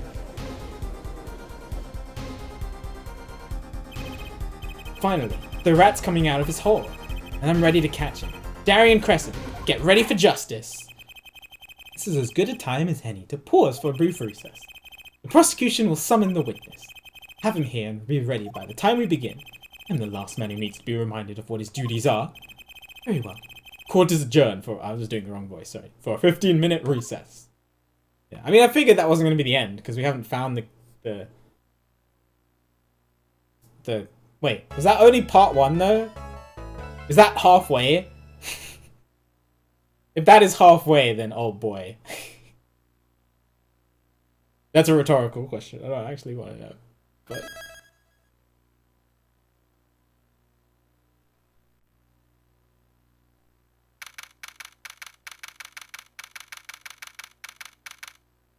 what's the time? It's 10:30. Oh boy. I'm good. I've been yelling I've been shouting. It's kind of the same thing. So much that I'm wide awake right now. Apollo, I can't believe it. It really happened during the second act? And right in the middle of Lamira's performance? Why was she in that air vent? That switch, the flaming guitar, and you link it all together, that's what you end up with. I knew you had what it took. Hey, dude! You've been gone all case! Where you been, bro? Mr. Wright, you believed in me?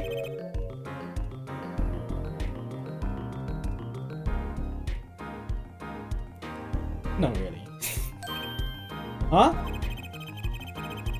I just thought that'd make a cooler entrance than saying, hiya! Why do I even bother hoping? Where have you been lately, Daddy? You haven't been coming to the office at all. Ah, sorry about that, Trucy. I'm on a secret mission. Secret? You mean like you're undercover? Like Mr. Toulouse, only shorter and not as well dressed. Oh no! What if you're shot too, Daddy? Ha ha ha, would I do a thing like that to you? Anyway, I'm off for a while again. Bye! Did you just come here to say those words and then leave? Oh, one thing before I go. What? Good luck. Right.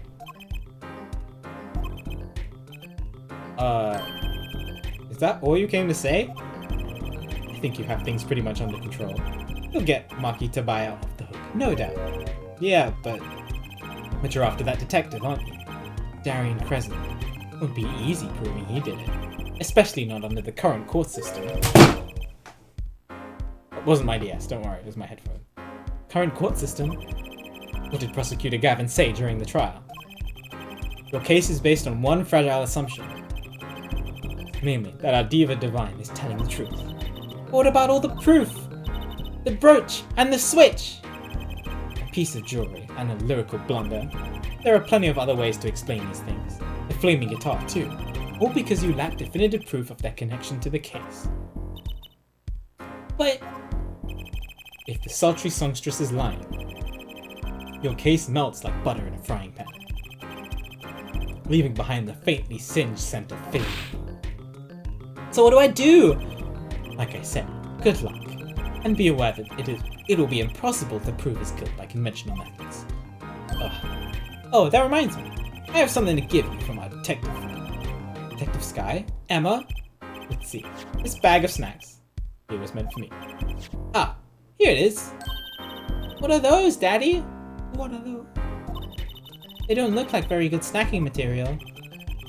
They were found at the scene. Analysis of the fragments reveals traces of gunpowder. Gunpowder? Probably a firecracker or something similar. Ah, that's what made the other sounds! So there were multiple sounds.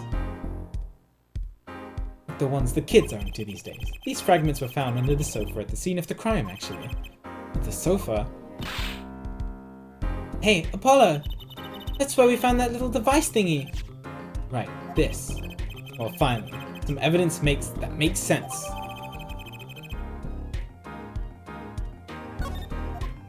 Right, so the igniter was used to do the firecracker sounds.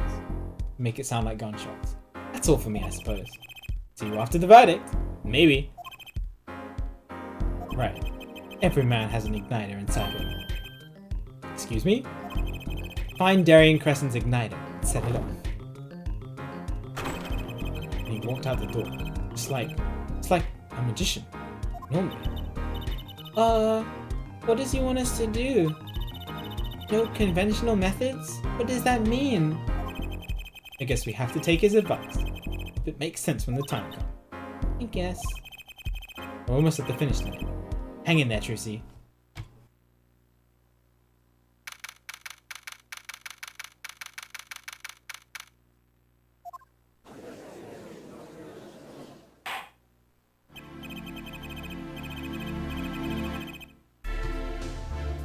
I moved my mic to cough.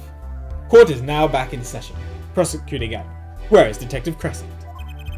In the witness lounge, ready to be called at any time. Very well. Might I add, I don't believe any of this. Darien was the first detective I ever worked with. We stopped working together when he moved to Criminal Affairs Division 3. But his guitar playing, it fires my imagination. It's nice, but it has nothing to do with the matter at hand. Correct? Oh, I know. Air forehead. Very well. Call the final witness to the stand. Detective Darien Crescent. Name and occupation, please. Darien Crescent, Detective, Criminal Affairs, Division 3. That's the International Affairs Division, for those of you who didn't know. And I'm a guitarist for the Gaviniers. Maybe you've heard of us. Do you fully understand the circumstances under which you stand before us today? Yeah, I understand, Your Honor. What I don't understand is how you let this happen, partner. You gave me your word I wouldn't be standing here. The situation's changed, Darien. And don't call me partner. So much for old friends. So exactly what you're doing, Darien. You're pressing the prosecution. Your Honor, if we could begin the trial. Yes, it's high time we did. Let's hear your testimony. You may begin with your response to Lamira's testimony, if, in fact, you have anything to say about it. Oh, I got plenty to say. Lying must be a national pastime in Bulgaria. And wherever you're from, Mr. Justice. Ha! Conventional methods are out of the window, huh? Here goes nothing. Time to present my badge. The diva's lying. Plain and simple. She's got nothing to back up her story. In the first place, she never heard my voice. She forgot the words because she heard gunshots, as if. Didn't Detective Emma Sky hear those gunshots during the third set anyway? The shooting took place when I was on stage, man. Right. So those sounds that we heard must have been from the firecrackers. Because the shooting had already taken place. So you claim Lamira's testimony was a lie? Hey, don't get me wrong. I dig what she's doing. Trying to protect that kid. And she's got the court eating vague statements out of her hand just because she's blind. You go too far, Darien. Really mean.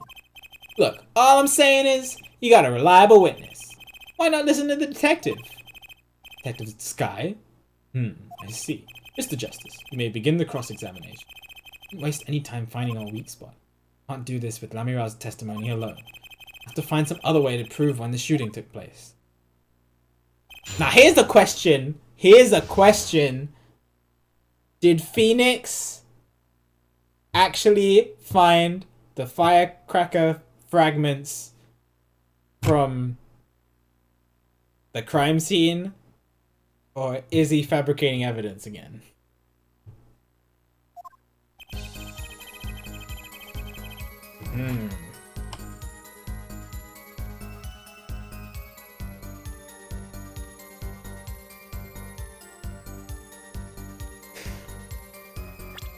Because if so, I kind of don't want to present this at any point.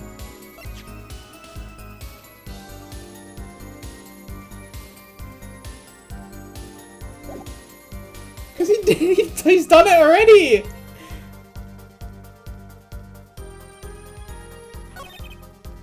Never even heard my voice, it's this one.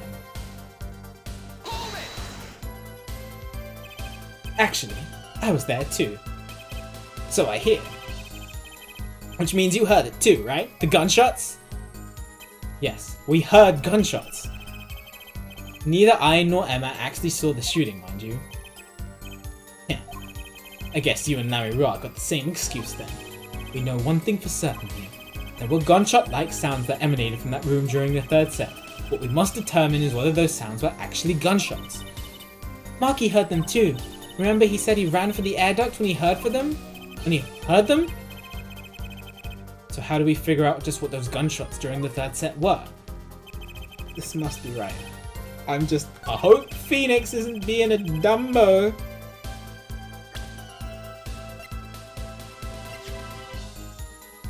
Objection! Some things were found at the crime scene after yesterday's trial. What things? The first was this small device. Rude. Okay, I'll tell you what. If this is actual evidence from Emma Sky found at the crime scene, I will apologize profusely to Phoenix. Okay? But if not, then I don't know. I'll be mad at him. Be upset. What happened to you, dude? First was this small device. The remote triggered igniter. Correct. And one more thing. What are those? The remains of something burnt? Not another guitar, I hope. Traces of gunpowder were found on these fragments.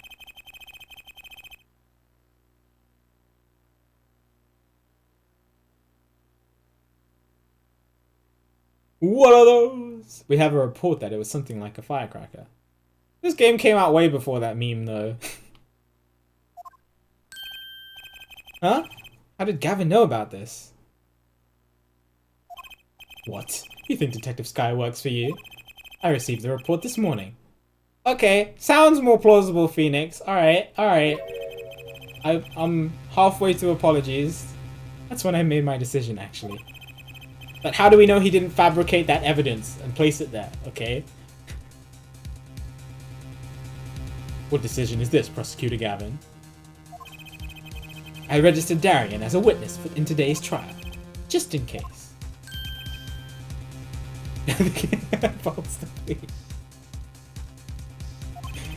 This raises another possibility. Those gunshot-like sounds during the third set could have been 2 firecrackers rigged to go off by remote control. Haha! You've got an active imagination, don't you? But you shouldn't say every little thing you think. Your explanation there seems a bit too convenient to me. How so? So, you're saying these firecrackers just happened to go off? Right when 2 witnesses came walking by? Ha! That's right. Darian was out on stage when it happened, Apollo. How would he know someone was backstage right then? The firecracker goes off in the forest, and there's no one there to hear. You get my drift? Why go through the trouble, man? How do I explain this? You may not look it, but Darian's a gifted detective. Show any weaknesses, and he's sure to find them. You may not look it, partner? Gee, thanks, man. That reminds me. I happened to pass through that very hallway several times that day myself, and I saw something odd just before the third set. Something odd? A headset. That's why the headset was there, Clavier! Yes! So that he could listen for when someone was right outside the door. Okay, Clavier's a big brain. Galaxy brain. That's right. We picked this up in front of the door to that dressing room. What if that headset wasn't dropped, but placed? And what if it was turned on? You could hear what was going on in that hallway, even if you were out on stage. This is really clever. Whose side are you on, Gavin? Listen to me, Darian. There are no sides in a court of law. Which is why I now turn to you, forehead. Oh, sorry, wrong voice. I have a question for you. Huh? For me? The igniter and the burnt fragments that were found at the scene of the crime. It's certainly a possibility that they were part of a ruse to fake the sound of gunshots. Throw the headset from the hallway into the mix, and you could fabricate an alibi. But we're still no closer to proving anything. Those gunshots might have been real, or fake. We can't say. We raised the possibility that the shots heard during the third set were faked. Now you need to prove the other half of the case. The other half? The other ones were real? Look, I'll just tell him. So to prove the thing went down in the second act. Yeah, this is definitely becoming my one of my favorites. While a little piano player was on stage. That right, Gavin? Indeed. You can't prove that. Then to continue this cross-examination will be pointless.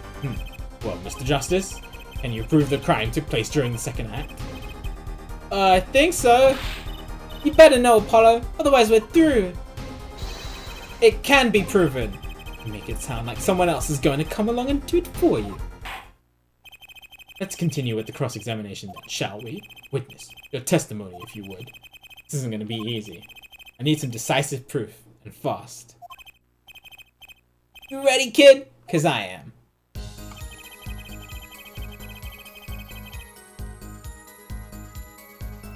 Oh, what? It just wants me to present something right now?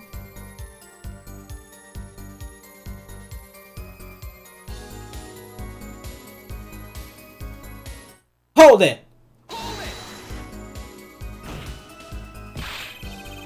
But the gunshots heard during the third set could have been... What? Some kind of setup? Heard that one before. You need proof, Apollo. What? Maybe the gunshots are the key after all. Amira said she heard them, right? Right in the middle of her illusion. While she was up above the ceiling. She forgot the words of the song, yeah. If you can prove the gun was shot right when she missed those lyrics, we're home free, I think.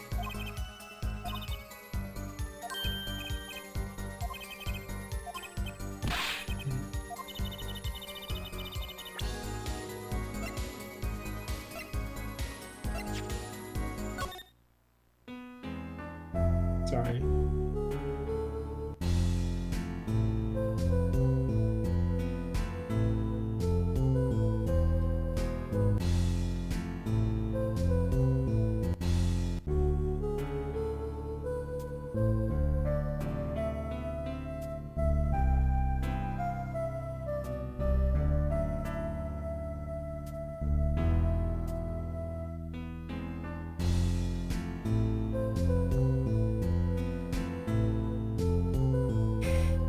need to hear it better. I'm putting on my headphones.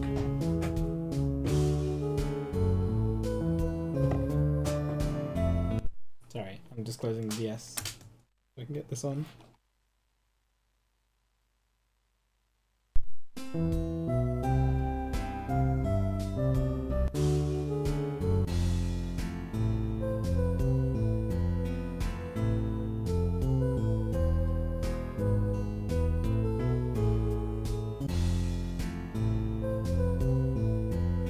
I don't hear anything.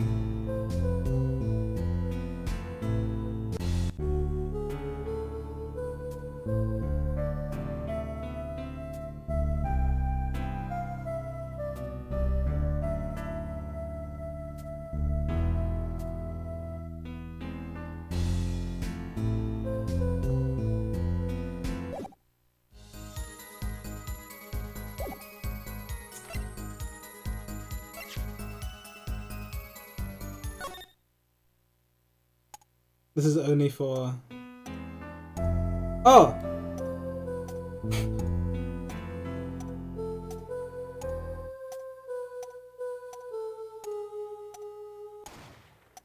Uh...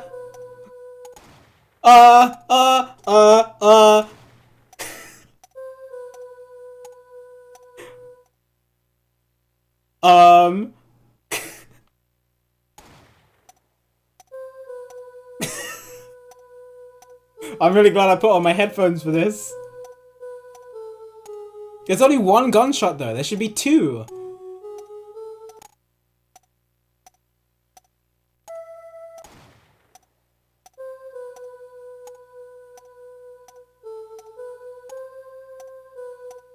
Anyway, this sounds real. Oh, this sounds right. That's definitely a gunshot I'm hearing.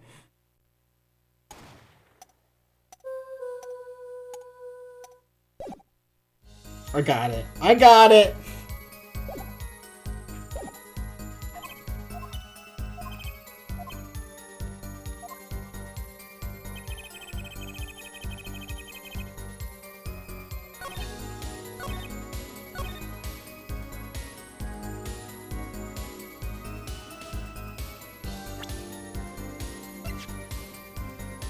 Objection! Yes! Yes! When the music stops, bro. I might need this. I'm just gonna put this here.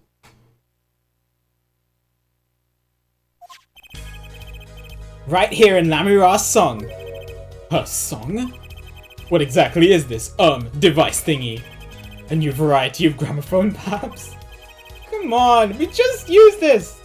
Don't get me started on gramophone. This device was used to record the performance part by part. Part? You move the sliders to adjust the volume. Each instrument is adjustable separately, Lamira's voice included. Ho ho! But what does this prove? According to Lamira's testimony, at the moment of the shooting, she forgot the words to the song. Ah.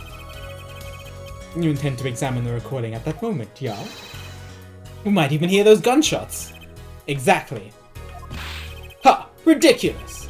How are you supposed to hear gunshots back in that dressing room out on stage? Have you forgotten, Darian? We were all wearing these headsets. Oh. Geto and... we were all deeply involved in our performance.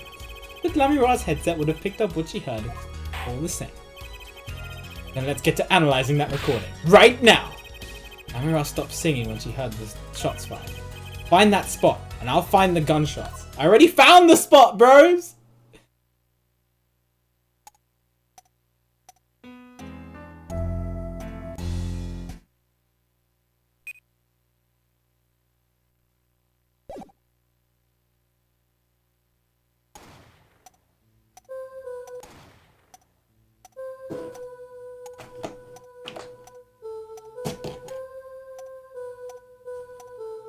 It's really hard to... No, I want to make sure I don't drop my DS.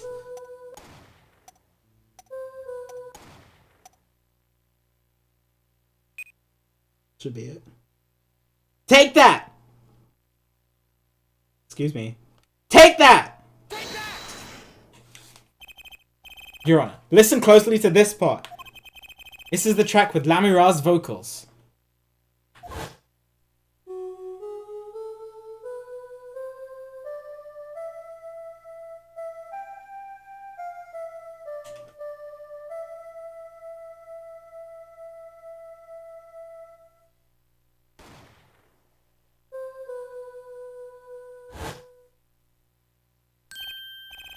did hear something faintly there. Yes. Why? It sounded like a gunshot. What? This has to be some kind of mistake. What is your hair doing? I believe a case has been made. Gunshots were heard during the second set, which means Lamura's testimony was true. Rah! Order. So, she was telling the truth about what she heard? Is the other man speaking, not Mr. Latouche. What did he say? It's over. Press the switch, now. Just after that, there was a gunshot, and then the guitar caught on fire.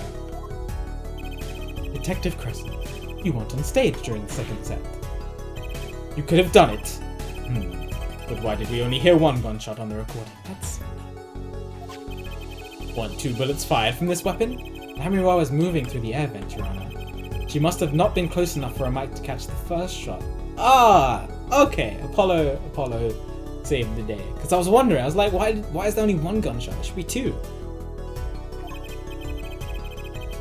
But then, she passed over the dressing room. The gun fired again, and Mr. Latouche's life was taken. Well, Detective Crescent? Once again, I am reminded of something. Our performance that day. Your performance? Seeking the mixing board jogged my memory. You were there too, Air Forehead. What is it with today? Problem after problem. Hold on, start. My guitar case is busted. My guitar's been burnt to a crisp. And to top it all off, someone's dead. What was that performance just now? What was that all about? Right, he did hesitate during the third act. And maybe he missed his timing because he had to set off the firecrackers.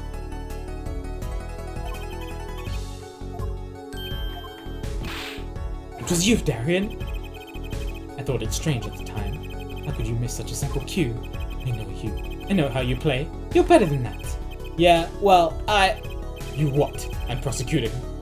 Gavin, what are you getting at? What, mate? Talking about the murder weapon. Mr. Latouche's 45 caliber hand cannon. As we have learned, even the shooter doesn't go unscarred with a revolver that size. A kickback is enough to dislocate your shoulder, if you're an amateur. Wait, you mean his playing was affected because he hurt himself shooting that revolver? Oh, that too, yeah. You're forgetting something! Yes, Detective Crescent? I'm a trained police officer, you know. Had firearms training. Plenty of them. I'm no amateur! Standard sidearm issued to police officers is a 38 caliber weapon. Much tame a beast. Also, the murder weapon belonged to the victim, Mr. Latouche, which suggests there was a struggle between killer and victim. So, the killer might not have been holding the revolver correctly when he fired. Is that what you mean? The thought had occurred to me, yes.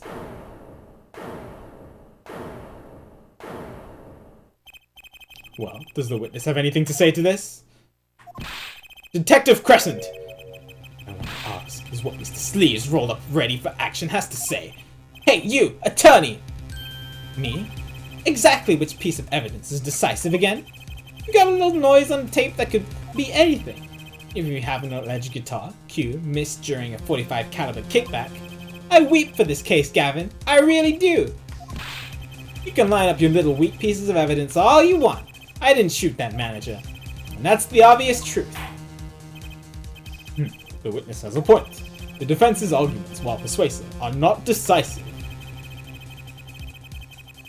I believe we should hear what the witness has to say in response to the case so far.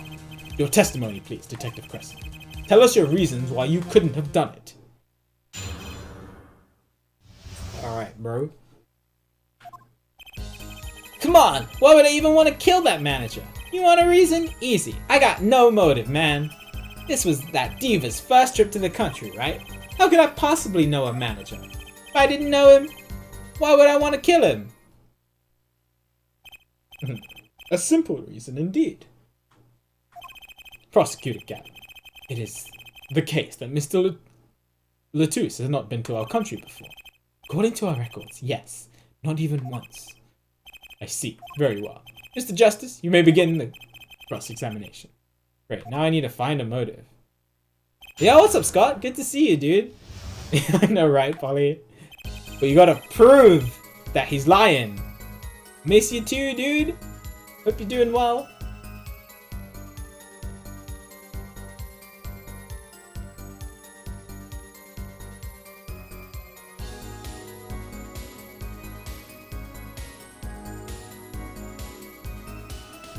am, very much so.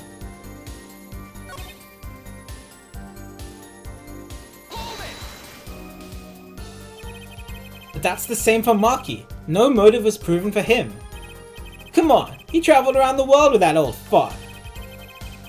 He had plenty of time to come up with a motive of his own. Ugh. More than I sure did. I mean, think about it.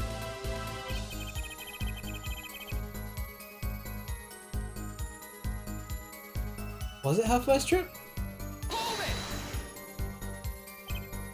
You're a detective with international affairs. Yeah, what of it? Even if this was Mr. Latus's first trip to this country, you still could have met him prior to the concert. Oh. Or don't you take any international trips in international affairs? That's right. Well, Detective Crescent, that's your game, is it? Guess I'd better confess then. Confess? Yeah, it's a bit of an embarrassment, but I've never been sent overseas. Wow. What? But you're an international? See, me and Plains got a difference of opinion. We don't like each other much. My condolences there, Forehead, but he's telling the truth. He's never set foot outside this country, I can guarantee it. As it turns out, my division has plenty of work to do locally as well. That's so unfair.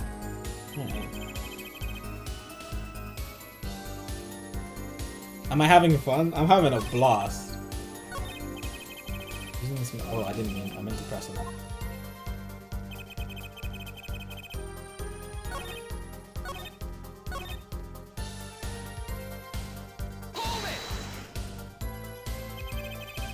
So you didn't fraternize with him at all during the concert? Fraternize? Ha! I don't think we exchanged a single word. It's for anyone who would want to talk to that old Eastern blockhead. Now the ladies, that's a different matter altogether. So, you see... Wow. Proud of you. If I didn't know him, why would I want to kill him? You sure about that? What? What? Wipe that look off your face before I do it for you. Listen, try throwing out one of your wild accusations. I'll throw it back at you. So hard you'll forget what you're accusing of what. Or perhaps it's best if you let the evidence do your talking. Well, what about... They definitely knew each other because of Lamira's testimony, right? They were talking to each other about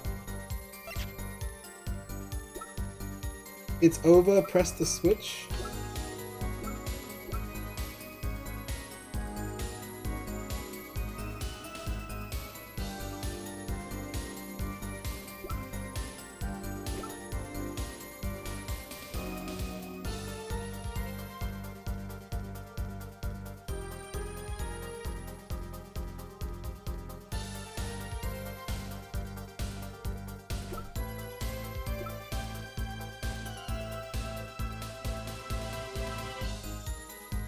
Like, it must have something to do with the igniter.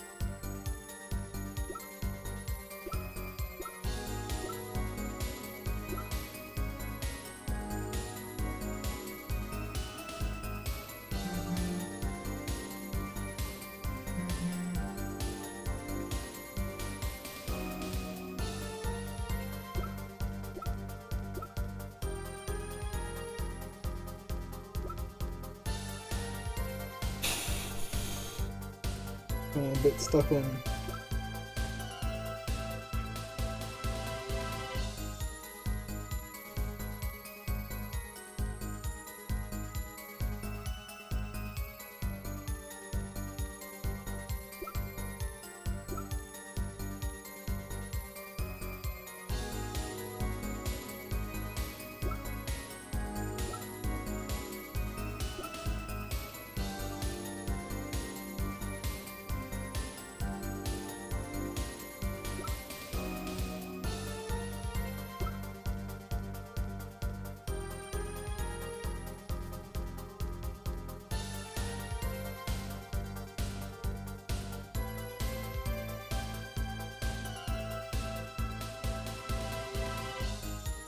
What's up, Shady? Good to see you.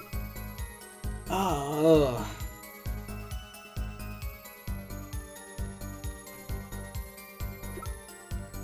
Just don't see anything that's obvious.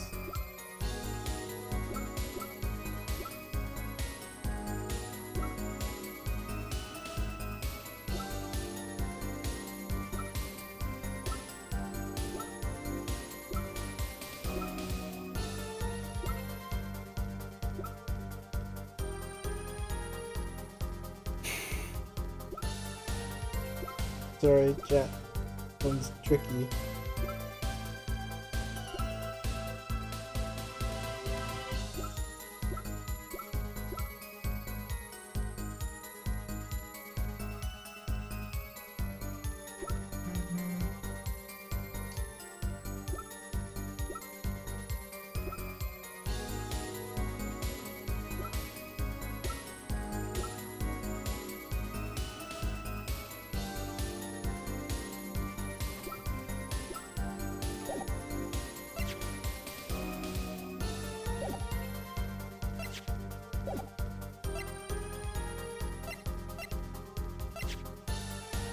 And one in his guitar, and then one under the sofa to trigger the firecrackers. Oh, press the switch.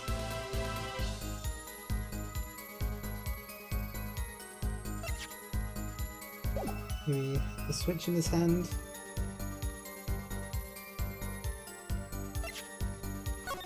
A gunshot happened.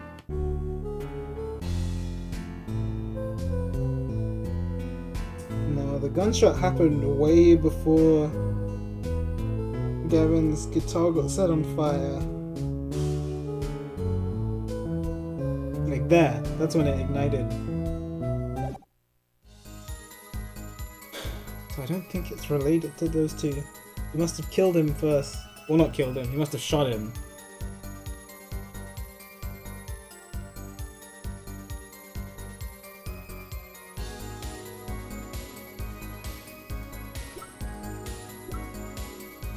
Dang it!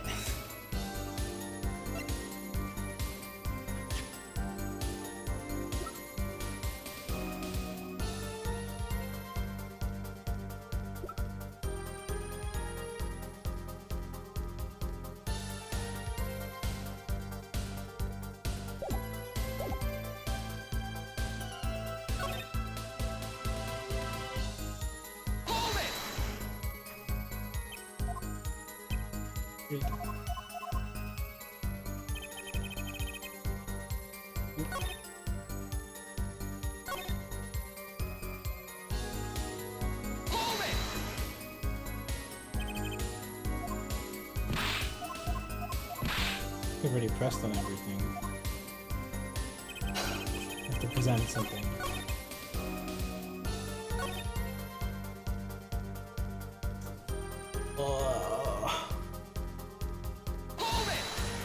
I was on such a roll.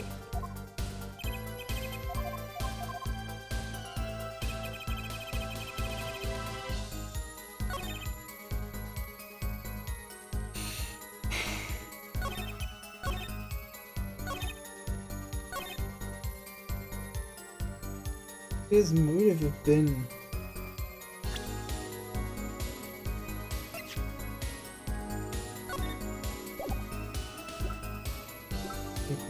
revolver.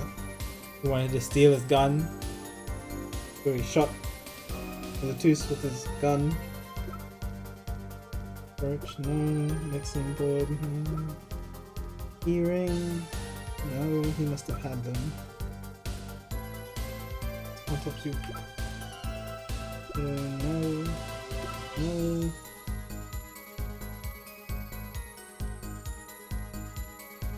Videotape, no. Headset, no. Remote trigger. No, I think he had them all set up already. Or no.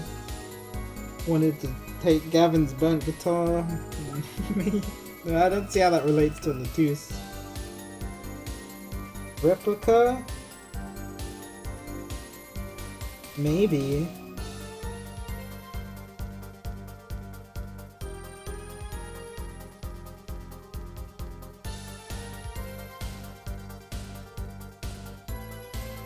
Latus was on the hunt for it. Maybe maybe he was Darius was Darian was trying to smuggle it out of the country.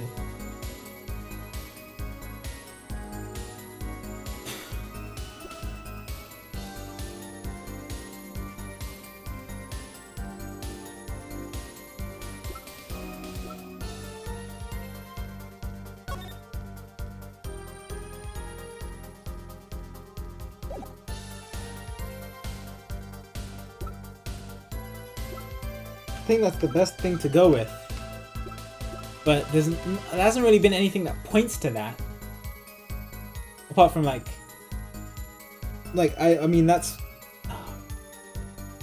you know, that's why Latus came here in the first place. So it could have been why he got killed, and I guess it could have been why Darian killed him.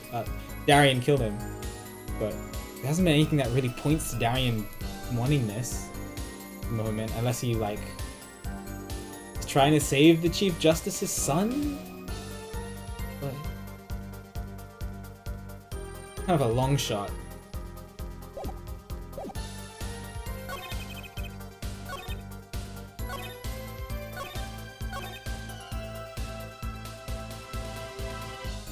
Maybe this one? Maybe the last one. Alright, let's give this a go!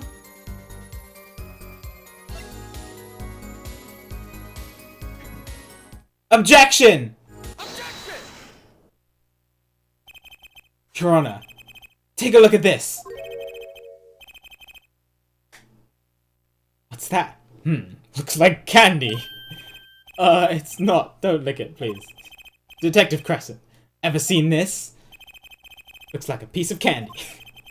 What it is evidence. Don't lick it before you try it. Specifically, this is a replica of a cocoon. It was found among the victim's belongings. A cocoon? Never seen one that color. It's a variety only found in the Republic of Bulgaria. Nowhere else. Yeah, I thought it was moldy bread when I first looked at it. Alright, but what is this cocoon replica doing in my courtroom? Surely this has nothing to do with a motive for killing Mr. Latus. Does it? It does! Wait, I mean, I think it does. You don't sound so confident, man. Cocoon? Is it one of those silky cocoons? The kind that you can make, well, silk out of? Not this one. This cocoon makes a powerful curative. Curative? For what? Apparently, it is the most efficacious at treating a disease thought incurable. I've only ever read that word, never pronounced it. It is the only medicine of its kind.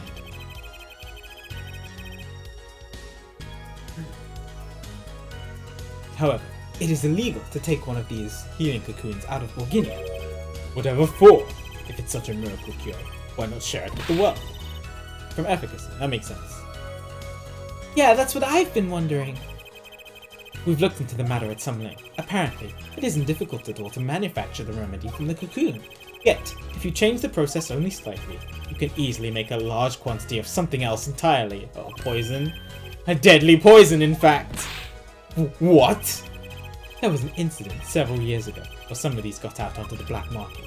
It caused quite the commotion in the global community. who the media was kept largely unaware. Intriguing! All this has led to a strict ban on the Cocoon's export, one rigidly enforced by Interpol, amongst others. Interpol? Right! The victim, Romain Latouche, was an Interpol agent. Detective Crescent, you insist on referring to him as a manager, but that is misleading. Romain Latouche wasn't killed as a manager. He was killed as an undercover agent. So I was trying to smuggle this gumball into the country? That's what you're trying to say? I'm saying that could well be a motive for murder. Oh, so I was just gonna sell it on the black market? Make myself a pretty penny? Ridiculous! I mean, totally unthinkable. Unthinkable, you say? Why? Perhaps it's time for another testimony about this smuggling of Cocoon's business. Another one? Cocoon smuggling! International Affairs got a memo about these cocoons. People's all hot and bothered about them. Can't sell them on the black market, too dangerous. Yeah, cocoon smuggling ain't exactly lucrative anymore.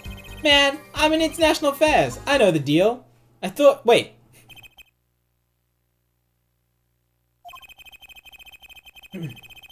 Interpol wanted these cocoons bad enough to send Mr. Latouche undercover. You kids think up these craziest things, but no way am I gonna risk life and limb just to get my hands on some dirty cocoon money. Not the most noble of statements, but duly noted. According to reports, these cocoons top Interpol's list. Selling them to an underground organization would be risky. Very well. You may begin the cross-examination. This is the only motive I've got. He was up to something. I'm gonna find out what. The only thing I can think of is he wanted it to save the Chief Justice's son, which they haven't brought up yet.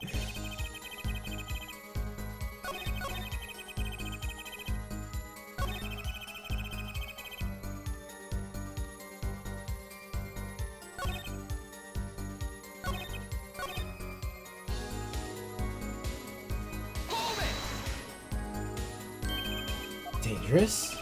Yeah, Interpol finds you, they arrest you on the spot. Or another marketeer might think you're a part of a sting and take you out himself. Times have changed. Coconut smuggling ain't... Cocoon smuggling ain't exactly lucrative anymore. But wouldn't scarcity drive up prices? Yeah, and attention. Every gangster and his brother would want a piece of that action. They'd turn your forehead into Swiss cheese before you could say objection. Maybe we can get them to cut his hair, too. Who's on trial here again? Man, you so obviously know nothing about the market. That's a bad thing. Don't even try to mess with me about this stuff.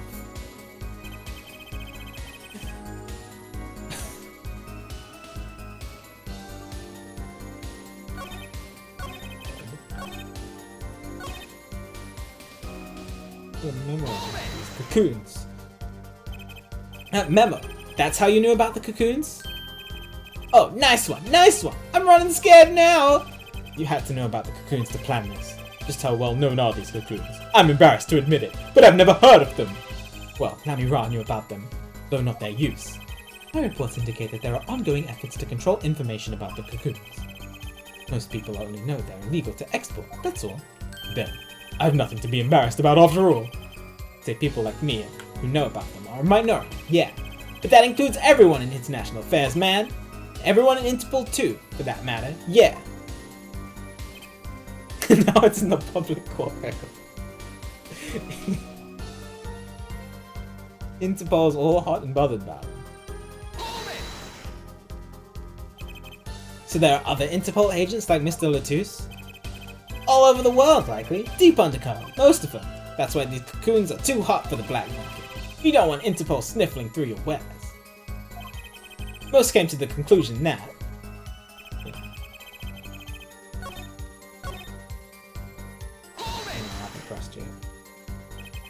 Which is why you know how to find a loophole in the system.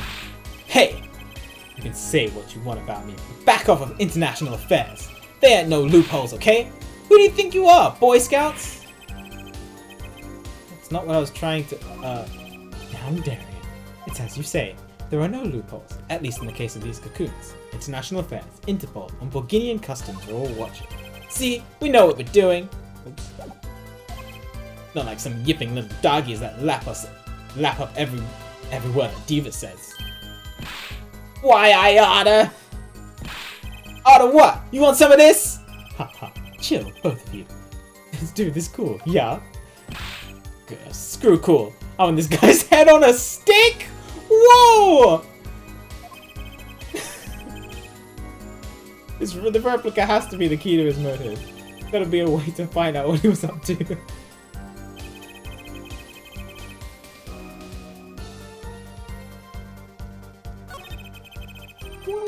Okay, I pressed everything. This.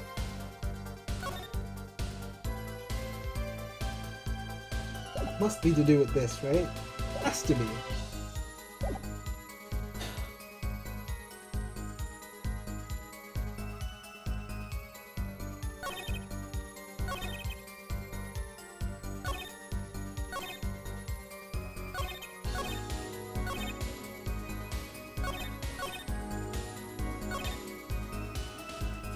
I don't know what to present it on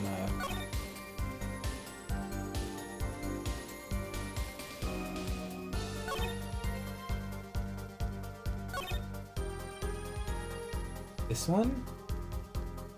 I'm trying to show that he's not using them for the black market.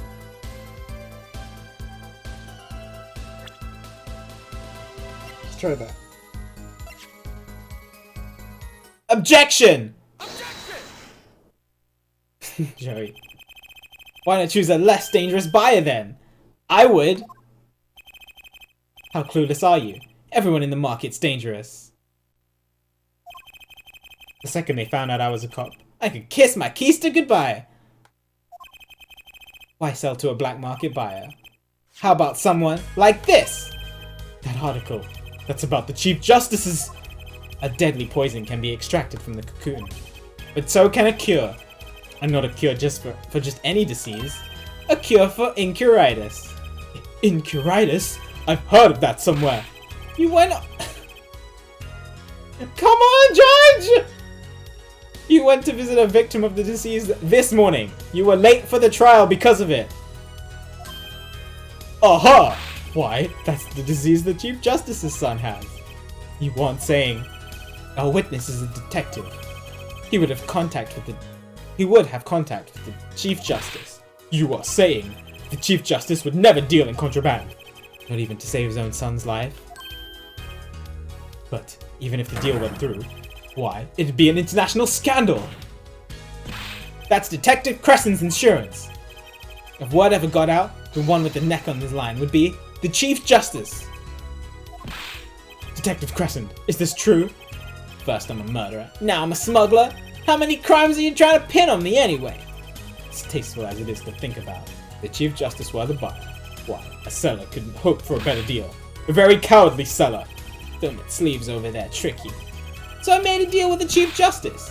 Where's your proof? My proof? Oh yeah, and you're forgetting one other important thing. Do tell. Interpol isn't the only ones out there watching this. Walginian Customs barely sleeps. They're so worried about cocoons getting out. So we were informed. Let's continue with the cross-examination.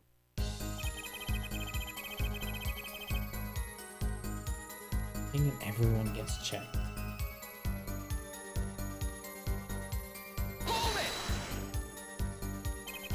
Just how strict is this customs check? Way strict. They keep planes on the ground for hours. I do recall it being a bit extreme. They were even confiscating gumdrops and marshmallows. Yes, it would be hard to distinguish them. That's right, Gavin was in Virginia. I remember setting off a metal detector several times. I had to practically strip naked to walk through. Here's a travel tip for you, Gavin. The bling at home, you glimmerous fop.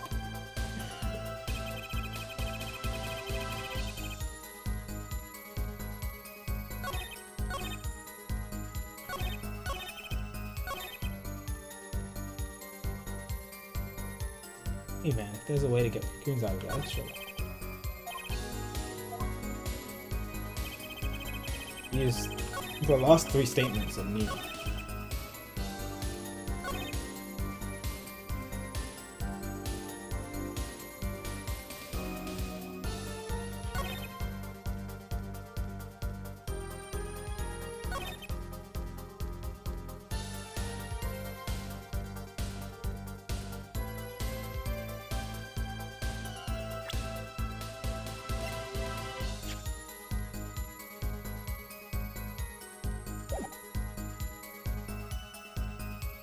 This one.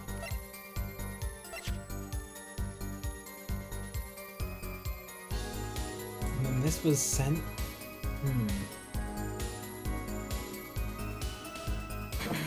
This is the. I think it's trying to tell me how it would be possible. Like, this replica was sent. I don't know if it was made in Beginia or not. And then the guitar was sent as well from Beginia. And it was wrapped like in like special stuff.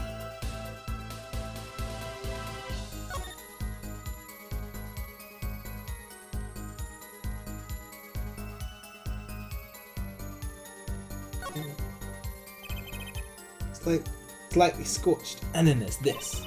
It's burned clean through. Yeah, it's pretty much a useless piece of junk. It's kind of... Wow! Poor Apollo! It's kind of like you after a trial, Apollo. Which part? The burn clean through, a useless piece of junk. Everyone is so rude today. I'm about to save a kid from a prison sentence and put a murderer away. But yet everybody... No, I don't want to hear it again, please.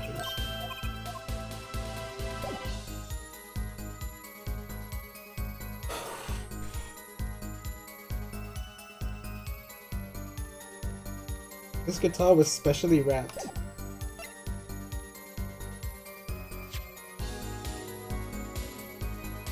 And this replica was just sent to his office. One of these two.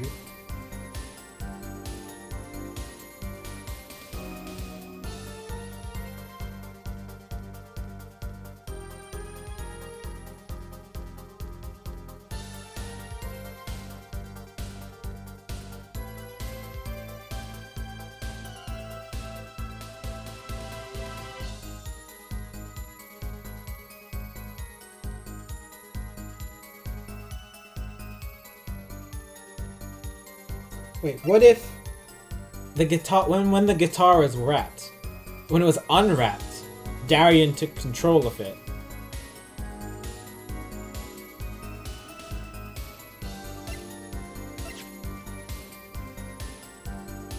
Which guitar case? Was it the guitar that he was using? Because if Darian had the keys to it... Oh, no, I think it was... Oh, it was before that, though. But I think if Darian, if the cocoon was inside the guitar case when it was wrapped, put in the case and shipped from Borginia to here, and Gavin, oh, not Gavin, and Darian managed to open it first, take the egg out, take the egg. You guys got the egg stuck in my head. Take the cocoon out before. That could work. And then try the guitar.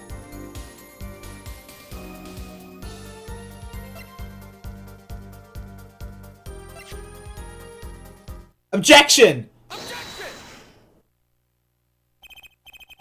Actually, there is one way. What? One way to get something out of the country. No checks. What is it? You become a prosecutor. A prosecutor? Ah! I don't believe it. Believe it, Prosecutor Gavin. What was it that you told me yesterday at your office? It was a beautiful instrument. It was played lovingly for many years. Guitar befitting of a woman. Befitting a woman like Lamy Raw, I can't speak. How did it end up here? I mentioned how much I enjoyed playing it that night, and she made a present for it. This guitar is from Beginia? That it is. You couldn't carry it on the plane. Changes in air pressure and humidity ruin the wood, so we vacuum packed it at Lamirar's studio. I used a special shipping service available to me for transporting evidence. That was it. They brought it right up to my office for me. Pristine and untouched. Untouched? Did I get that right, Prosecutor Gavin? Untouched? Quite. The guitar was wrapped in several sheets and vacuum packed in Borginia. The pack was untouched until the very day of the concert. Are you saying that guitar was... With cocoons this small, it would have been very easy to use your guitars as a mule to smuggle a cocoon out of Borginia. What? Which reminds me, Prosecutor Gavin. That guitar had some work done on it recently, right? Work? Good memory, forehead. Oh, you know how guitars have a round hole in the front? It's called the sound hole. Right, yeah, and that's what the thing, that's when he put the igniter in it.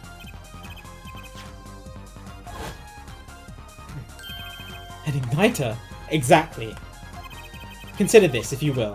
What if that igniter wasn't the only thing that was attached inside your guitar? You mean... He means this, of course. There was a way to get a cocoon out of the country. They could use Picky Prosecutor Gavin's privileged guitar as a mule. And who better to do that than someone with access? Like a member of the band. Got him. Order! Order! Order! So the igniter was placed in there for a clear reason, it seems. It was a safety precaution. A precaution?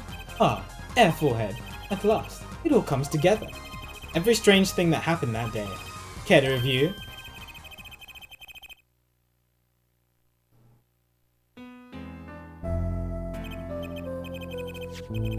First, my keys were stolen. A harmless misdemeanor. Play the video. Harmless misdemeanor, which forced me to break the lock of my guitar case. The key was stolen to retrieve the cocoon from the guitar. Yes! Okay, I was right about that. I see. But things didn't go so well. The smuggler wasn't counting on the guitar being wrapped. Only a member of the band can get near that case.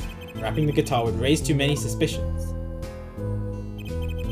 Then the concert began. Right about this time, a very large problem presented itself to the smuggler. What's that? Mr. Latouche. Mr. Latouche, undercover agent, was onto something. He would have known about the guitar. He'd only have to check the shipping record. So, Mr. Latouche tried to examine the guitar himself. The cocoon were confiscated then, the gig would be up. The only thing left for the smuggler to do is to get rid of the whole lot. Right. The guitar burst into flames, and the cocoon was lost. And then, Mr. Latouche died. Allow me Roar there to witness it. There's your case.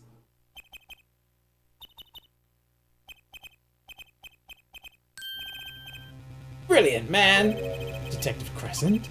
I gotta know, you make all that up on the fly? The shot happened before the guitar lit on fire, though. Does that change things? For a made-up story.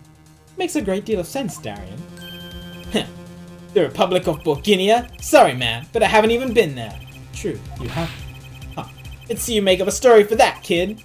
How'd I hide the cocoon in the first place, huh? Not so hard to imagine. You would help. Borginian accomplice. That's all. That you had an accomplice was clear from the start. The voice Lamiro heard proves it.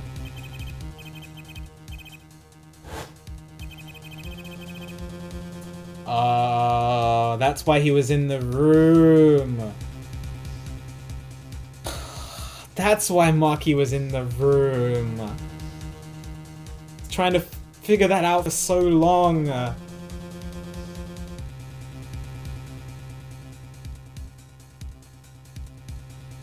Makes sense. You made this transmission from backstage, while your co-conspirator was on stage.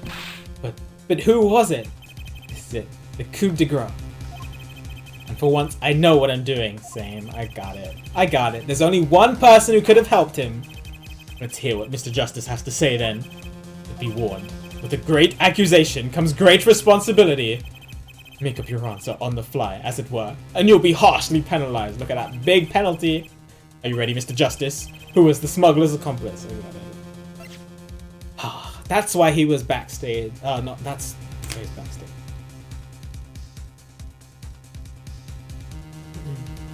That's how he was able to light it when he was on stage, and then that's why he was in the room. Because he was an accomplice. It was the judge. If I could choose the judge, I'd choose the judge. Take that! Only one person who meets all the requirements of the accomplice, and that person is the defendant, Maki Tobaye. But Mr. Justice, he's your client. A defense attorney accusing his client? That's a new one. I assure you, no one is more unhappy about this than I. But I am here to defend him in the murder of Mr. Latouche, and I stand by my statement earlier that he is innocent of that particular crime. Indeed, the defendant is Bogini. He does meet the basic requirements to be the accomplice. But what if it was, in fact, Lamirour? It couldn't have been. Well, you seem sure of yourself. The reason is electronic signals, Your Honor. Electronic signals? Recall that this remote only works to a range of 30 feet. Yeah, it'd have to be on the stage. Beyond that, it's useless. Yes, that's true. Now think back to the testimony. When the shooter made his transmission, Lamirour was in the air vent, right above the dressing room where the shooter stood. Let's look at the stage diagram. Big brain. This is the area that the remote could reach from the air vent. Well, looking at this, it seems that Lamirour could still have done the deed. No. When the shooter made that transmission, the stage was slightly different than shown here. It was raised, yeah. It was in the middle of the guitar serenade. However, part of the stage was raised. Prosecutor Gavin and Lamirour, I can't look. Okay. They were on a tower. The important part. In other words, the remote couldn't have worked from Lamirour's position in the air vent. Ha! Well, Detective Crescent, what do you say to that? Your Honor. Yes, Detective? Could we see the video where Gavin's guitar burns? Just one more time? Well, I don't see why not. What? Don't tell me there's a way out of this. Right, he's gonna say it's happened after.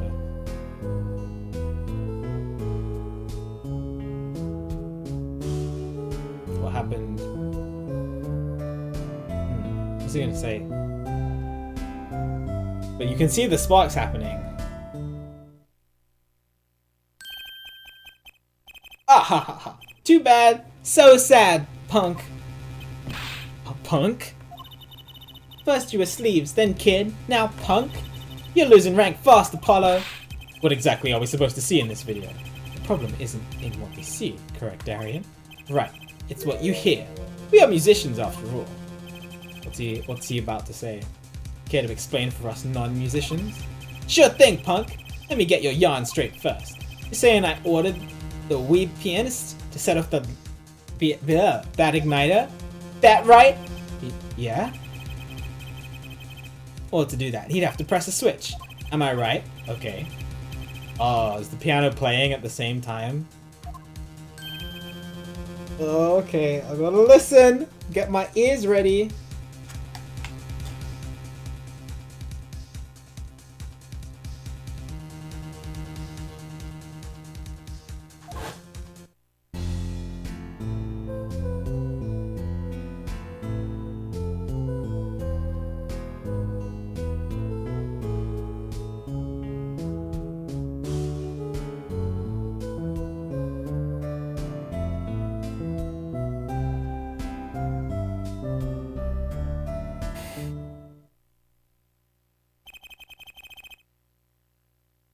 Is there a difference? Seems to be the problem there. The piano sounded just fine. And that's the problem, man! You still don't get it. Ah. Yeah, how's he supposed to hit that switch if he's playing? You've got Miss Diva, the guitar, the bass, the piano, and the drums. The only one with her hands free was the Diva. Lamirour, but according to you, she couldn't have been the accomplice, could she? Ugh.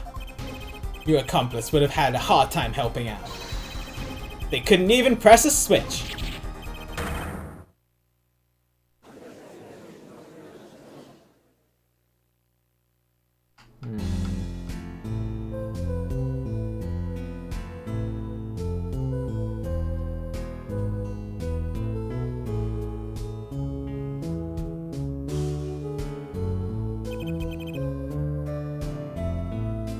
It doesn't stop.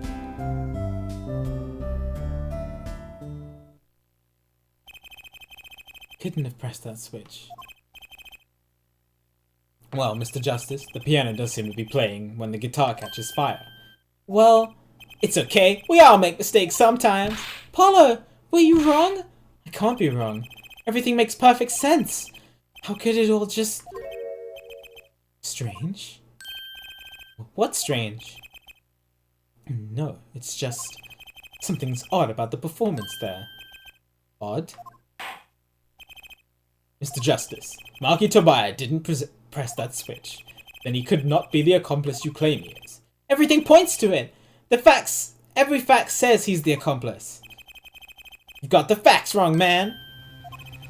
Here's some facts for you. Gavin's guitar is on fire, but the pianist didn't press that switch. In other words, your story is full of holes! Mr. Justice, let's hear your final opinion on this matter now. Was the defendant, Maki Tobiah, the accomplice? Your answer will reflect on everything you've said here. Give it some thought. Apollo, if Maki's not the accomplice, then our whole case is ruined. I know that. It has to be him. He was the only one who could have helped the smuggler. He had to have pressed that switch. Well, you better find a way to prove it. What do I do? What do I do? There has to be something that doesn't fit. Something odd. Something odd. I mean, Gavin said there was something odd. Wait a second. What? You thought of something? What was Gavin saying just now? Something odd about the performance.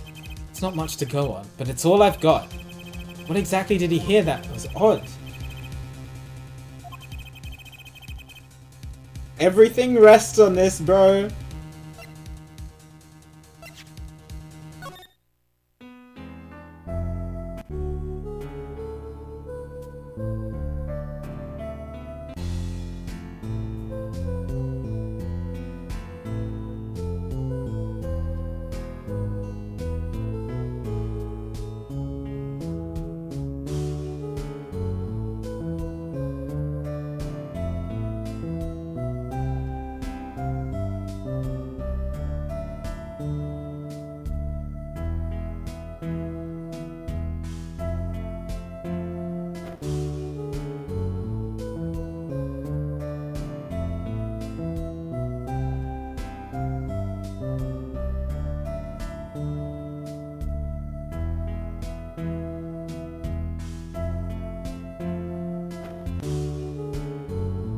Sorry, I'm trying to listen.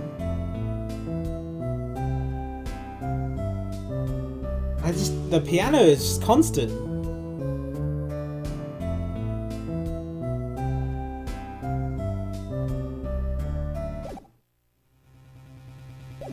What is he hearing?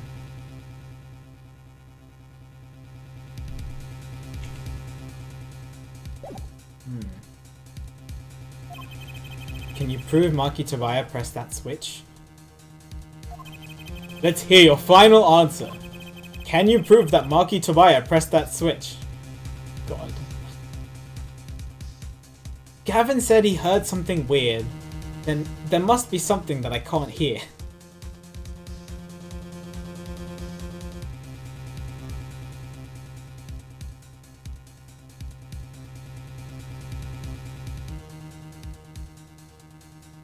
Taka.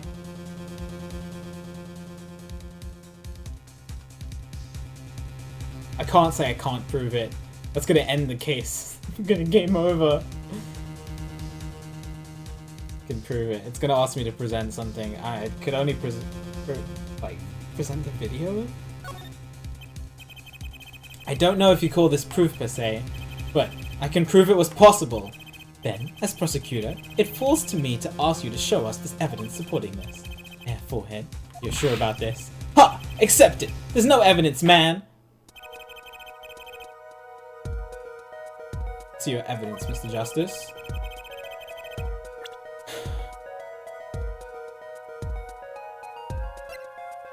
To look at the video.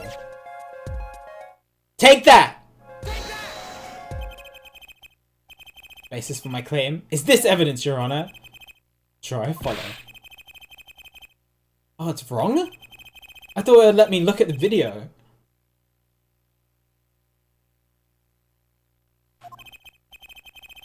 Maybe I picked the wrong evidence.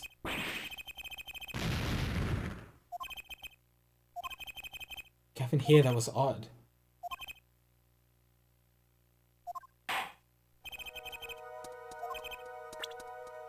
What? It's not the video.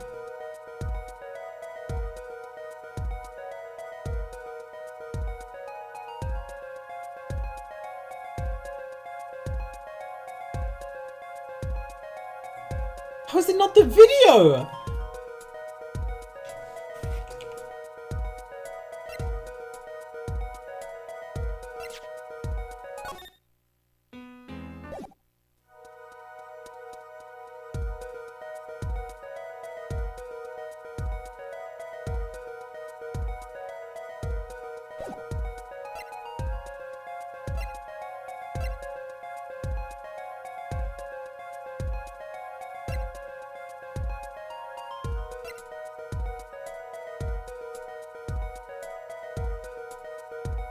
Oh, maybe I can separate it with the mixing board and look at the piano part. Take that! The basis for my claim is music, Your Honor. I think that's right. Music? What about music? Let's listen to the piano part around the time when the switch was to be pressed. Right before the guitar burst into flames.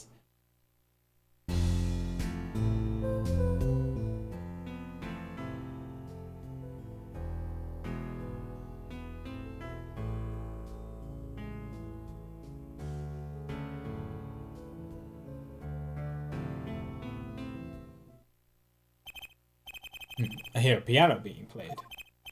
But doesn't it sound kind of simple? Simple? Ah, I think I know what he's suggesting.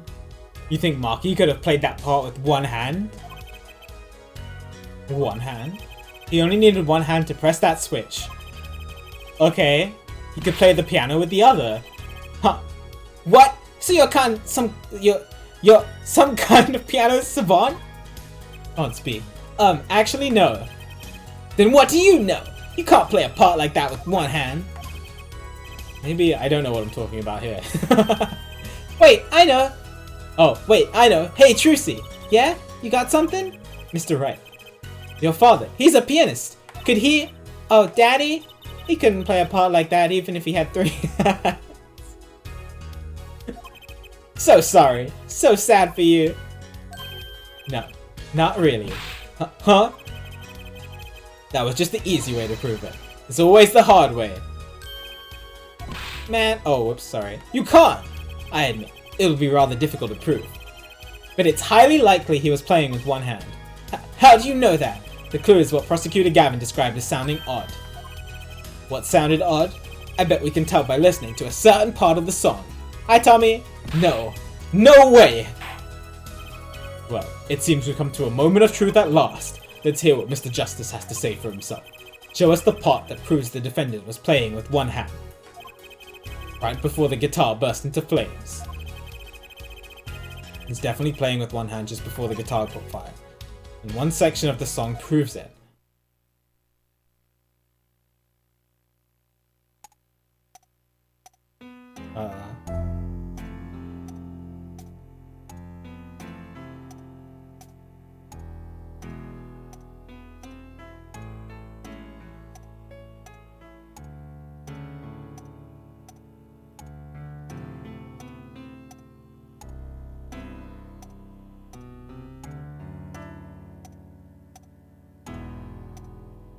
Well, looks good, Jerry. Wow.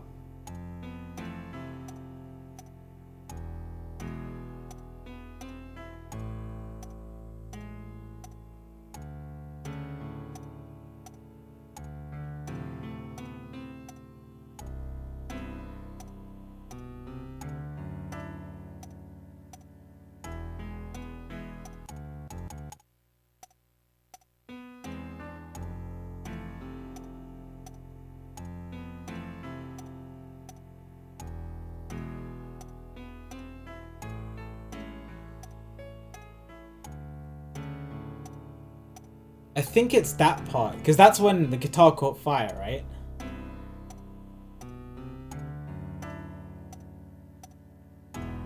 Yeah, like, that sounds like a two-handed chord, whereas the first just sounds, right at the end, just sounds like a one-handed trill. Not trill.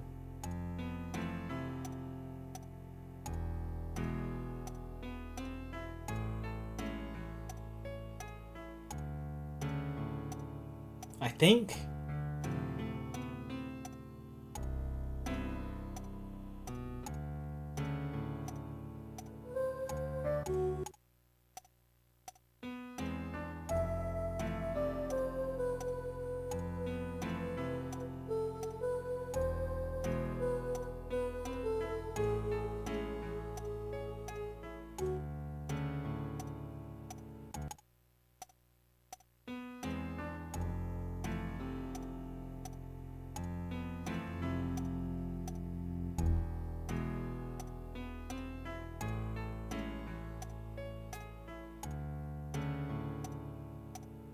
I think it's the first section.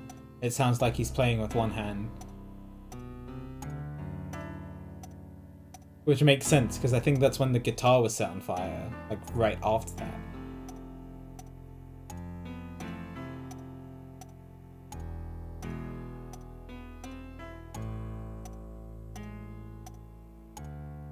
That third section too. Less so. Definitely not that.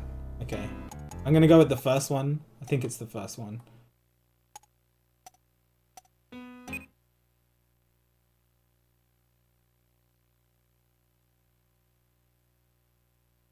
Take that!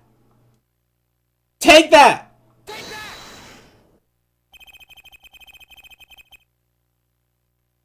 Prosecutor Gavin, I'm sure you've realized by now just what it was that sounded odd to you. As I'm sure you've realized it yourself, Air Forehead. That's right. Realized what? I'll demonstrate. Let's listen to this part in question again, shall we? Pay particular attention to the butter-fleeting melody phrase.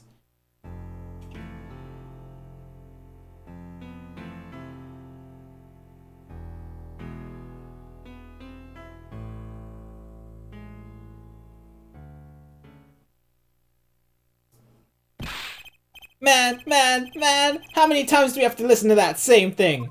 I know, it's a lot, but it's worth it. You're right, enough of that.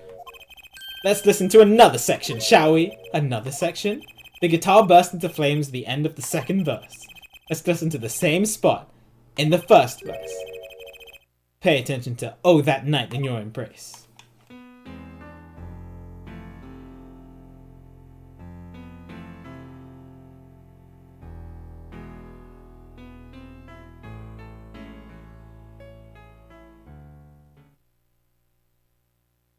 That's right. Ah, play verse 2 again.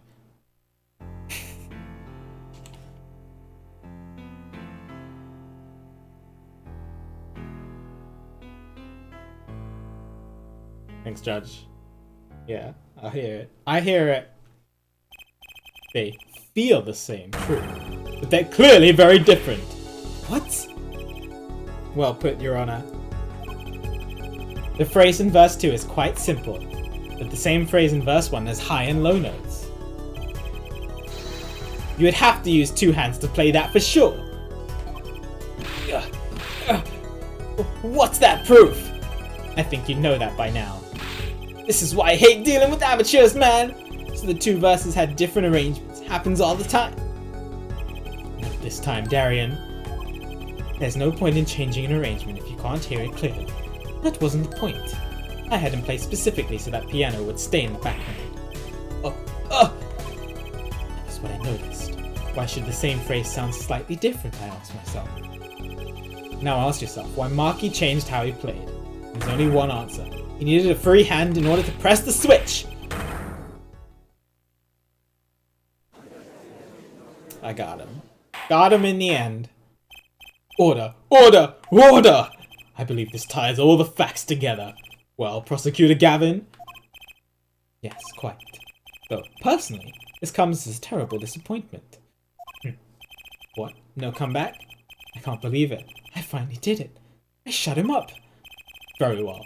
Barring an objection from the prosecution, I will now state the court's opinion on this matter.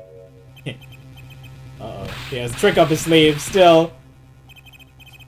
Good show, Sleeves. No, great show. It's not over. I don't like it when he looks so happy. You tell him, Gavin. Tell him what's so disappointing. Personally, I'm terribly disappointed in you, Air Forehead. Huh? Me? What did I get wrong? Don't get me wrong, your case is solid. The facts all check out, but even now, you have yet to show us a single piece of decisive evidence. Yeah, but the facts, anyone can see it was him. Unfortunately, anyone does not include the law. But your case doesn't cut it. But 1,000 facts might point towards the same conclusion, but without decisive evidence, it's not proof. That's the rule under our current legal system. don't believe it. It does not seem as though the defense has any more evidence to present. Oh, I think if he did, we already would have seen it a long ways back. It is unfortunate, but at present, this court is unable to acknowledge your accusation. What? Truth is staring us all right in the face. Why can't they see it? What's the point of a legal system that protects criminals? Apollo, remember what Daddy said. Especially not under the current court system. Good luck, and be aware that it will be impossible to prove his guilt by conventional methods. Every man has an igniter inside him, so we have to get him.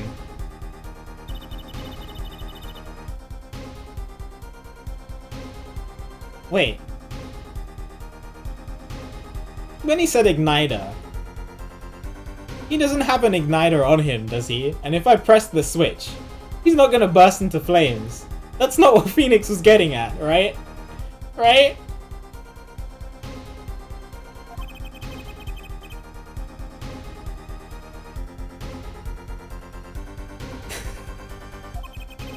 It just meant a weak spot.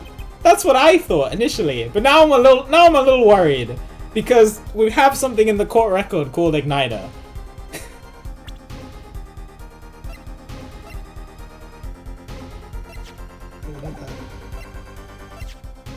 I'm just like, oh.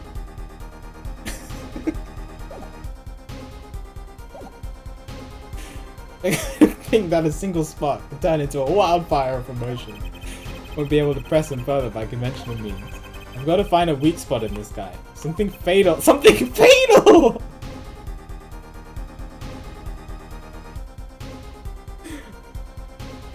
Get back to work now or what? May look like I've got a lot of time on my hands, but I've got no more time to play pretend with that deadweight attorney.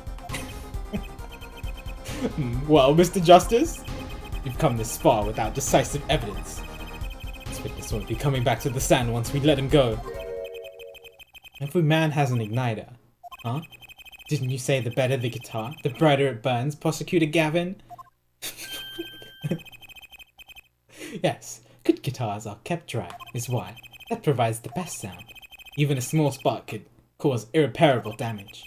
Your plan has an igniter in it too, Detective. It was there from the very beginning. What? Fighting time, Justice. If you blow this one, you'll be out of your hands for good. Go for it, Apollo. What? And this igniter's supposed to come burn me up? It's almost poetic there, Mr. Attorney. All the better. I'm rather fond of poetry, and I intend to hear this one through to the very end. Yeah, Forehead. You are accusing this man, Dario Crescent, of 2 crimes. The murder of Mr. Latouche, and the smuggling of a beginning cocoon. This is your last chance to prove this case. This trial has already run on for far too long. Mr. Justice, this will be my last warning. Oh my god, it's almost been 12 hours. The moment this igniter of yours turns out to be a dud. They keep using the word igniter. I'm worried that I'm about to light someone on fire. Is the moment this cross-examination ends. Understood? Yes, Your Honor. Then, let's have it. Show us the basis for these accusations against Darian Crescent. Okay, this is really my last chance. The key that will take apart Darian Crescent's plan is...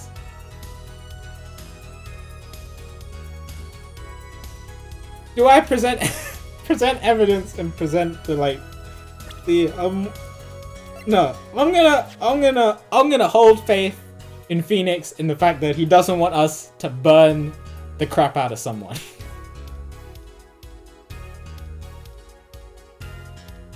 Right. Right.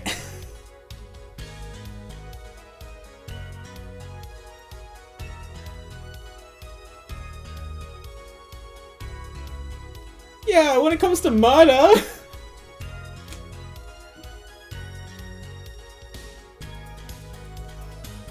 What if I ban?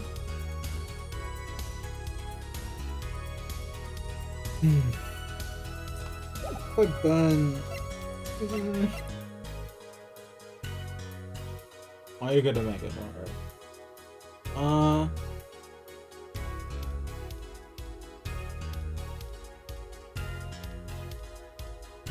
Oh, if it is okay, I will gift. How many subs for if Darian gets set on fire?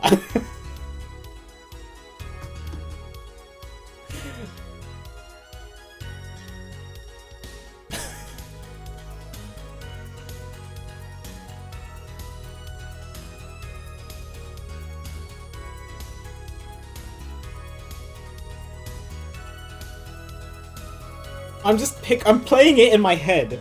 Like, pressing present evidence and then presenting the remote control. The remote trigger. And then just Apollo being like this and then just pressing the button and Darian's hair gets lit on fire. That's the image that's playing in my head right now.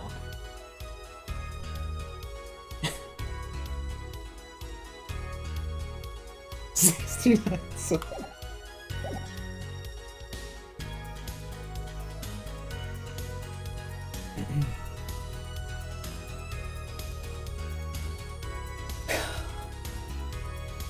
Okay, if it's not that, I have the evidence for it.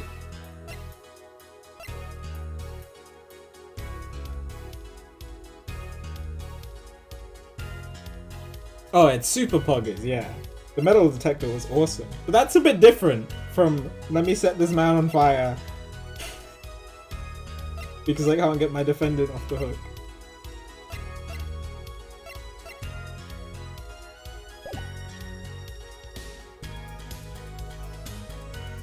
Why did they keep using the word igniter?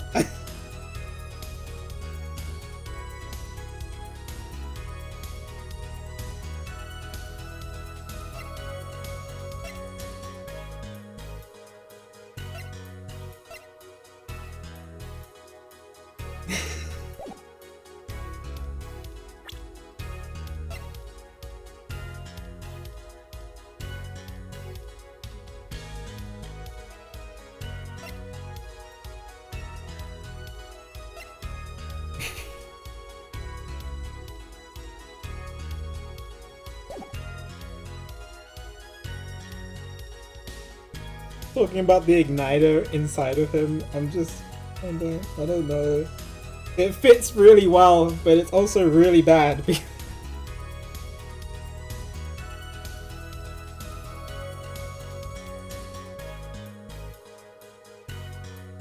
There's no way we burn down the courtroom, right? Because we still have one more case left.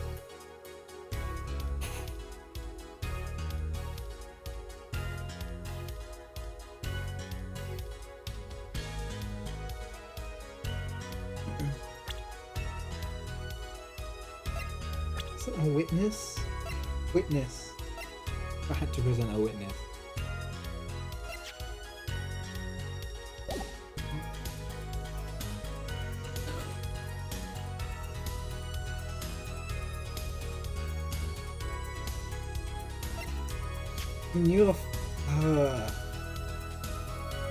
Wait, maybe that's what he means by igniter.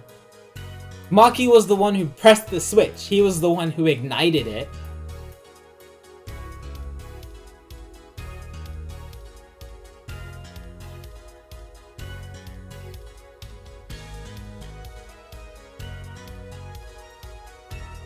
It's nothing, Gap. Don't worry about it.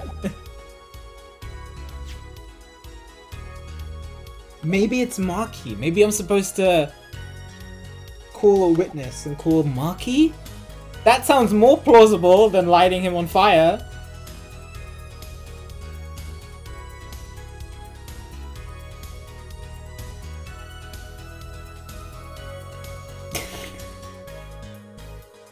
Alright, I'll tell you what. I'm gonna do this, call a witness. Hopefully, if it turns out it's not Maki, then I'm gonna try, and I come back to this screen, then I'm gonna present the evidence of setting it on fire. That's the plan. Alright, let's do this. Your igniter isn't a piece of evidence. Oh. Huh? So what is? It is true that I couldn't show decisive evidence, but perhaps what I needed to prove my case was something else. You mean a witness? Proving his guilt is a tall order, but I've got just the person to do it. I mean, he must have known about everything, right? If he was his accomplice. Very well, Mr. Justice. Who is the person you can prove Darien Crescent's guilt? Take that! One person who can prove Darien Crescent's guilt is the defendant, Maki Tobaye! Your client? Again? Yeah, they should have given me a full penalty there, but that's okay, don't worry. Maki Tobaye was an accomplice to the cocoon smuggling plot. Without him, Darien Crescent could not have gotten the cocoon. Furthermore, he can easily prove that the one who plotted to smuggle that cocoon is the real criminal in this case. How so? It would require just one of the very cocoons Mr. Latouche was looking for. The cooperation of the Republic of Borginia. We could burn a cocoon. Huh? The burnt cocoon would leave a particular residue. A residue we would, no doubt, also find inside the burned out guitar. Oh. Clever, Wolfie. Wolfie, this case became super crazy. And it's 12 AM. And I'm so hyped. Aha! Very scientific of you.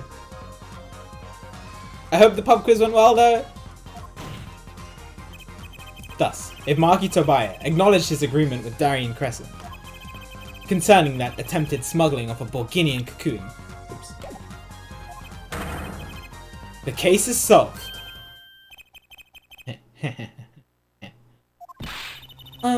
Darien's laughing again. 53 is pretty good, Wolfie. Your unrelenting passion is remarkable. You really want to get me, don't you? Too bad you'll never be able to. Why not? The little key tickler. The little key tickler won't acknowledge anything. Especially not anything to do with cocoon smuggling. What's this all about? Take a cocoon out of the country means death. By Borginian law. Ah, yeah, see? If our pianist really was a smuggler, then testifying about it would be suicide. Believe me, he's not talking. But you're wrong, Detective Crescent. What? It's the other way around. If Maki doesn't admit smuggling here, he's in deep trouble. Huh?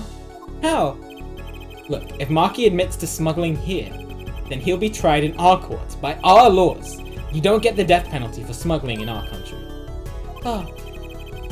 The victim in this case was an undercover Interpol agent. I'm sure that news has already reached Borginia, and they'll likely broadcast our dealings in court today, including the part about the Borginian cocoon. Yeah, but...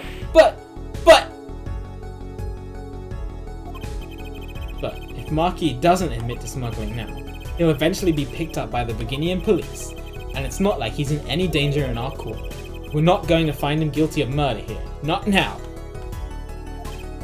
Yeah, but you can't do this! You can't accuse me!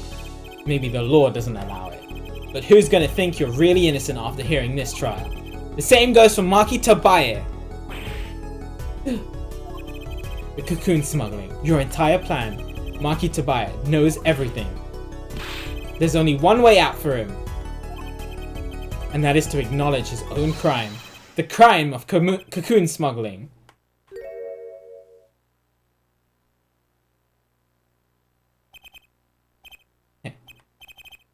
Don't worry there. I'll get you out of the country. I'll set you up someplace. Hidden mansion? Real nice. You want a house made out of cookies? Oh no. A house made out of pianos? Come on! Desperate. Please!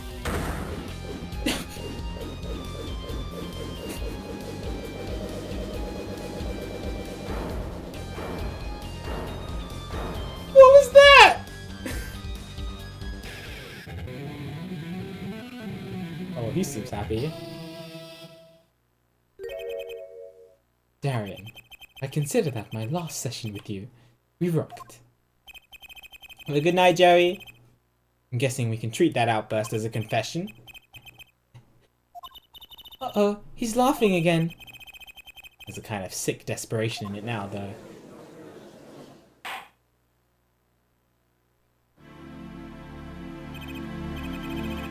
Well, have you been listening to today's trial?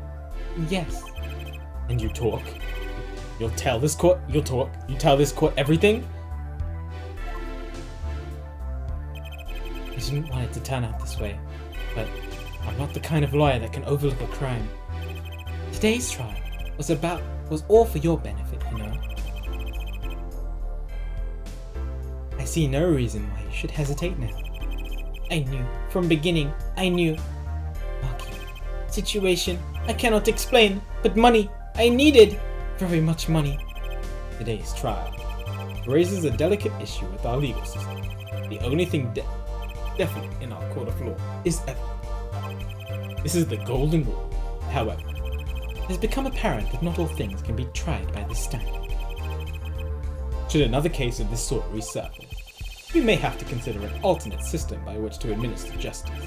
Anyway, Mr. Maki Tobaye, Yes. I promise you will receive a fair trial by the laws of our country. And, with regards to our current charges for the murder of Mr. Latus, this court is prepared to announce a verdict. His blue eyes! I thank you. I only lie, but you see truth. You find truth. That's our job. Very well. This court finds the defendant, Maki Tobaye. Got him! Whew! That was crazy. Jesus! Court is adjourned.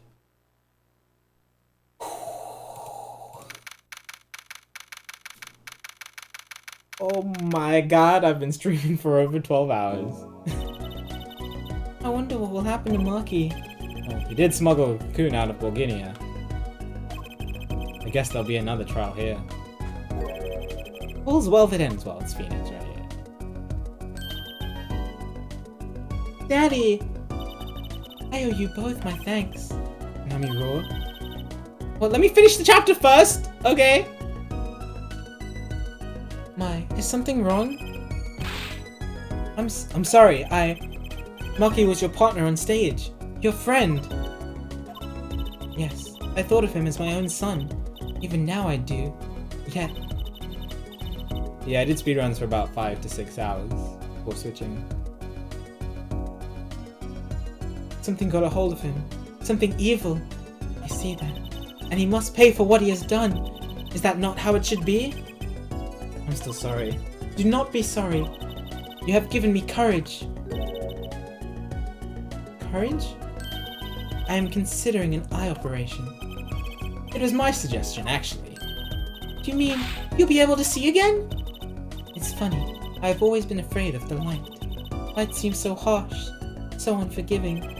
According to the doctor, Namiro lost her sight due to some kind of accident. Accident? As you know, I suffer from amnesia. I fear that if I could see, perhaps it would open my eyes to the truth I have been running from. I was scared. You know what changed her mind? Hearing your defense in there today. She could feel your gaze, unwavering, always looking straight at the truth. The light returns to my eyes. I think I will take up painting. Painting? That's right. She's the landscape painter in sound, after all. I will paint the two of you. Promise. Aww. Woohoo! I can't wait, Lamiro. I owe my thanks to you too, Paul. Thanks, Mr. Wright. But for what? You reminded me I need to hurry things along. On my secret mission, Secret mission, eyes emoji. Right, your secret mission. There were a lot of big pod moments during this. Apollo, Trucy, I hope that we meet again soon someday. You bet, me too. And so, like a ballad, the trial flowed on and on until it came to the end. Thanks to the trial, the guitar serenade was a huge hit. Prosecutor Gavin's even more dazzling to look at now. But there's something I want to say to that guy. Next time you write a ballad, have them catch the killer at the end. The end. Whew. Oh my lord. That was good. That trial went on for way longer than I expected.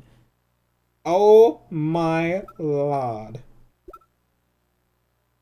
Jesus, I'm not watching the next intro. Last time I watched a 4 intro, it scarred me.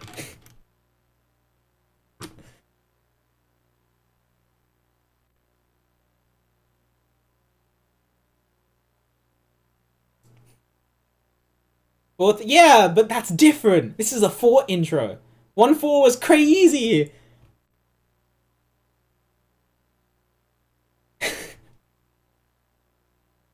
Merry Christmas. Oh my lord. Wasn't that crazy? But what if this one is crazy?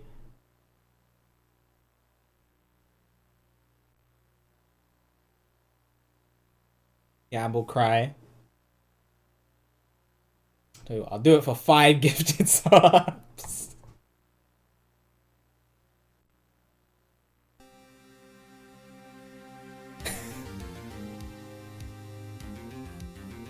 Putting it all on the line.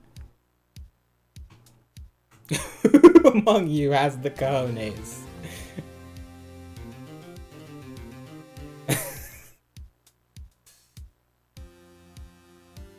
I'm just gonna end stream real quick. That was really panic. I should have. Right, I have to watch it twice now.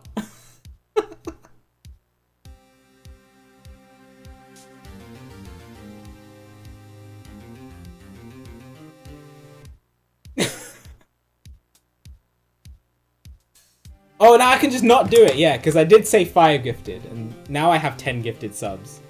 Fi! No! I just finished stream! Oh no! Now I have to watch it. I just got... Okay, alright. Here's the situation. Here's the situation. I just finished 12-hour stream.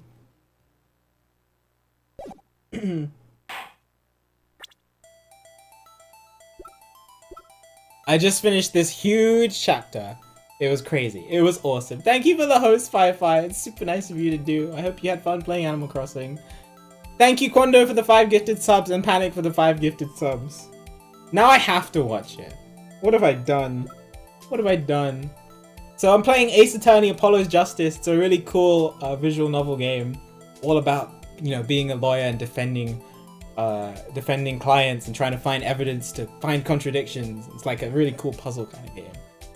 And we're about to watch the intro to episode 4 before I end stream. I'm sorry I'm so close to ending stream. You guys are here. I do plan to stream Ace Attorney tomorrow, so it wouldn't be that bad, okay? I'll just have one night of restless sleep if it's bad. Let's do it. Let's see what happens. It shouldn't be that bad, right? The 3 intro wasn't that bad. It's gonna be bad because it's a 4 intro. Where am I from? I'm from the UK. From London, specifically. I am very tired, that is true. I woke up about just before 6 AM today. And it's just past midnight. Alright, let's do it. Let's see it. Are we ready? Are you ready, chat? I'm about to watch 4-4. The intro.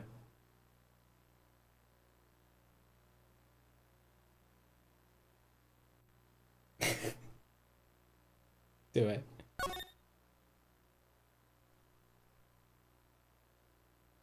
That is the whole truth of this case.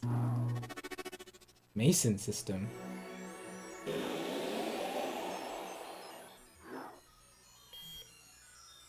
Someone's in the hospital.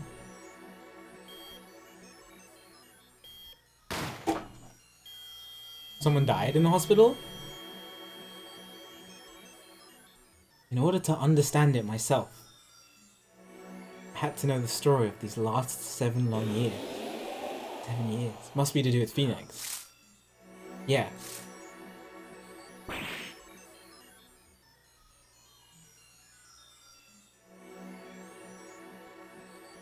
Nothing happens by chance. All is connected.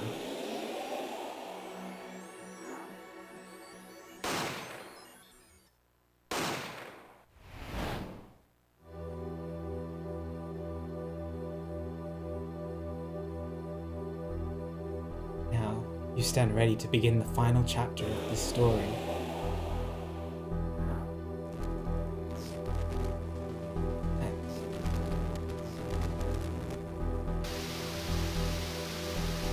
Did she just fall down in court?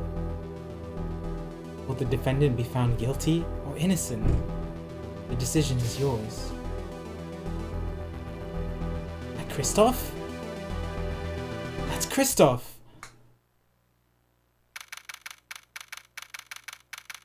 Uh-oh.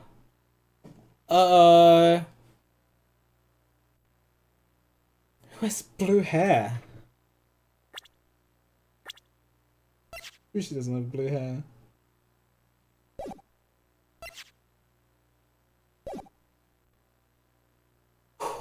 Interesting.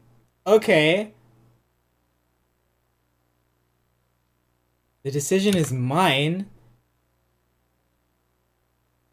God, it sounds like 2-4 all over again. You know, when I had the decision to prove whether he was innocent or guilty.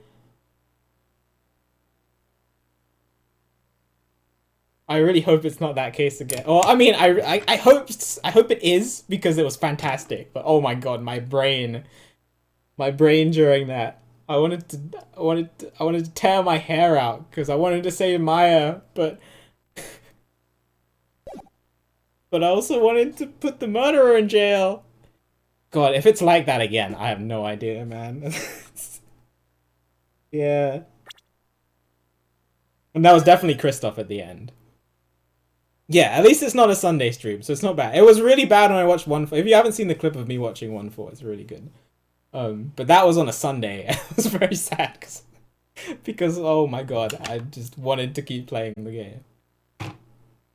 Yeah, so today is Saturday. I'll be playing Ace Attorney on Sunday. Tomorrow. It's gonna be great.